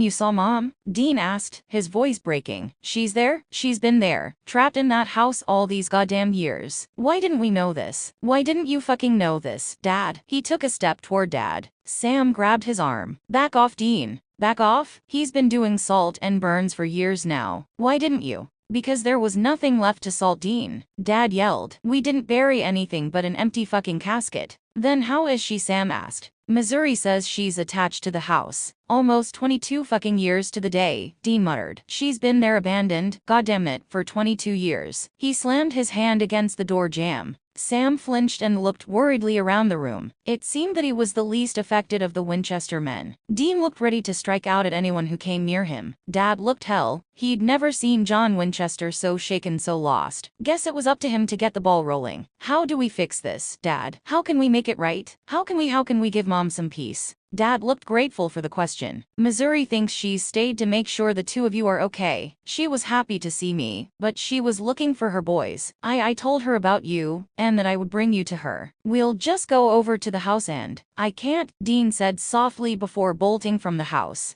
Dad sighed. I knew he wasn't going to take this well. Mom's a lot more real to him than to me. I don't remember her at all. Just stuff that you guys have let slip over the years. Dad gave a bitter chuckle and sat down at the kitchen table. His hand shook as he reached out to fiddle with the salt shaker. We're not a family of talkers. In fact, Dean barely spoke a word for months after her death. When he finally started talking, I figured I wasn't going to push my luck. So your mom became a non-topic. That was probably wrong. Wasn't the first time I screwed up being your father. You did the best you could, Dad. And it was Dean who told me that. So I don't think he's really upset with you. He's just reacting. I know. I don't blame him for being angry. It never occurred to me that Mary Dean loved Mary with a devotion that only little kids can have. You'll find out when you and Jess your kids will love you, but for the first years of their lives, you're gonna come in second to their mama. That's the kind of love that was ripped away from Dean. Maybe I should go. Sam pointed toward the door Dean had used. Sure, son. You know, you gave that same kind of devotion to Dean. Yeah, he earned it.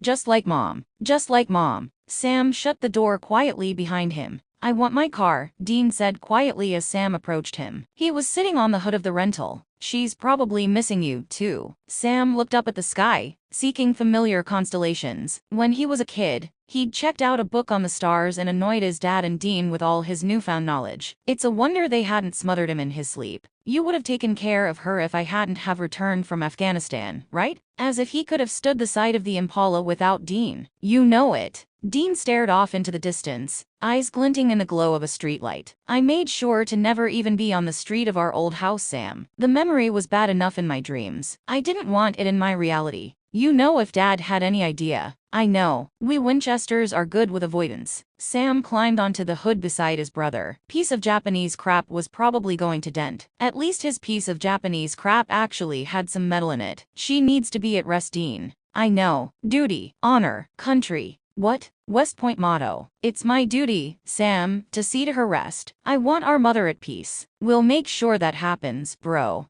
Dean took a deep breath. Go get Dad. This needs to happen tonight. Tomorrow is All Saints' Day. I want her in heaven by then, or at least knocking on the fucking door. Sam nodded. Dean, do you think maybe this is the reason I've had the dreams about Jess? Could be. Maybe we'll end a lot of nightmares tonight, Sammy. How you doing, Dad? Sam asked as his father stumbled into the kitchen. Coffee's made. I'll pour you a cup. How's Dean? Dad rasped. He pulled a chair from the table and turned it around before sitting. He leaned forward against the tall back like it was the only thing keeping him upright. Out for his morning run. He's a closet masochist, you know. Charity told me that. Sam's jaw dropped to the ground, and his dad laughed. I'm just playing with you. Boy, don't do that, Sam complained. It was bad enough when Dean told me you and Charity had a night. I know I spent my childhood whining about you keeping stuff from me, but you were right, okay? There are some things I don't need to know. Dean had told him during the middle of a DVD they were watching. There had been popcorn and beer ejected from Sam's mouth. Jess had not been amused. You're admitting I was right about something? Quick, find a calendar and write that down for me. I don't think I'm capable of holding a pencil at the moment. At least his father was admitting he had a hangover. You and Dean put a hurt on that bottle of Jack after we got back. Sam handed over the mug of coffee. Did it help? I got a few hours of sleep. Don't worry about me, though. Bobby's got a big hunt planned. Put a few silver rounds in a werewolf and I'll be as good as new. And you wonder where Dean gets his love of guns and explosives. Sam bent to look in the refrigerator. Eggs. He could cook eggs. Actually, he could cook a lot of things, thanks to begging Dean for lessons and pure necessity. Jess sucked in the kitchen. Your brother can be a very scary man. Listen, he's gonna stay until I leave for the hunt with Bobby. So, don't worry about missing your interview. The two of us will take care of each other, and Jessica can take care of you. He gestured toward the living room. If there's something you want in that box of photos the new owner found in the basement, help yourself. Sam shook his head. He'd noticed how much the drinking had increased when they started going through the box last night. Although most of the time he resented it, sometimes it was kind of a blessing that he didn't have the memories of Mom that the rest of his family did. I'm gonna let you and Dean have first shot. I'll pick out a couple later to show to Jess. There was a clattering at the back door, and Dean walked in, panting. You finally make it back to the land of the living, old man? He asked, clapping Dad on the back. Old man, you should have woken me up to make the run with you. You serious? Hell, no. The three of them laughed. It was a good sound. You got your flight back yet? Dean asked, grabbing a bottle of water from the cabinet. Refrigerated water would just make him cramp. I just found out I was getting kicked out. The bottle was half drained by the time Dean replied. Hey, dude, if I had a hot blonde to get back to, I'd be the one leaving. But all I have is a pa who tells me I eat too much red meat, and has banned meatloaf for the next month. Good for Evelyn. Good for Evelyn, Dean mimicked nasally. My body is perfect just the way it is. Sure, stubby. How's the view from the top of the Empire State Building? King Kong? I don't know. What does the underside of a wee mushroom look like, Mr. Leprechaun? Bitch. Jerk. Boys. Immediate silence, followed by laughter. Sam chose to ignore the shiver that crawled along his spine. The red-eye flight. Man, I hope you aren't making Jess come out and pick you up at the airport. The brothers stood just past baggage check-in. The peak airport time was over, and the terminal was nearly empty. Nah, she has class in the morning. I'll just catch a cab. See, you should have been in the military. If the Impala wasn't back at the airport waiting for me, I'd just call Evelyn, and she'd have some poor grunt come pick me up in a Humvee. That's abuse of power, Dean. Sam adjusted his carry-on bag. Thankfully, he wasn't traveling with Jess. Even an overnight trip required suitcases. Sue me, lawyer boy. Sam rolled his eyes. What did you tell Evelyn, by the way? That the owners of our original house found some things of Mom's, and it threw Dad for a loop. Pretty much the truth. Yeah. He double-checked his ticket and glanced at one of the overhead flight monitors. So far so good. You two gonna be okay? I'm thinking about taking him downtown. Sam's eyes widened. You think that's a good idea? Charity's good for a serious distraction. And have you met Deirdre? She was a gymnast until she got knocked up and kicked out by her parents and her coach. Dean leaned back against the wall, bending a leg to place a foot flat against the painted concrete. Sam heard some indignant anger in his brother's voice. You can't make everyone do right by their children, Dean. Or by their parents. Sam shook his head. He'd spent all day trying to make Dean talk about what had happened at their old house. Leave it to the master of contrariness to wait until Sam's flight was about to be called. You didn't let Mom down by not knowing she was trapped in the house, Dean. She looked just like she did that night, Sammy. And her voice, I didn't think I remembered, but I did. Closure's supposed to be good for you, right? And time. Knew there had to be a catch. Shit, he wasn't used to comforting Dean. She liked your uniform. Well, that was incredibly weak. She was shocked by your ginormousness. This was definitely more familiar territory. That's not even a word, Dean, he pointed out, following Dean's lead. Yeah, it is. Look it up when you get back to that special college of yours. You are so full of crap. Maybe not his best bantering effort, but Dean seemed to appreciate it. I can't help it if Mom's jaw dropped because she had to look up so high to see your face. Probably was thinking it was a good thing kids didn't pop out fully grown, or she'd have been in labor for 20 years, just to get your big ol' head out. Dean, that's just so. It would have been nice to touch her. She was so soft. Smelled like the flowers in the park we used to. Way to turn the conversation on a dime, bro. She apologized to me. What? Mom. The first thing she said to me was that she was sorry. It had bothered him, that she thought she had to apologize to him. Dean frowned. For what? Sam shrugged. I guess for not being there for me, for never getting the chance to be my mother. I told her it was okay, that I'd been raised by two people who loved me. He smiled softly when he saw Dean's blush. Must be why she thanked me. Thanked me for taking care of you and Dad. Said she couldn't have done a better job herself. But she could've, would've, should've. If she'd lived, I would've had a different life. But I doubt it would've been better. Dean. College had been an eye-opening experience. Taylor Wilson's family might have been an extreme case of a dysfunctional family. But there were a lot of students at Stanford who hated their families for stupid reasons. It had shocked Sam to realize he was in the minority, that he not only loved his family, but he liked them. How could it have been better with a mom? Or maybe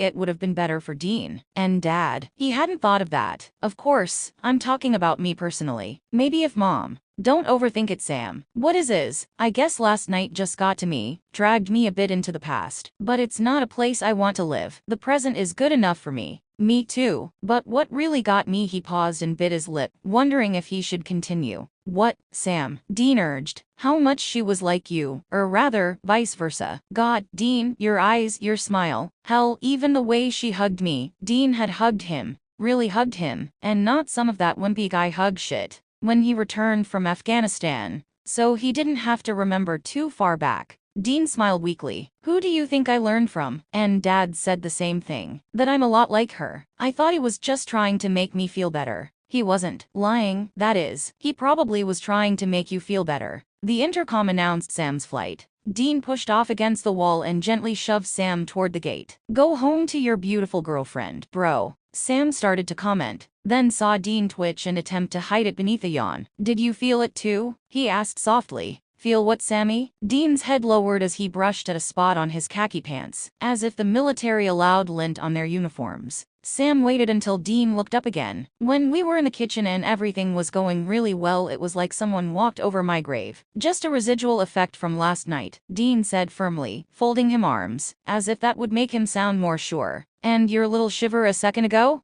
Dean sighed. Just watch yourself, all right? He nodded and started to turn away. But he couldn't. I dreamed last night. It didn't stop. Confession was good for the soul, right? Look, man, it wasn't just Dad who was thrown for a loop, okay? Maybe we're both just reacting to emotions. You know we aren't used to crap like that, Dean tried to tease. Sam's flight was called again. He pulled Dean into a one-arm hug. You watch yourself too, big brother, and Dad. Always, Sammy. Say hey to Jess for me. Will do. Keep the change. Sam closed the door of the cab and stared up at the apartment that he shared with Jess. There was a flickering light in the bedroom. Jess and her candles usually meant he might get lucky. He hurried up the stairs. Back already? Ernie Keller asked. Ernie lived across the hall. He was a slacker who enjoyed living off his trust fund and telling everyone how much it was. Too bad it couldn't buy him a personality. You didn't give me enough time to sweep the lovely Jessica off her feet. Ernie, I promise you, if Jess ever wants to leave me to be with you, I won't stand in her way. Because that was never gonna happen. Jess often paired the word Ernie with slime and other oozing forms of matter. You're a good man, Winchester. I'll even send you an invitation to our wedding. You do that, Ernie. Sam opened the door quickly and dumped his duffel on the chair. He sniffed the air. Smoke. Oh, God. Had Jess been trying to bake cookies again? He reached behind him to shut the door when orange light coming from beneath the bedroom door caught his attention.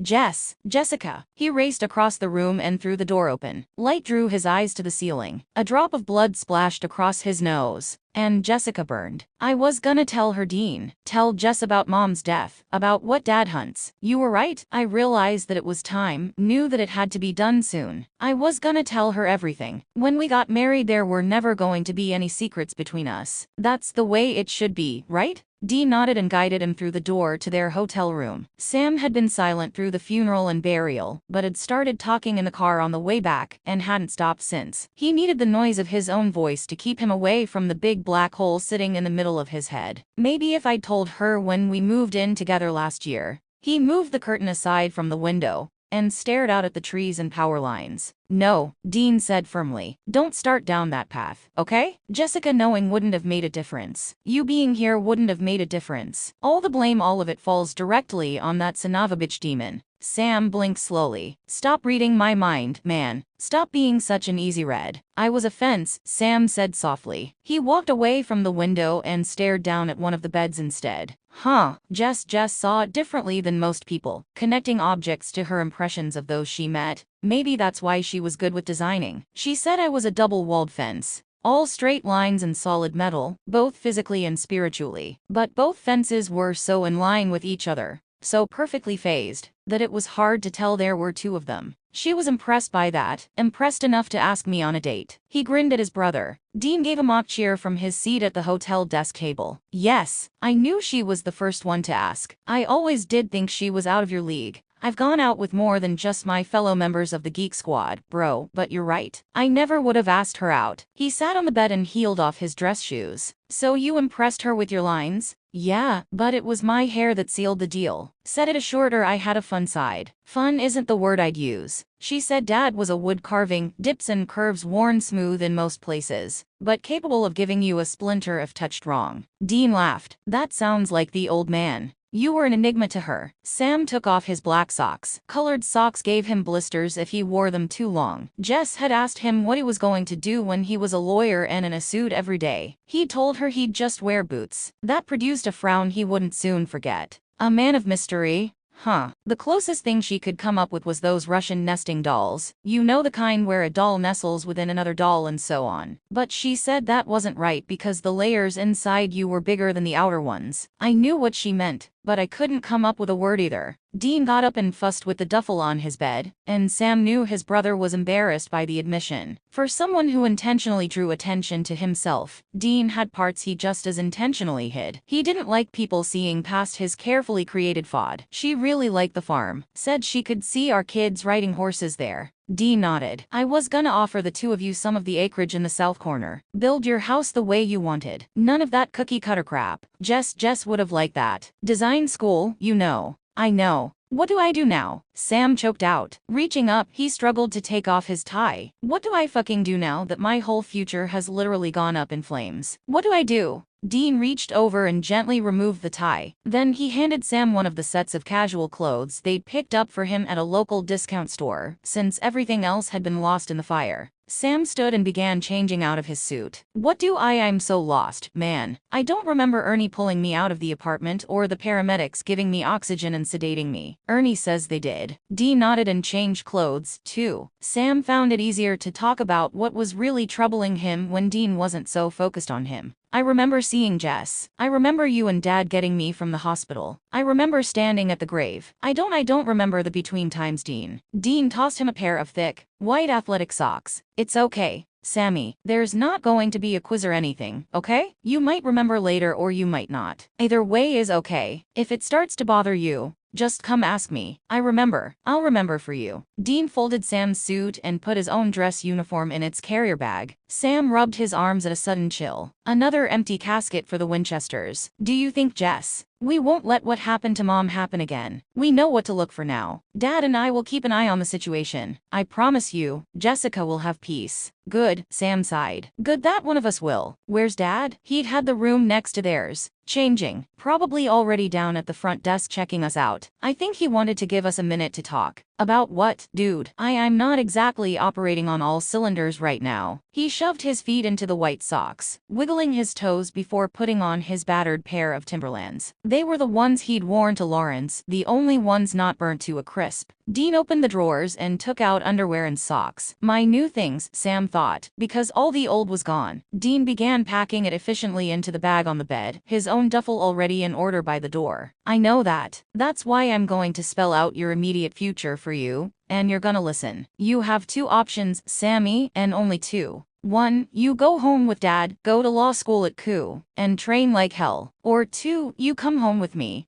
go to one of those fucking something law schools, and train like hell. Because once my contract is up with the United States Army, the 3 Winchesters are going to hit the road, and we're gonna kick some demon ass. They wanted our attention, they got it. Unfortunately for them, it's gonna be the last damn want they ever have. Sam nodded and scanned the room for anything they might have missed. I'm sorry you guys have to dot. Dean stopped what he was doing and leaned against the dresser, his eyes capturing Sam's. There are no have to, Sam. You're my brother and Dad's son. That's it. That's all. Now, I have 2 tickets to Kansas waiting at the airport and 2 tickets to Virginia. What's it gonna be? Because there ain't no way in hell you're doing this alone. Sam knew it wasn't really a choice. Not being alone meant one thing. Virginia, Dean. Dean nodded and hefted Sam's duffel to his shoulder. Gee, and I had this big speech planned to convince you to come with me. And by the way, I didn't really have 2 tickets to Kansas. Sam smiled, not the least bit surprised. Dean knew him best, even better than Jess had. He frowned as another thought occurred. Can I leave? The state. I mean, the police. Ever the anal lawyer, bro. The police have already ascertained when your flight arrived, and that you were indeed on it. They also interviewed the taxi driver who took you to the apartment, and your seriously deluded neighbor who testified that you hadn't even shut the door before. That's how he saved you, by the way. Sam gave a weak laugh. I owe my life to Ernie Keller. No one should be uttering words like that. Hey, even losers win on some days. Wow, that's so deep, Dean. Bite me. Sam opened the door to the hallway. Oh, and, Dean, if I'm the anal one, why is it that you know everything about the investigation?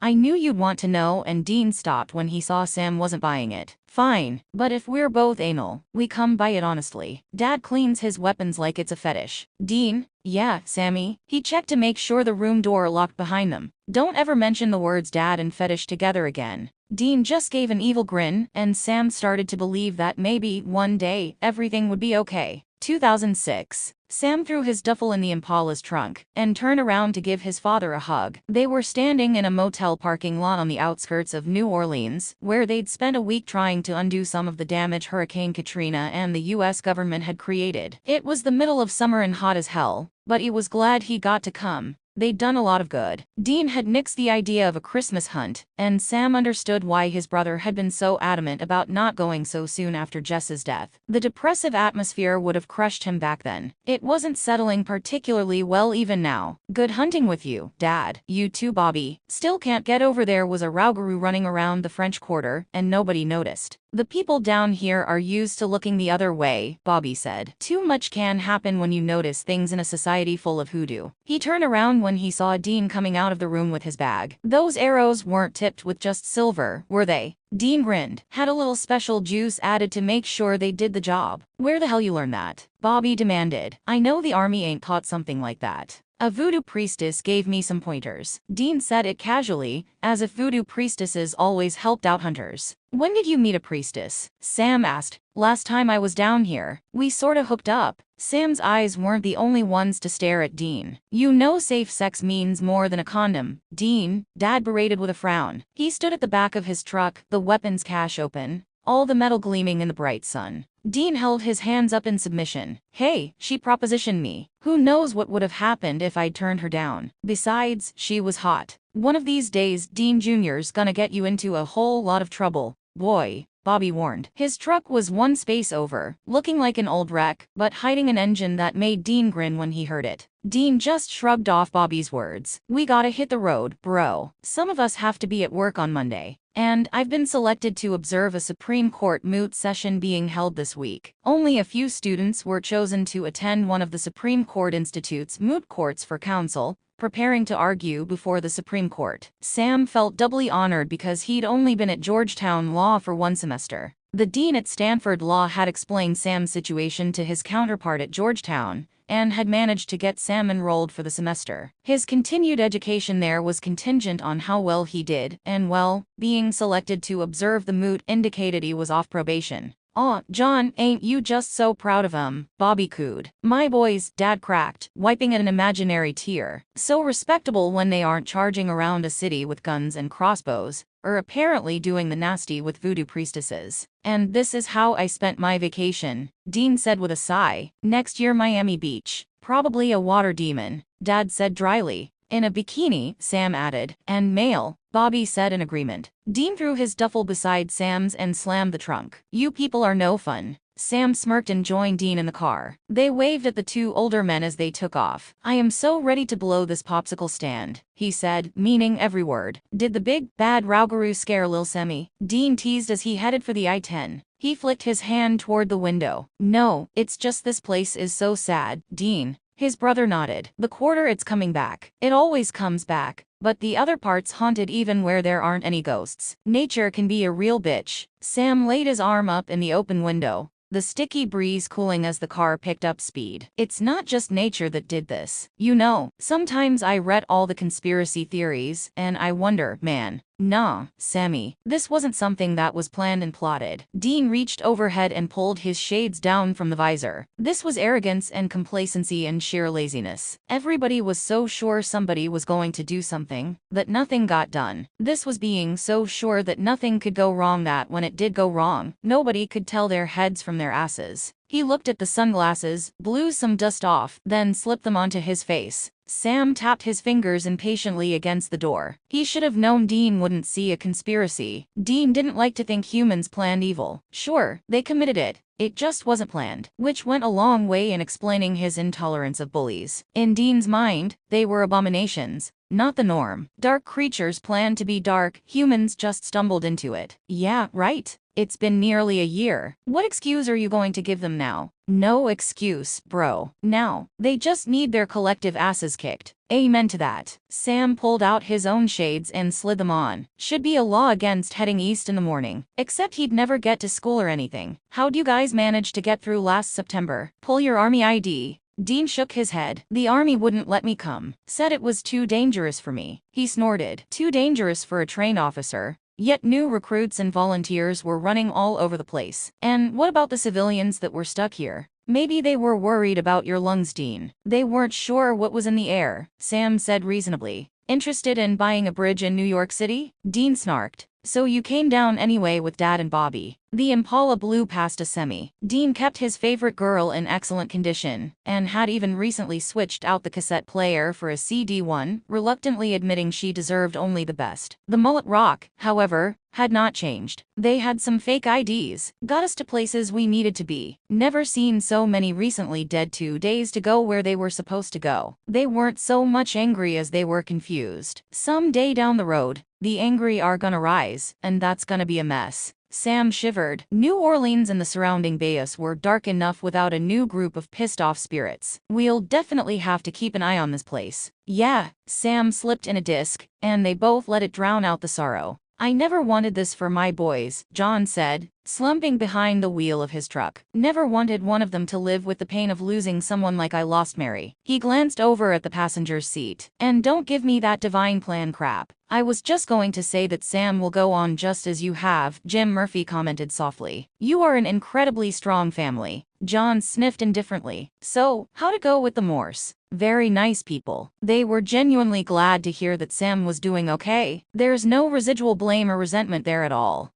Good, cause I wouldn't want to have to kick their asses. He cocked an eyebrow at his partner, waiting to see if he was going to call him on his language. As he expected, Jim ignored him. I explained to them that I was Sam's personal pastor, and when I found myself in the area, I just thought I'd stop by to see how they were coping. I scanned the house. Jessica's not there. And hopefully, she's not here. They were parked in front of the apartment building Sam had shared with Jess. It was Halloween, the night when the veil between the natural and supernatural was the thinnest. If his almost daughter-in-law was still hanging around, she'd make an appearance tonight. A door closed behind them, and Bobby walked up to the window. The lights just went off. They'll be down in a second. A couple of college guys had rented the apartment. John had arranged for them to win complimentary beer passes to a nearby bar that was having a Halloween spectacular. John figured the bar should be haunted just for coming up with crap like that. Two guys came out of the building's doors. What the hell is he dressed as? A character from Pirates of the Caribbean. Two pair of eyes stared at him. The movie, not the ride, Jim clarified. John just rolled his eyes. Of course the movie. Duh. If he primed Sammy just right, he'd probably get an answer he understood. And probably a whole lot of information he didn't need. Sigh. Is the guy buzzed already? Look at the way he's walking, Bobby said. That's the way the character walks. Quite colorful, don't you think? John shook his head. How do you know all of this? Not all my parishioners are pensioners, John. There are still some youth who appreciate the church. Sometimes brainwashing works, John muttered. What was that? Jim asked. Let's do this thing, John replied, getting out of the truck. 2 hours later, John pulled up in the unloading lane at the airport. Sure you don't want to head out to Iowa with me and Bobby? He asked as Jim looked around, making sure he had all his belongings. Gotta make it back in time for the Women's League spaghetti dinner. Trust me, if anything needs prayer, it's Mrs. Hamrick's garlic bread. Good luck to you and Bobby on your demon hunt. Good luck to you on avoiding food poisoning. John watched until he saw the pastor enter the airport, then took off for the motel. In the parking lot, he pulled out his phone. Sam, it's Dad. Jessica wasn't like Mom, son. Your Jessica's resting in peace, Sammy. She's at peace. Dean rubbed the back of his neck and threw down his pen in disgust. He was getting absolutely nothing done and wondered why he'd even bothered to show up for work. It was November 2nd, a guaranteed bad day. He should have stayed home and blown up things in his lab, or at least simulated it on the new computers the Defense Department had just added. But no, he was at his office because he couldn't convince Sam to stay home, too. Dean, you know Georgetown did me a favor letting me in, so I have to show up, okay? I have to ace my courses. I can't be a slacker. No one would call you a slacker for taking the day off, Sam. Not this day. No matter how much Sam denied it. The first-year anniversary of Jessica's death had to be giving him hell. He knew for a fact Sam had had to interview with the school's counseling and psychiatric services before they allowed him in. Dean also knew for a fact they would write him a medical leave of absence for the day. There had been too many students going postal lately for them not to. Sam had shook his head. I need to do this, Dean. I need to have something else to focus on. I need to see something that isn't Jess on the ceiling. Dean winced at the bluntness of that. Okay, man, I get it. Let me grab my jacket and cap. I can drive myself in today. Dean sighed. And pay $10 just to park your car? The park and ride lot is. Just shut up and get your books. Georgetown's law school was located in downtown DC with very limited parking, except for the expensive deck nearby. Since the Pentagon station for DC Metro rail system was located directly below the Pentagon, Sam just drove in with Dean in the mornings and met him at the Impala at the end of the day. Since Sam had decided to major in environmental law, they joked it was the green thing to do. But there had been no joking this morning. They'd listened to the traffic report all the way into Arlington. Then he'd nodded goodbye to Sam and headed into his office where he had accomplished nothing, except for some balls of paper in the trash can. It wasn't like he enjoyed doing funding reports anyway. Briefly, he thought about calling his dad and seeing how he was faring on this day of days.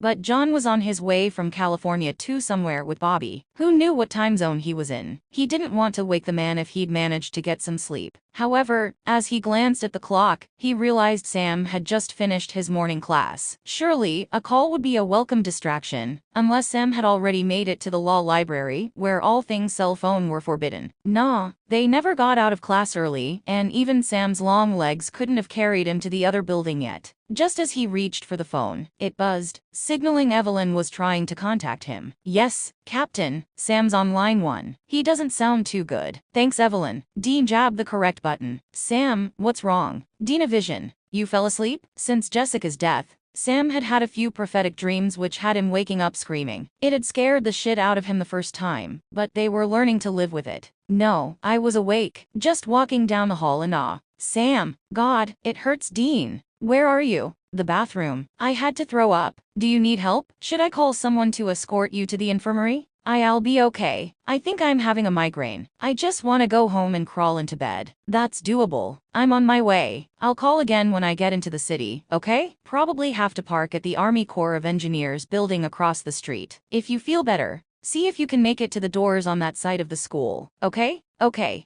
Dean picked up his jacket and cap and flew out of his office. Evelyn, Sam's had some kind of migraine attack. I need to go get him. Of course, sir. Dean cursed the city traffic as he maneuvered the congested streets and waited on very slow-moving pedestrians. Finally, he arrived at the Army Corps of Engineers headquarters and rolled down his window to flash his ID and explain his temporary mission. Captain Winchester, the corporal on duty, said as he scanned Dean's ID. The Pentagon has already called and requested our assistance. If you leave me your keys, you can go get your brother while I move your car. Thank you. Dean added a silent thank you to Evelyn as well. It didn't take long to find Sam and get him bundled into the car. As they made their way toward home, Sam seemed to get a little better. It's the demon, Dean. Which demon? Our demon. Dean's eyes widened. The one who killed. Yes, he's gonna do it again. Sam closed his eyes. There's a nursery. The clock on the wall suddenly stops. There's a baby girl in her crib with a mobile that begins moving on its own. A shadow. It's a man walking towards the crib. He has yellow eyes, Dean. Then a woman comes into the room. The mother? She sees the demon standing over the crib. She questions the man and suddenly she's pinned against the wall. Then she moves up to the ceiling. She cries out a name. Rosie? The baby's name is Rosie. The mother, a pool of blood appears at her waist. The nursery goes up in flames. Damn, you saw all that? Sam nodded, grimacing. Jess died like that. Mom, too. It's him, Dean. He's back. Fuck. We have to call Dad. Any idea where? Sam shook his head and groaned at the action. It's a nursery. There's only children's books and toys. Nothing to tell me where they are. Fuck it. What good is this if I can't? You saw a clock, Dean interrupted quickly. What time was on it? Huh. You said the clock on the wall stopped. What time was it? Sam took a deep breath and concentrated. 10 to 9. Then either it happened hours ago,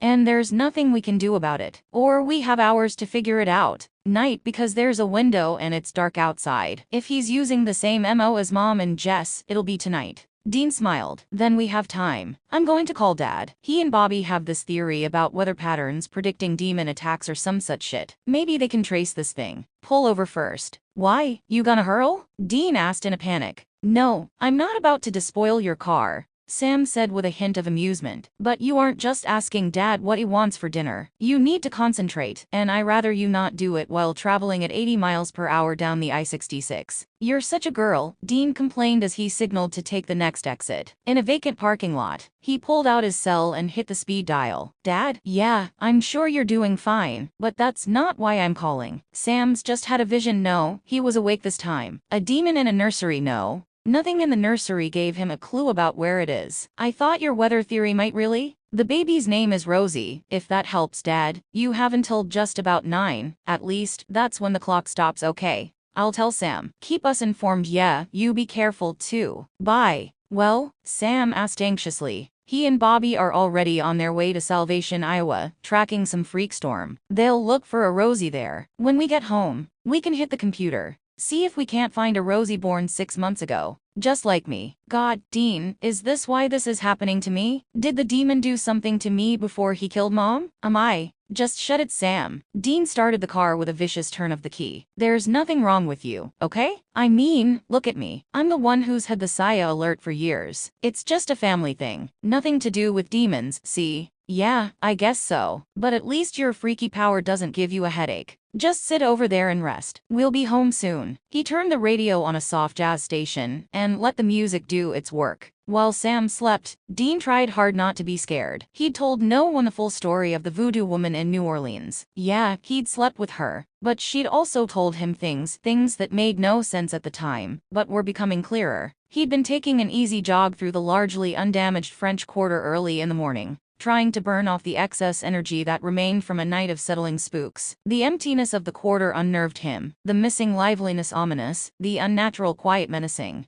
Although the waters from the collapsed levees hadn't inundated the area, the surrounding devastation made it an island in the middle of nowhere. Power was sporadic, fleeing vermin had settled in, and the only people were diehard residents, news reporters, a handful of government agents, and an ever-changing guard of hunters, whose main goal was to get rid of the things hampering the rescue recovery efforts. All other dark happenings could wait until the living were taken care of. The woman leaning against old, smoke-darkened brick had been all toffee curves and hazel eyes. She'd smiled and beckoned to him. He couldn't resist. The spirits, they tell me you'd be passing by, she said in a whiskey-rough drawl. He grinned and looked her over appreciatively. They tell you anything else? She held out her hand and pulled him toward an open door, revealing steep stairs disappearing into darkness. They tell me lots of things. Dean thought a lot with his small brain, but his larger one also had a say. Ma'am, he said respectfully, taking in all the symbols and sigils she was sporting and knowing she wasn't a person he wanted to offend.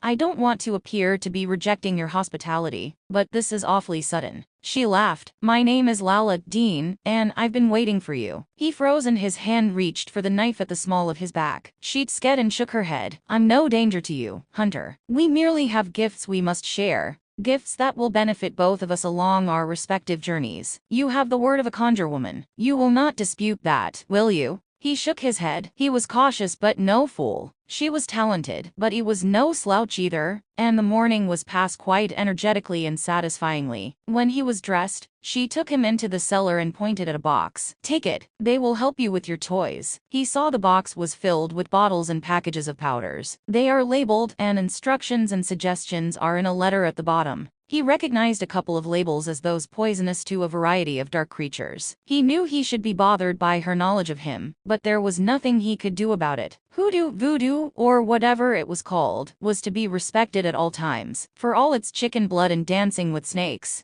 It was just too powerful to dismiss. Thank you for the gift, Lala. What do you want from me? I have what I want, Dean. The father-mother spirits were worried. If the rumors from hell are to be believed, nature will soon to be unbalanced, and that is not good for the living or the dead. The short hairs on the back of his neck rose. What? Hell thinks it will have a new leader in the future, one who will tip the scale in favor of the dark. What I got from you is assurance that this is a future that will never come to pass. The Guardians will settle now. The rest will follow in time. I don't understand, he admitted uneasily. Hell was getting a new leader? What had happened, or would happen, to the old one? And what did any of that have to do with him? Assurance. What the fuck? You love your brother Dean. He flinched when she mentioned his brother, liking this conversation less and less. We didn't have to break your bed for you to know that. All you had to do was ask. But I could not feel the depth of your love without brushing against your soul. Is that what you were doing? He asked, flirting automatically, although his mind was far from trying to get her in bed again. Among other things, she replied just as cheekily. Then she sobered and cupped his jaw with her hands. Hell disavows the power of love, Dean. That has always been its downfall. It will be this time as well. Vous savez un grand corps, un corps puissant, un qui peut changer la destin simplement en battant. Sorry, darlin'. My knowledge of French is kinda weak. She smiled and gave him a soft kiss. You have a big heart, a powerful heart, one that can change destiny merely by beating, she translated. Love your brother Dean. Show Sammy the power of love, of devotion. Anchor him in it. Bathe him in its light, your light. Darkness cannot exist then. It will be banished and hell will falter. What are you talking about? Dean demanded. What did Sam have to do with hell? Why did she know him by name? Lala looked at him, a long finger stroking his cheek before she stepped back. You are not ready to listen. The storms are too far away, the path not yet muddied and messy. When you are ready, when you are weary and tried and tested, despair at your heels, you will hear, and you will know. But hear the hope as well. Love is the answer, Dean. You are the answer. Now, go. Your daddy and friend will be looking for you soon. Dean looked over at his brother, asleep in the car he'd slept in while in his infant seat. Still smoky smelling and bruised with ash 23 years ago. So many things had changed since then. They were both grown men, self-sufficient, capable. He was an army officer, influencing what a million troops used to defend themselves. Sam was a law student, all but married before being widowed. They'd both already lived through what most never did in a lifetime. Missouri had described them once as old hearts and young bodies. He tried hard not to be jaded, to rein himself in when cynicism sneered itself into conversation. But he'd lost his mother and his innocence in one flame-filled night, and the world hadn't been a safe place since then, according to his therapist, who he only tolerated because the army ordered him to, and yeah, because he might have some issues. However, when he looked at Sam, none of that mattered. When he looked at his brother, Dean felt the same jolt in his heart he'd felt when his father had placed hours-old Sammy in his arms at the hospital, while his mother looked on from her bed. The same jolt he'd felt when Dad put him in his arms and told him to get out of the burning house. Hell, the same jolt he felt whenever he saw his brother. There was nothing bitter in that jolt, nothing dark, nothing scary. That jolt was love, simple and untainted. It was the one feeling associated with his mother that didn't come with pain and sadness.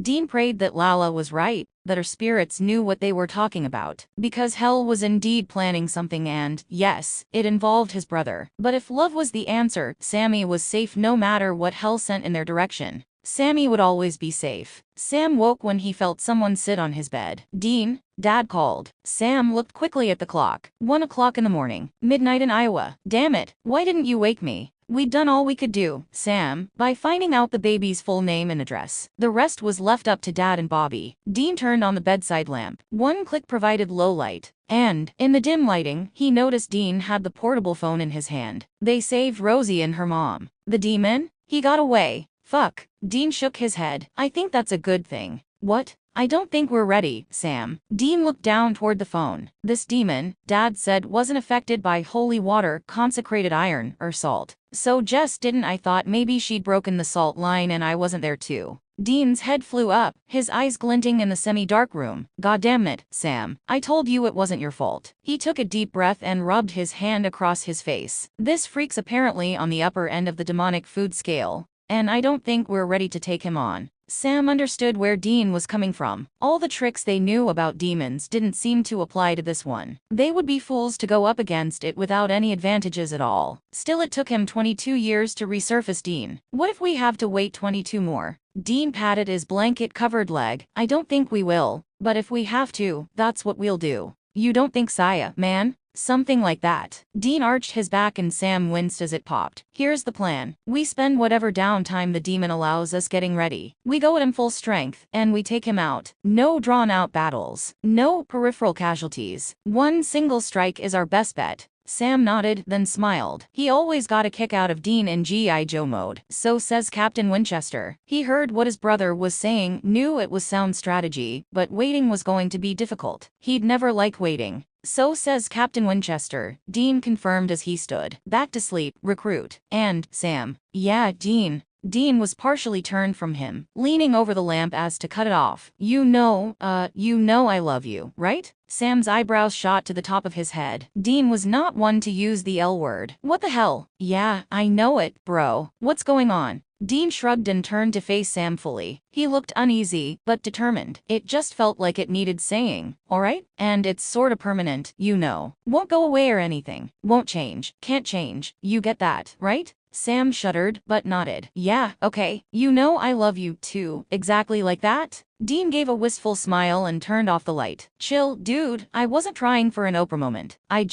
Sam didn't know what had prompted Dean's declaration, and it scared the hell out of him, but decided to let his brother off the hook. For now. Good night, Dean. Dean walked to the door. And, kid, the next time I tell you to take the day off. Yeah, good night, Dean. He hoped the darkness hid his smile. It didn't pay to let Dean know when he'd won, or get away with calling him kid. Night, Sammy. Sam snuggled down under his covers and thought about what Dean had told him. Rosie and her mom were okay. His freaky visions had saved them from the demon. That was good. The demon had escaped. That was sorta bad. But Dean said they needed the extra time, and the army had taught Dean all about strategy and preparedness. Why they never used it themselves because Iraq was the fuck all of fuck-ups. Well, he guessed human war was more about politics, wasn't it? And Dean had said he loved him. That had been scary. But he could feel the words burning in a little corner of his heart, a warmth that had always been there, but was now a bit more noticeable, shone a fraction brighter. It made him believe that one day, the demon would die and the Winchesters would prevail. Yeah, that definitely sounded like a plan. Captain Dean, sir. Bring it on, you yellow-eyed bastard, he murmured to the darkness of his room. Give it your best shot, because in the end, the Winchesters are gonna kick your ass. He fell asleep with a smile on his face. 2011, Epilogue.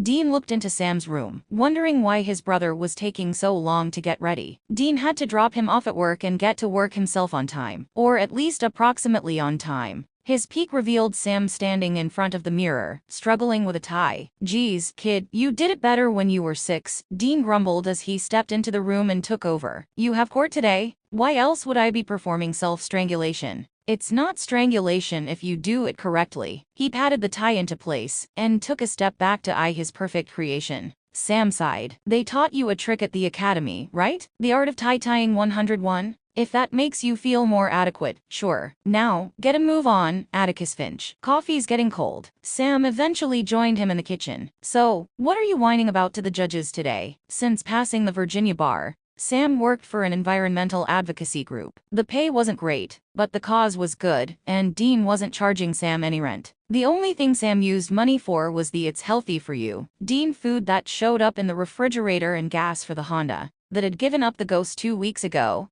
as if it had anticipated being sent out to pasture in 6 weeks. Since he and Sam would be hunting as a team, they only needed one car, and which car that would be had never been in question. Because of the drought, the courts have relaxed some of the water protection legislation in certain areas. So now, industries in other areas are trying to jump on the bandwagon, even though their properties aren't in the dry spots. Sam opened the cabinet and frowned before taking down a box of Lucky Charms. Feeding frenzy, huh? Yeah, I think it's a good thing I'm getting out soon. There's going to be a lot of headbanging on this one. So, how'd it go when you told the office you're resigning soon? Did Donna cry? Dean asked gleefully. He poured himself another cup of coffee, as Sam ate a handful of dry cereal, and drank a glass of milk. He frowned, but figured it was one less bowl to be washed. For a health freak, Sam murdered breakfast every single day. It was the one reason Dean could tolerate him being a health freak. I don't know why you never liked Donna, Sam said after swallowing. She's a great lobbyist.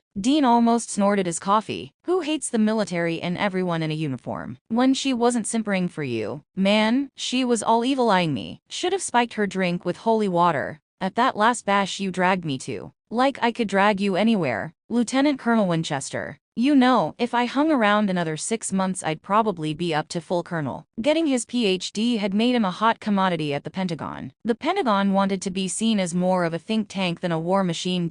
It was like the Miss America pageant, emphasizing the scholarship aspect over the beauty part. You want to? Sam asked hesitantly. He left about an inch of milk in his glass and poured coffee into it. Dean winced as he watched his brother spike the coffee with 2 heaping spoonfuls of sugar. The office hasn't been any fun since Evelyn retired, he complained. He'd originally thought he'd be in the army until they made him retire, but he was content to leave. The life he'd made there, the friends, the contacts, weren't going anywhere. 10 years was longer than his required contract with the army, and although they had pleaded and tried to bargain with him, he was leaving with their blessing. He'd explained about the road trip with his brother, how Sam was still in mourning for Jessica, and in need of distraction. Everyone had understood, especially those who remembered the bubbly young woman's visit. Besides, Dean was the Army's family, which made Sam part of the family too, and family needed to be taken care of. Speaking of family and friends, try not to have one of your freaky visions in the middle of October. Sam's pain-inducing visions of impending supernatural deaths had continued even after the yellow-eyed demon seemed to go to ground. When it was convenient, he and Sam rushed off to try to save the victims. When it wasn't, Dad and one of his buddies did the job as they had when they'd saved little Rosie. Sam snorted. As if I scheduled them. What's so important about October? Pinky got the kids and me tickets for the Redskins opening home game. You and the kids? What about your brother? Sam asked with a mock pout. As if Pinky wouldn't include you. You've been tailing behind us since you could walk. Sam had to laugh because it was the truth. I still can't believe how much the Redskins are paying him. No wonder he left the Seahawks. Actually, he left the Seahawks because I needed him to be on the East Coast, and he owes me. He's the one getting you the tickets. How does he owe you?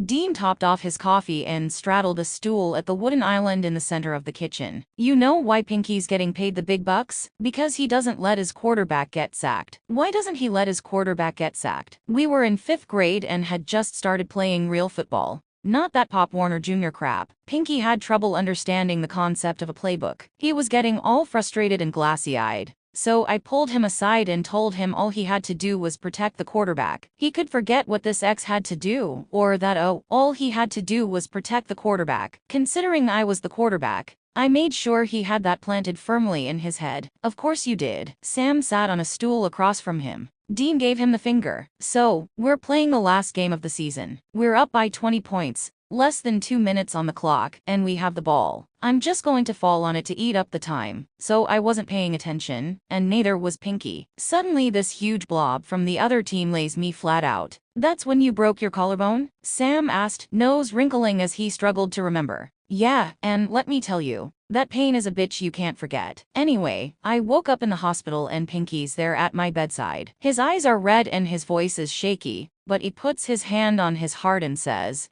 I will always protect the quarterback. I didn't get sacked again until I was playing intramurals at the academy. Dean took a gulp of his coffee. So, this great career he has. My boy knows where his skills come from. Sam blinked at him. Sometimes you are so full of shit. It amazes me your eyes are still green. Dean laughed. You learn how to be so profound and erudite at those colleges of yours? Wasn't Pinky voted least likely to succeed in your class? Sam asked as he grabbed the Pop-Tart box already on the island from last night's late snack. Well, I was voted most likely to end up on the FBI's most wanted list. So we had some real seers in my class not. What was up with that anyway? Nobody knew Dad had us throwing knives in the backyard and target shooting. He watched Sam tear open the Pop-Tart packet, then down one of the frosted rectangles, followed by a long drink of the treacle that was disguised as coffee. Sam wiped off his mouth with the back of his hand. Mr. Taylor's modern history class. The yearly project of your choice? Dean grinned in remembrance of his favorite senior year class back in Lawrence. I did the modern era of prostitution,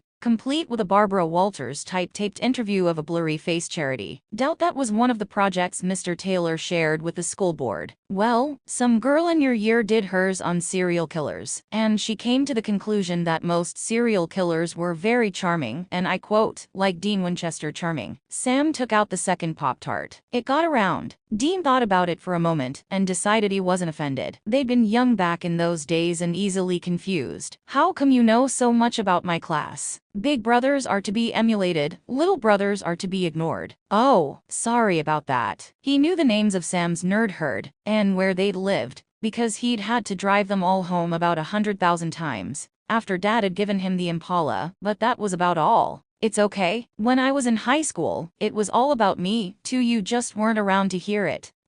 Do you recall the cell phone bill that had Dad's head spinning, and you calling out Christo every 5 minutes? Good times, Sam said with a laugh. But it was an emergency. We'd lost the soccer championship, and Cinda Richards had said I was too tall to go to prom with. Desperate times, man. Of course. Then I had to pay back the bill by working at the garage at minimum wage. Your own fault. Told you not to call before 7 p.m. He checked to make sure the coffee maker was off. It was supposed to be automatic, but an exploded glass pot had taught him to never trust the timer. Geez, I'm glad most plans stop those restrictive hours. Unlimited calling, my ass. He poured a glass of orange juice and downed it in a gulp. So why do you need Pinky? Pinky likes kids. He can fill in for me at the children's home. It'll be a good project for him, especially after he retires in a few years. Sam frowned. You got a lot going on here, Dean. Are you sure you want to put it aside to hunt? Despite what the demon did. I got a good life, Sammy. I want to give others the chance to have a good life, too. Whatever we stop out there, won't be hurting anyone again, won't be upending lives and futures. It's a fight worth fighting. He rinsed out his coffee mug. Come on. Let's get out of here before that sugar you just down pops all your brain cells,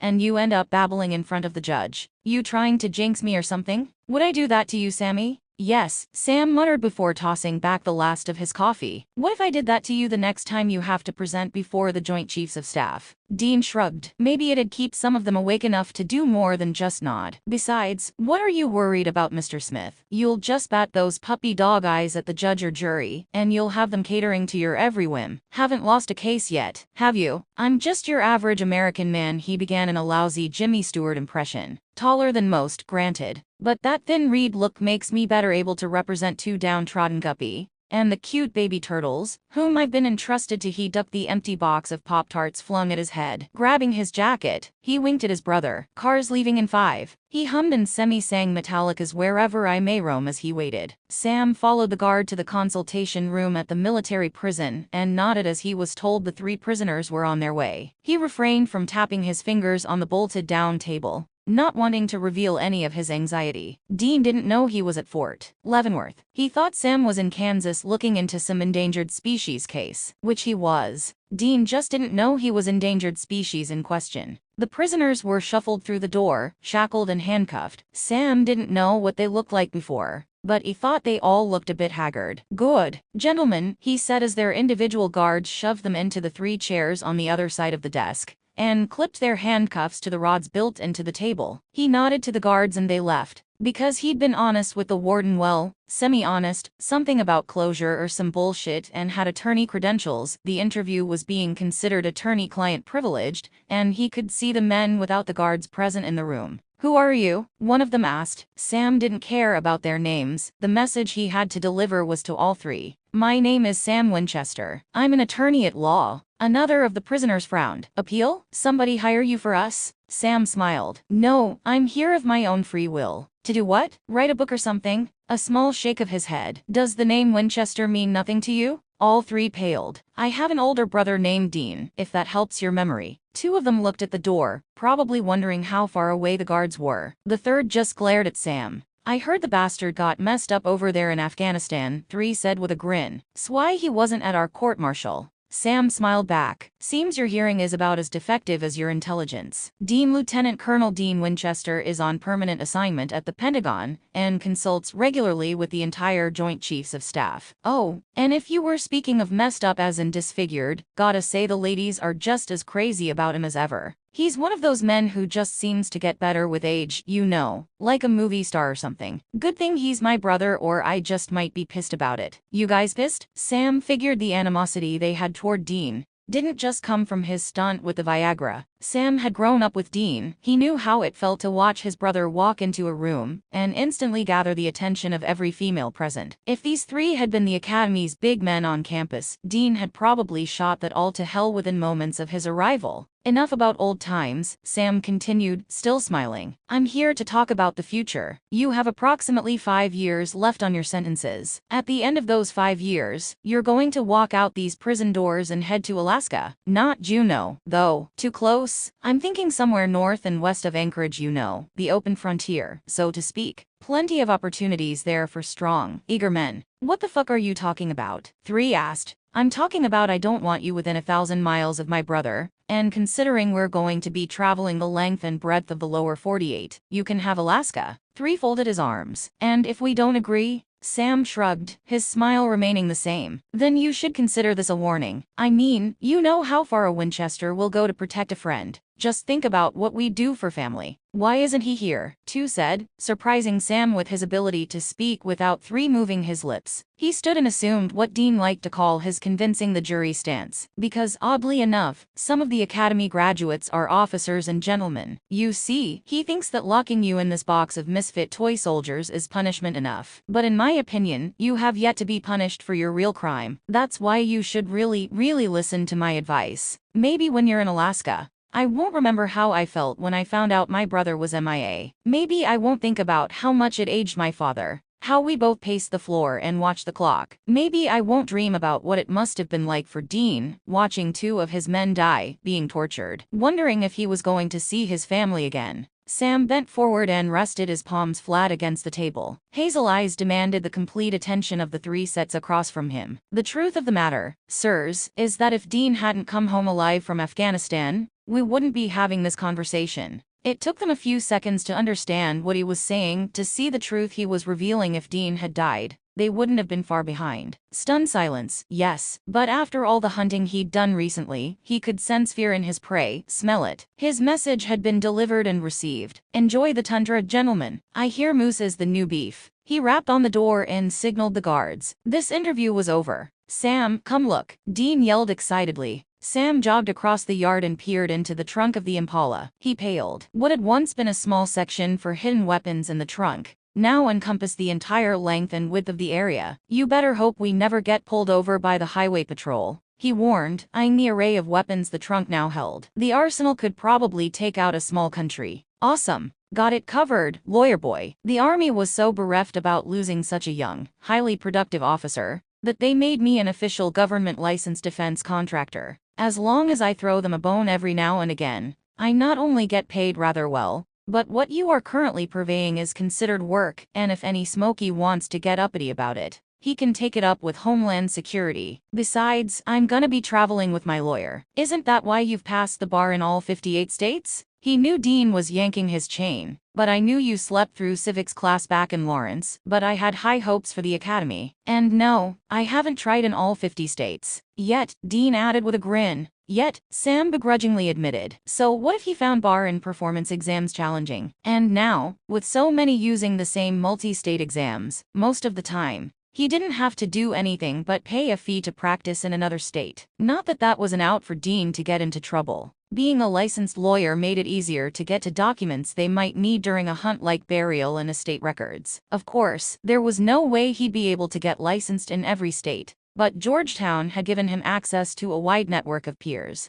Not to mention Dean and Dad seemed to know someone in every corner of the universe. Apparently the military machine was vast but close-knit at the same time. He gave his own grin as he looked at the trunk again. Dad's gonna be so jealous. Can't wait to get to Bobby's to show him. Man, we could have used this when we went after that black dog last month. Every time they went on a hunt, they had to make sure they knew exactly what they were hunting before leaving the motel, because dragging around a bag of assorted weapons was a tad silly and slightly dangerous. One wrong clank and last month I was parking the car in the Pentagon lot. Oh, yeah, guess it wouldn't have gone over so well. Huh, you think? I think I know why the army wants to keep its ties to you. If you ever got in with terrorists, the US would be toast. Sam's eyes widened as he realized what he was about to do. He was, quite literally, going cross-country with an arms dealer. That was so ludicrous. He found himself grinning as he thought of what his law associates would say if they knew straight as an arrow, this country needs gun laws.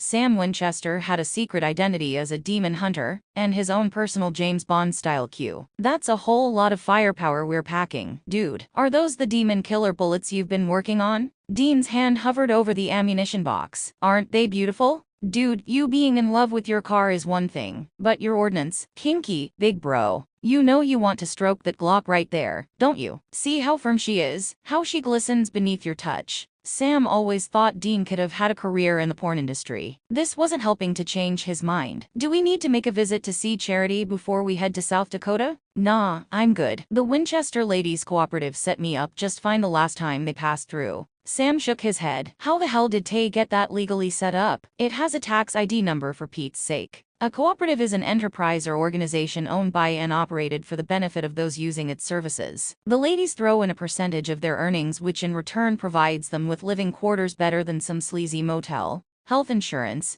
in the form of regularly scheduled exams and a pension fund managed by Taylor Flip Wilson, CPA and investment broker. Thus, you have a cooperative, little brother. And what exactly is your part in the cooperative? Dean stood soldier straight. I am the quality control manager, he pontificated, and the occasional crash test dummy if you take into account Miranda's first attempt at a blowjob. Man, Charity had her hands full with her for a while. Good thing we convinced her to enroll in coup instead. Dean Winchester, reformer of bad hookers. You are one of a kind, man, which is a good thing because I don't think the world could take two of you. Why thank you, brother. By the way, we have to make a quick stop in Baltimore. Julie said she'd string us up by our balls if we didn't come say goodbye to her. Flip and JD. I still can't get over them naming their son Jesse Dean. Well, Flip wanted Jesse Thephons Wilson, but Jules wasn't going for it. Woman just doesn't like classic TV. Or maybe she's just sane and didn't want her kid picked on when he started school. As if someone would pick on my godchild. Sam gave a sly look. You know why Julie picked you as godfather? Said the sheer fact that you're still alive shows you're the luckiest son of a bitch on the planet, and her son deserves all the luck he can get. Smart lady. She was referring to the number of women who should have killed you long ago.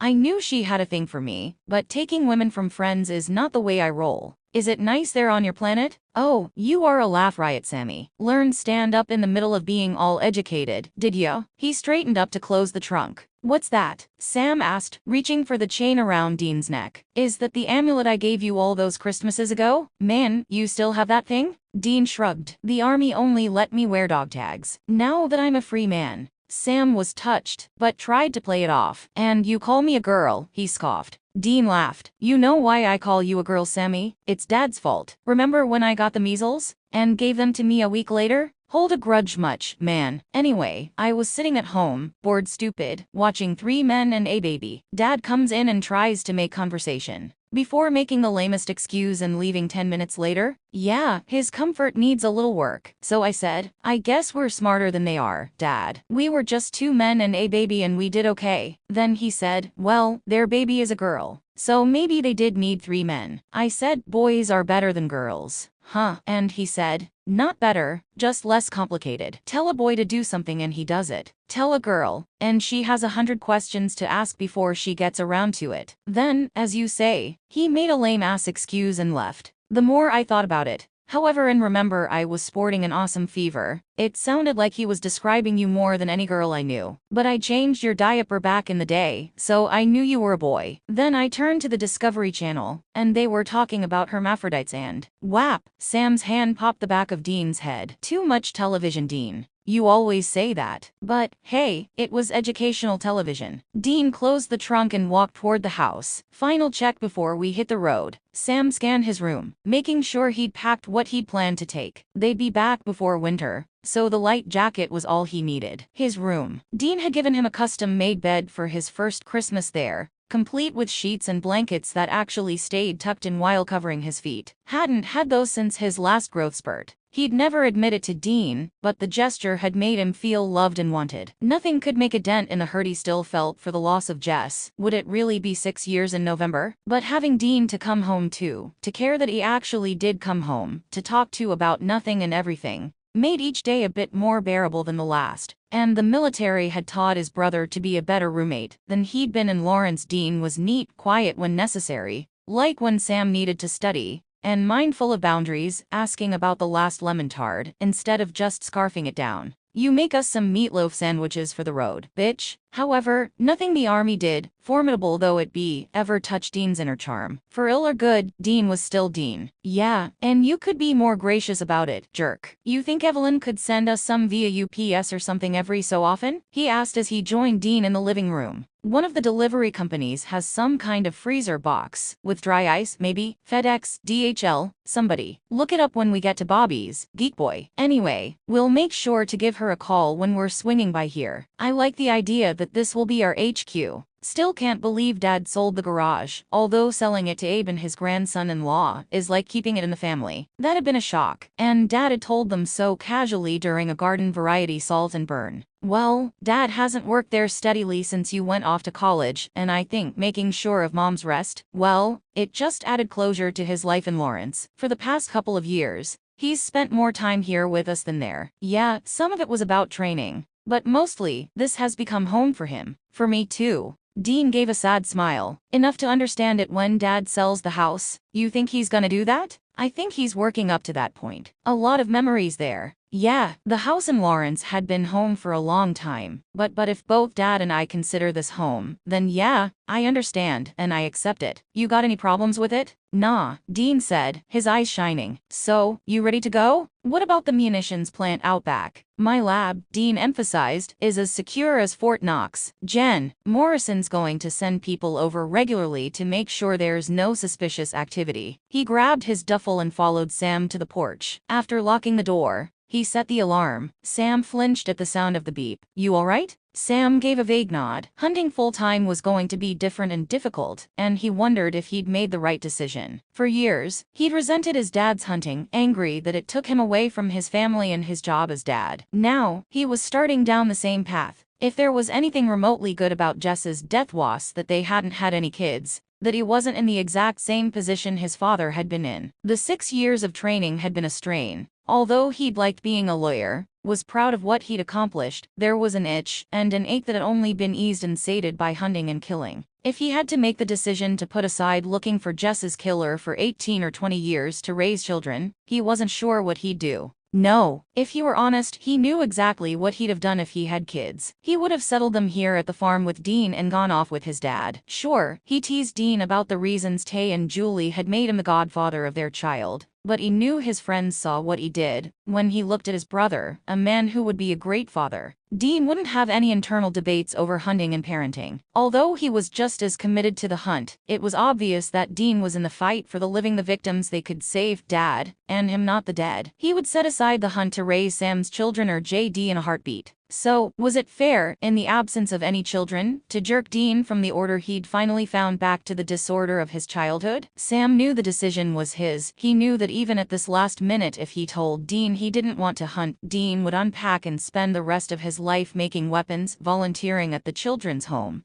and taking care of his friends. But the one thing he wouldn't do was let Sam go on the hunt without him for no reason at all. Sam loved his brother, would lay down his life for him. But to let Jessica's killer, Mary Winchester's killer, roam the earth and escape judgment, that was unacceptable. I'm so sorry, Dean. We haven't done too badly on our own, have we, the 3 Winchester men? No, Mom was proud of all of us that night. And I think she'd approve of what we're doing now. We're tackling this as a family. We're well trained, well armed, and we're thinking with our minds and not our hearts mostly. Anyway, they crossed the yard to the Impala. So, you ready to rock and roll, Sammy? Sam thought about Jessica and their plans to move here to this Virginia foothill community, to be close to Dean, raise a couple of kids, maybe convince Dean to do the same. Plans, fate, all a crapshoot, really. The only thing real was the road you traveled and the people who were there at your side. Yeah, I'm ready, Dean. Saving people and hunting things. That's our new family business.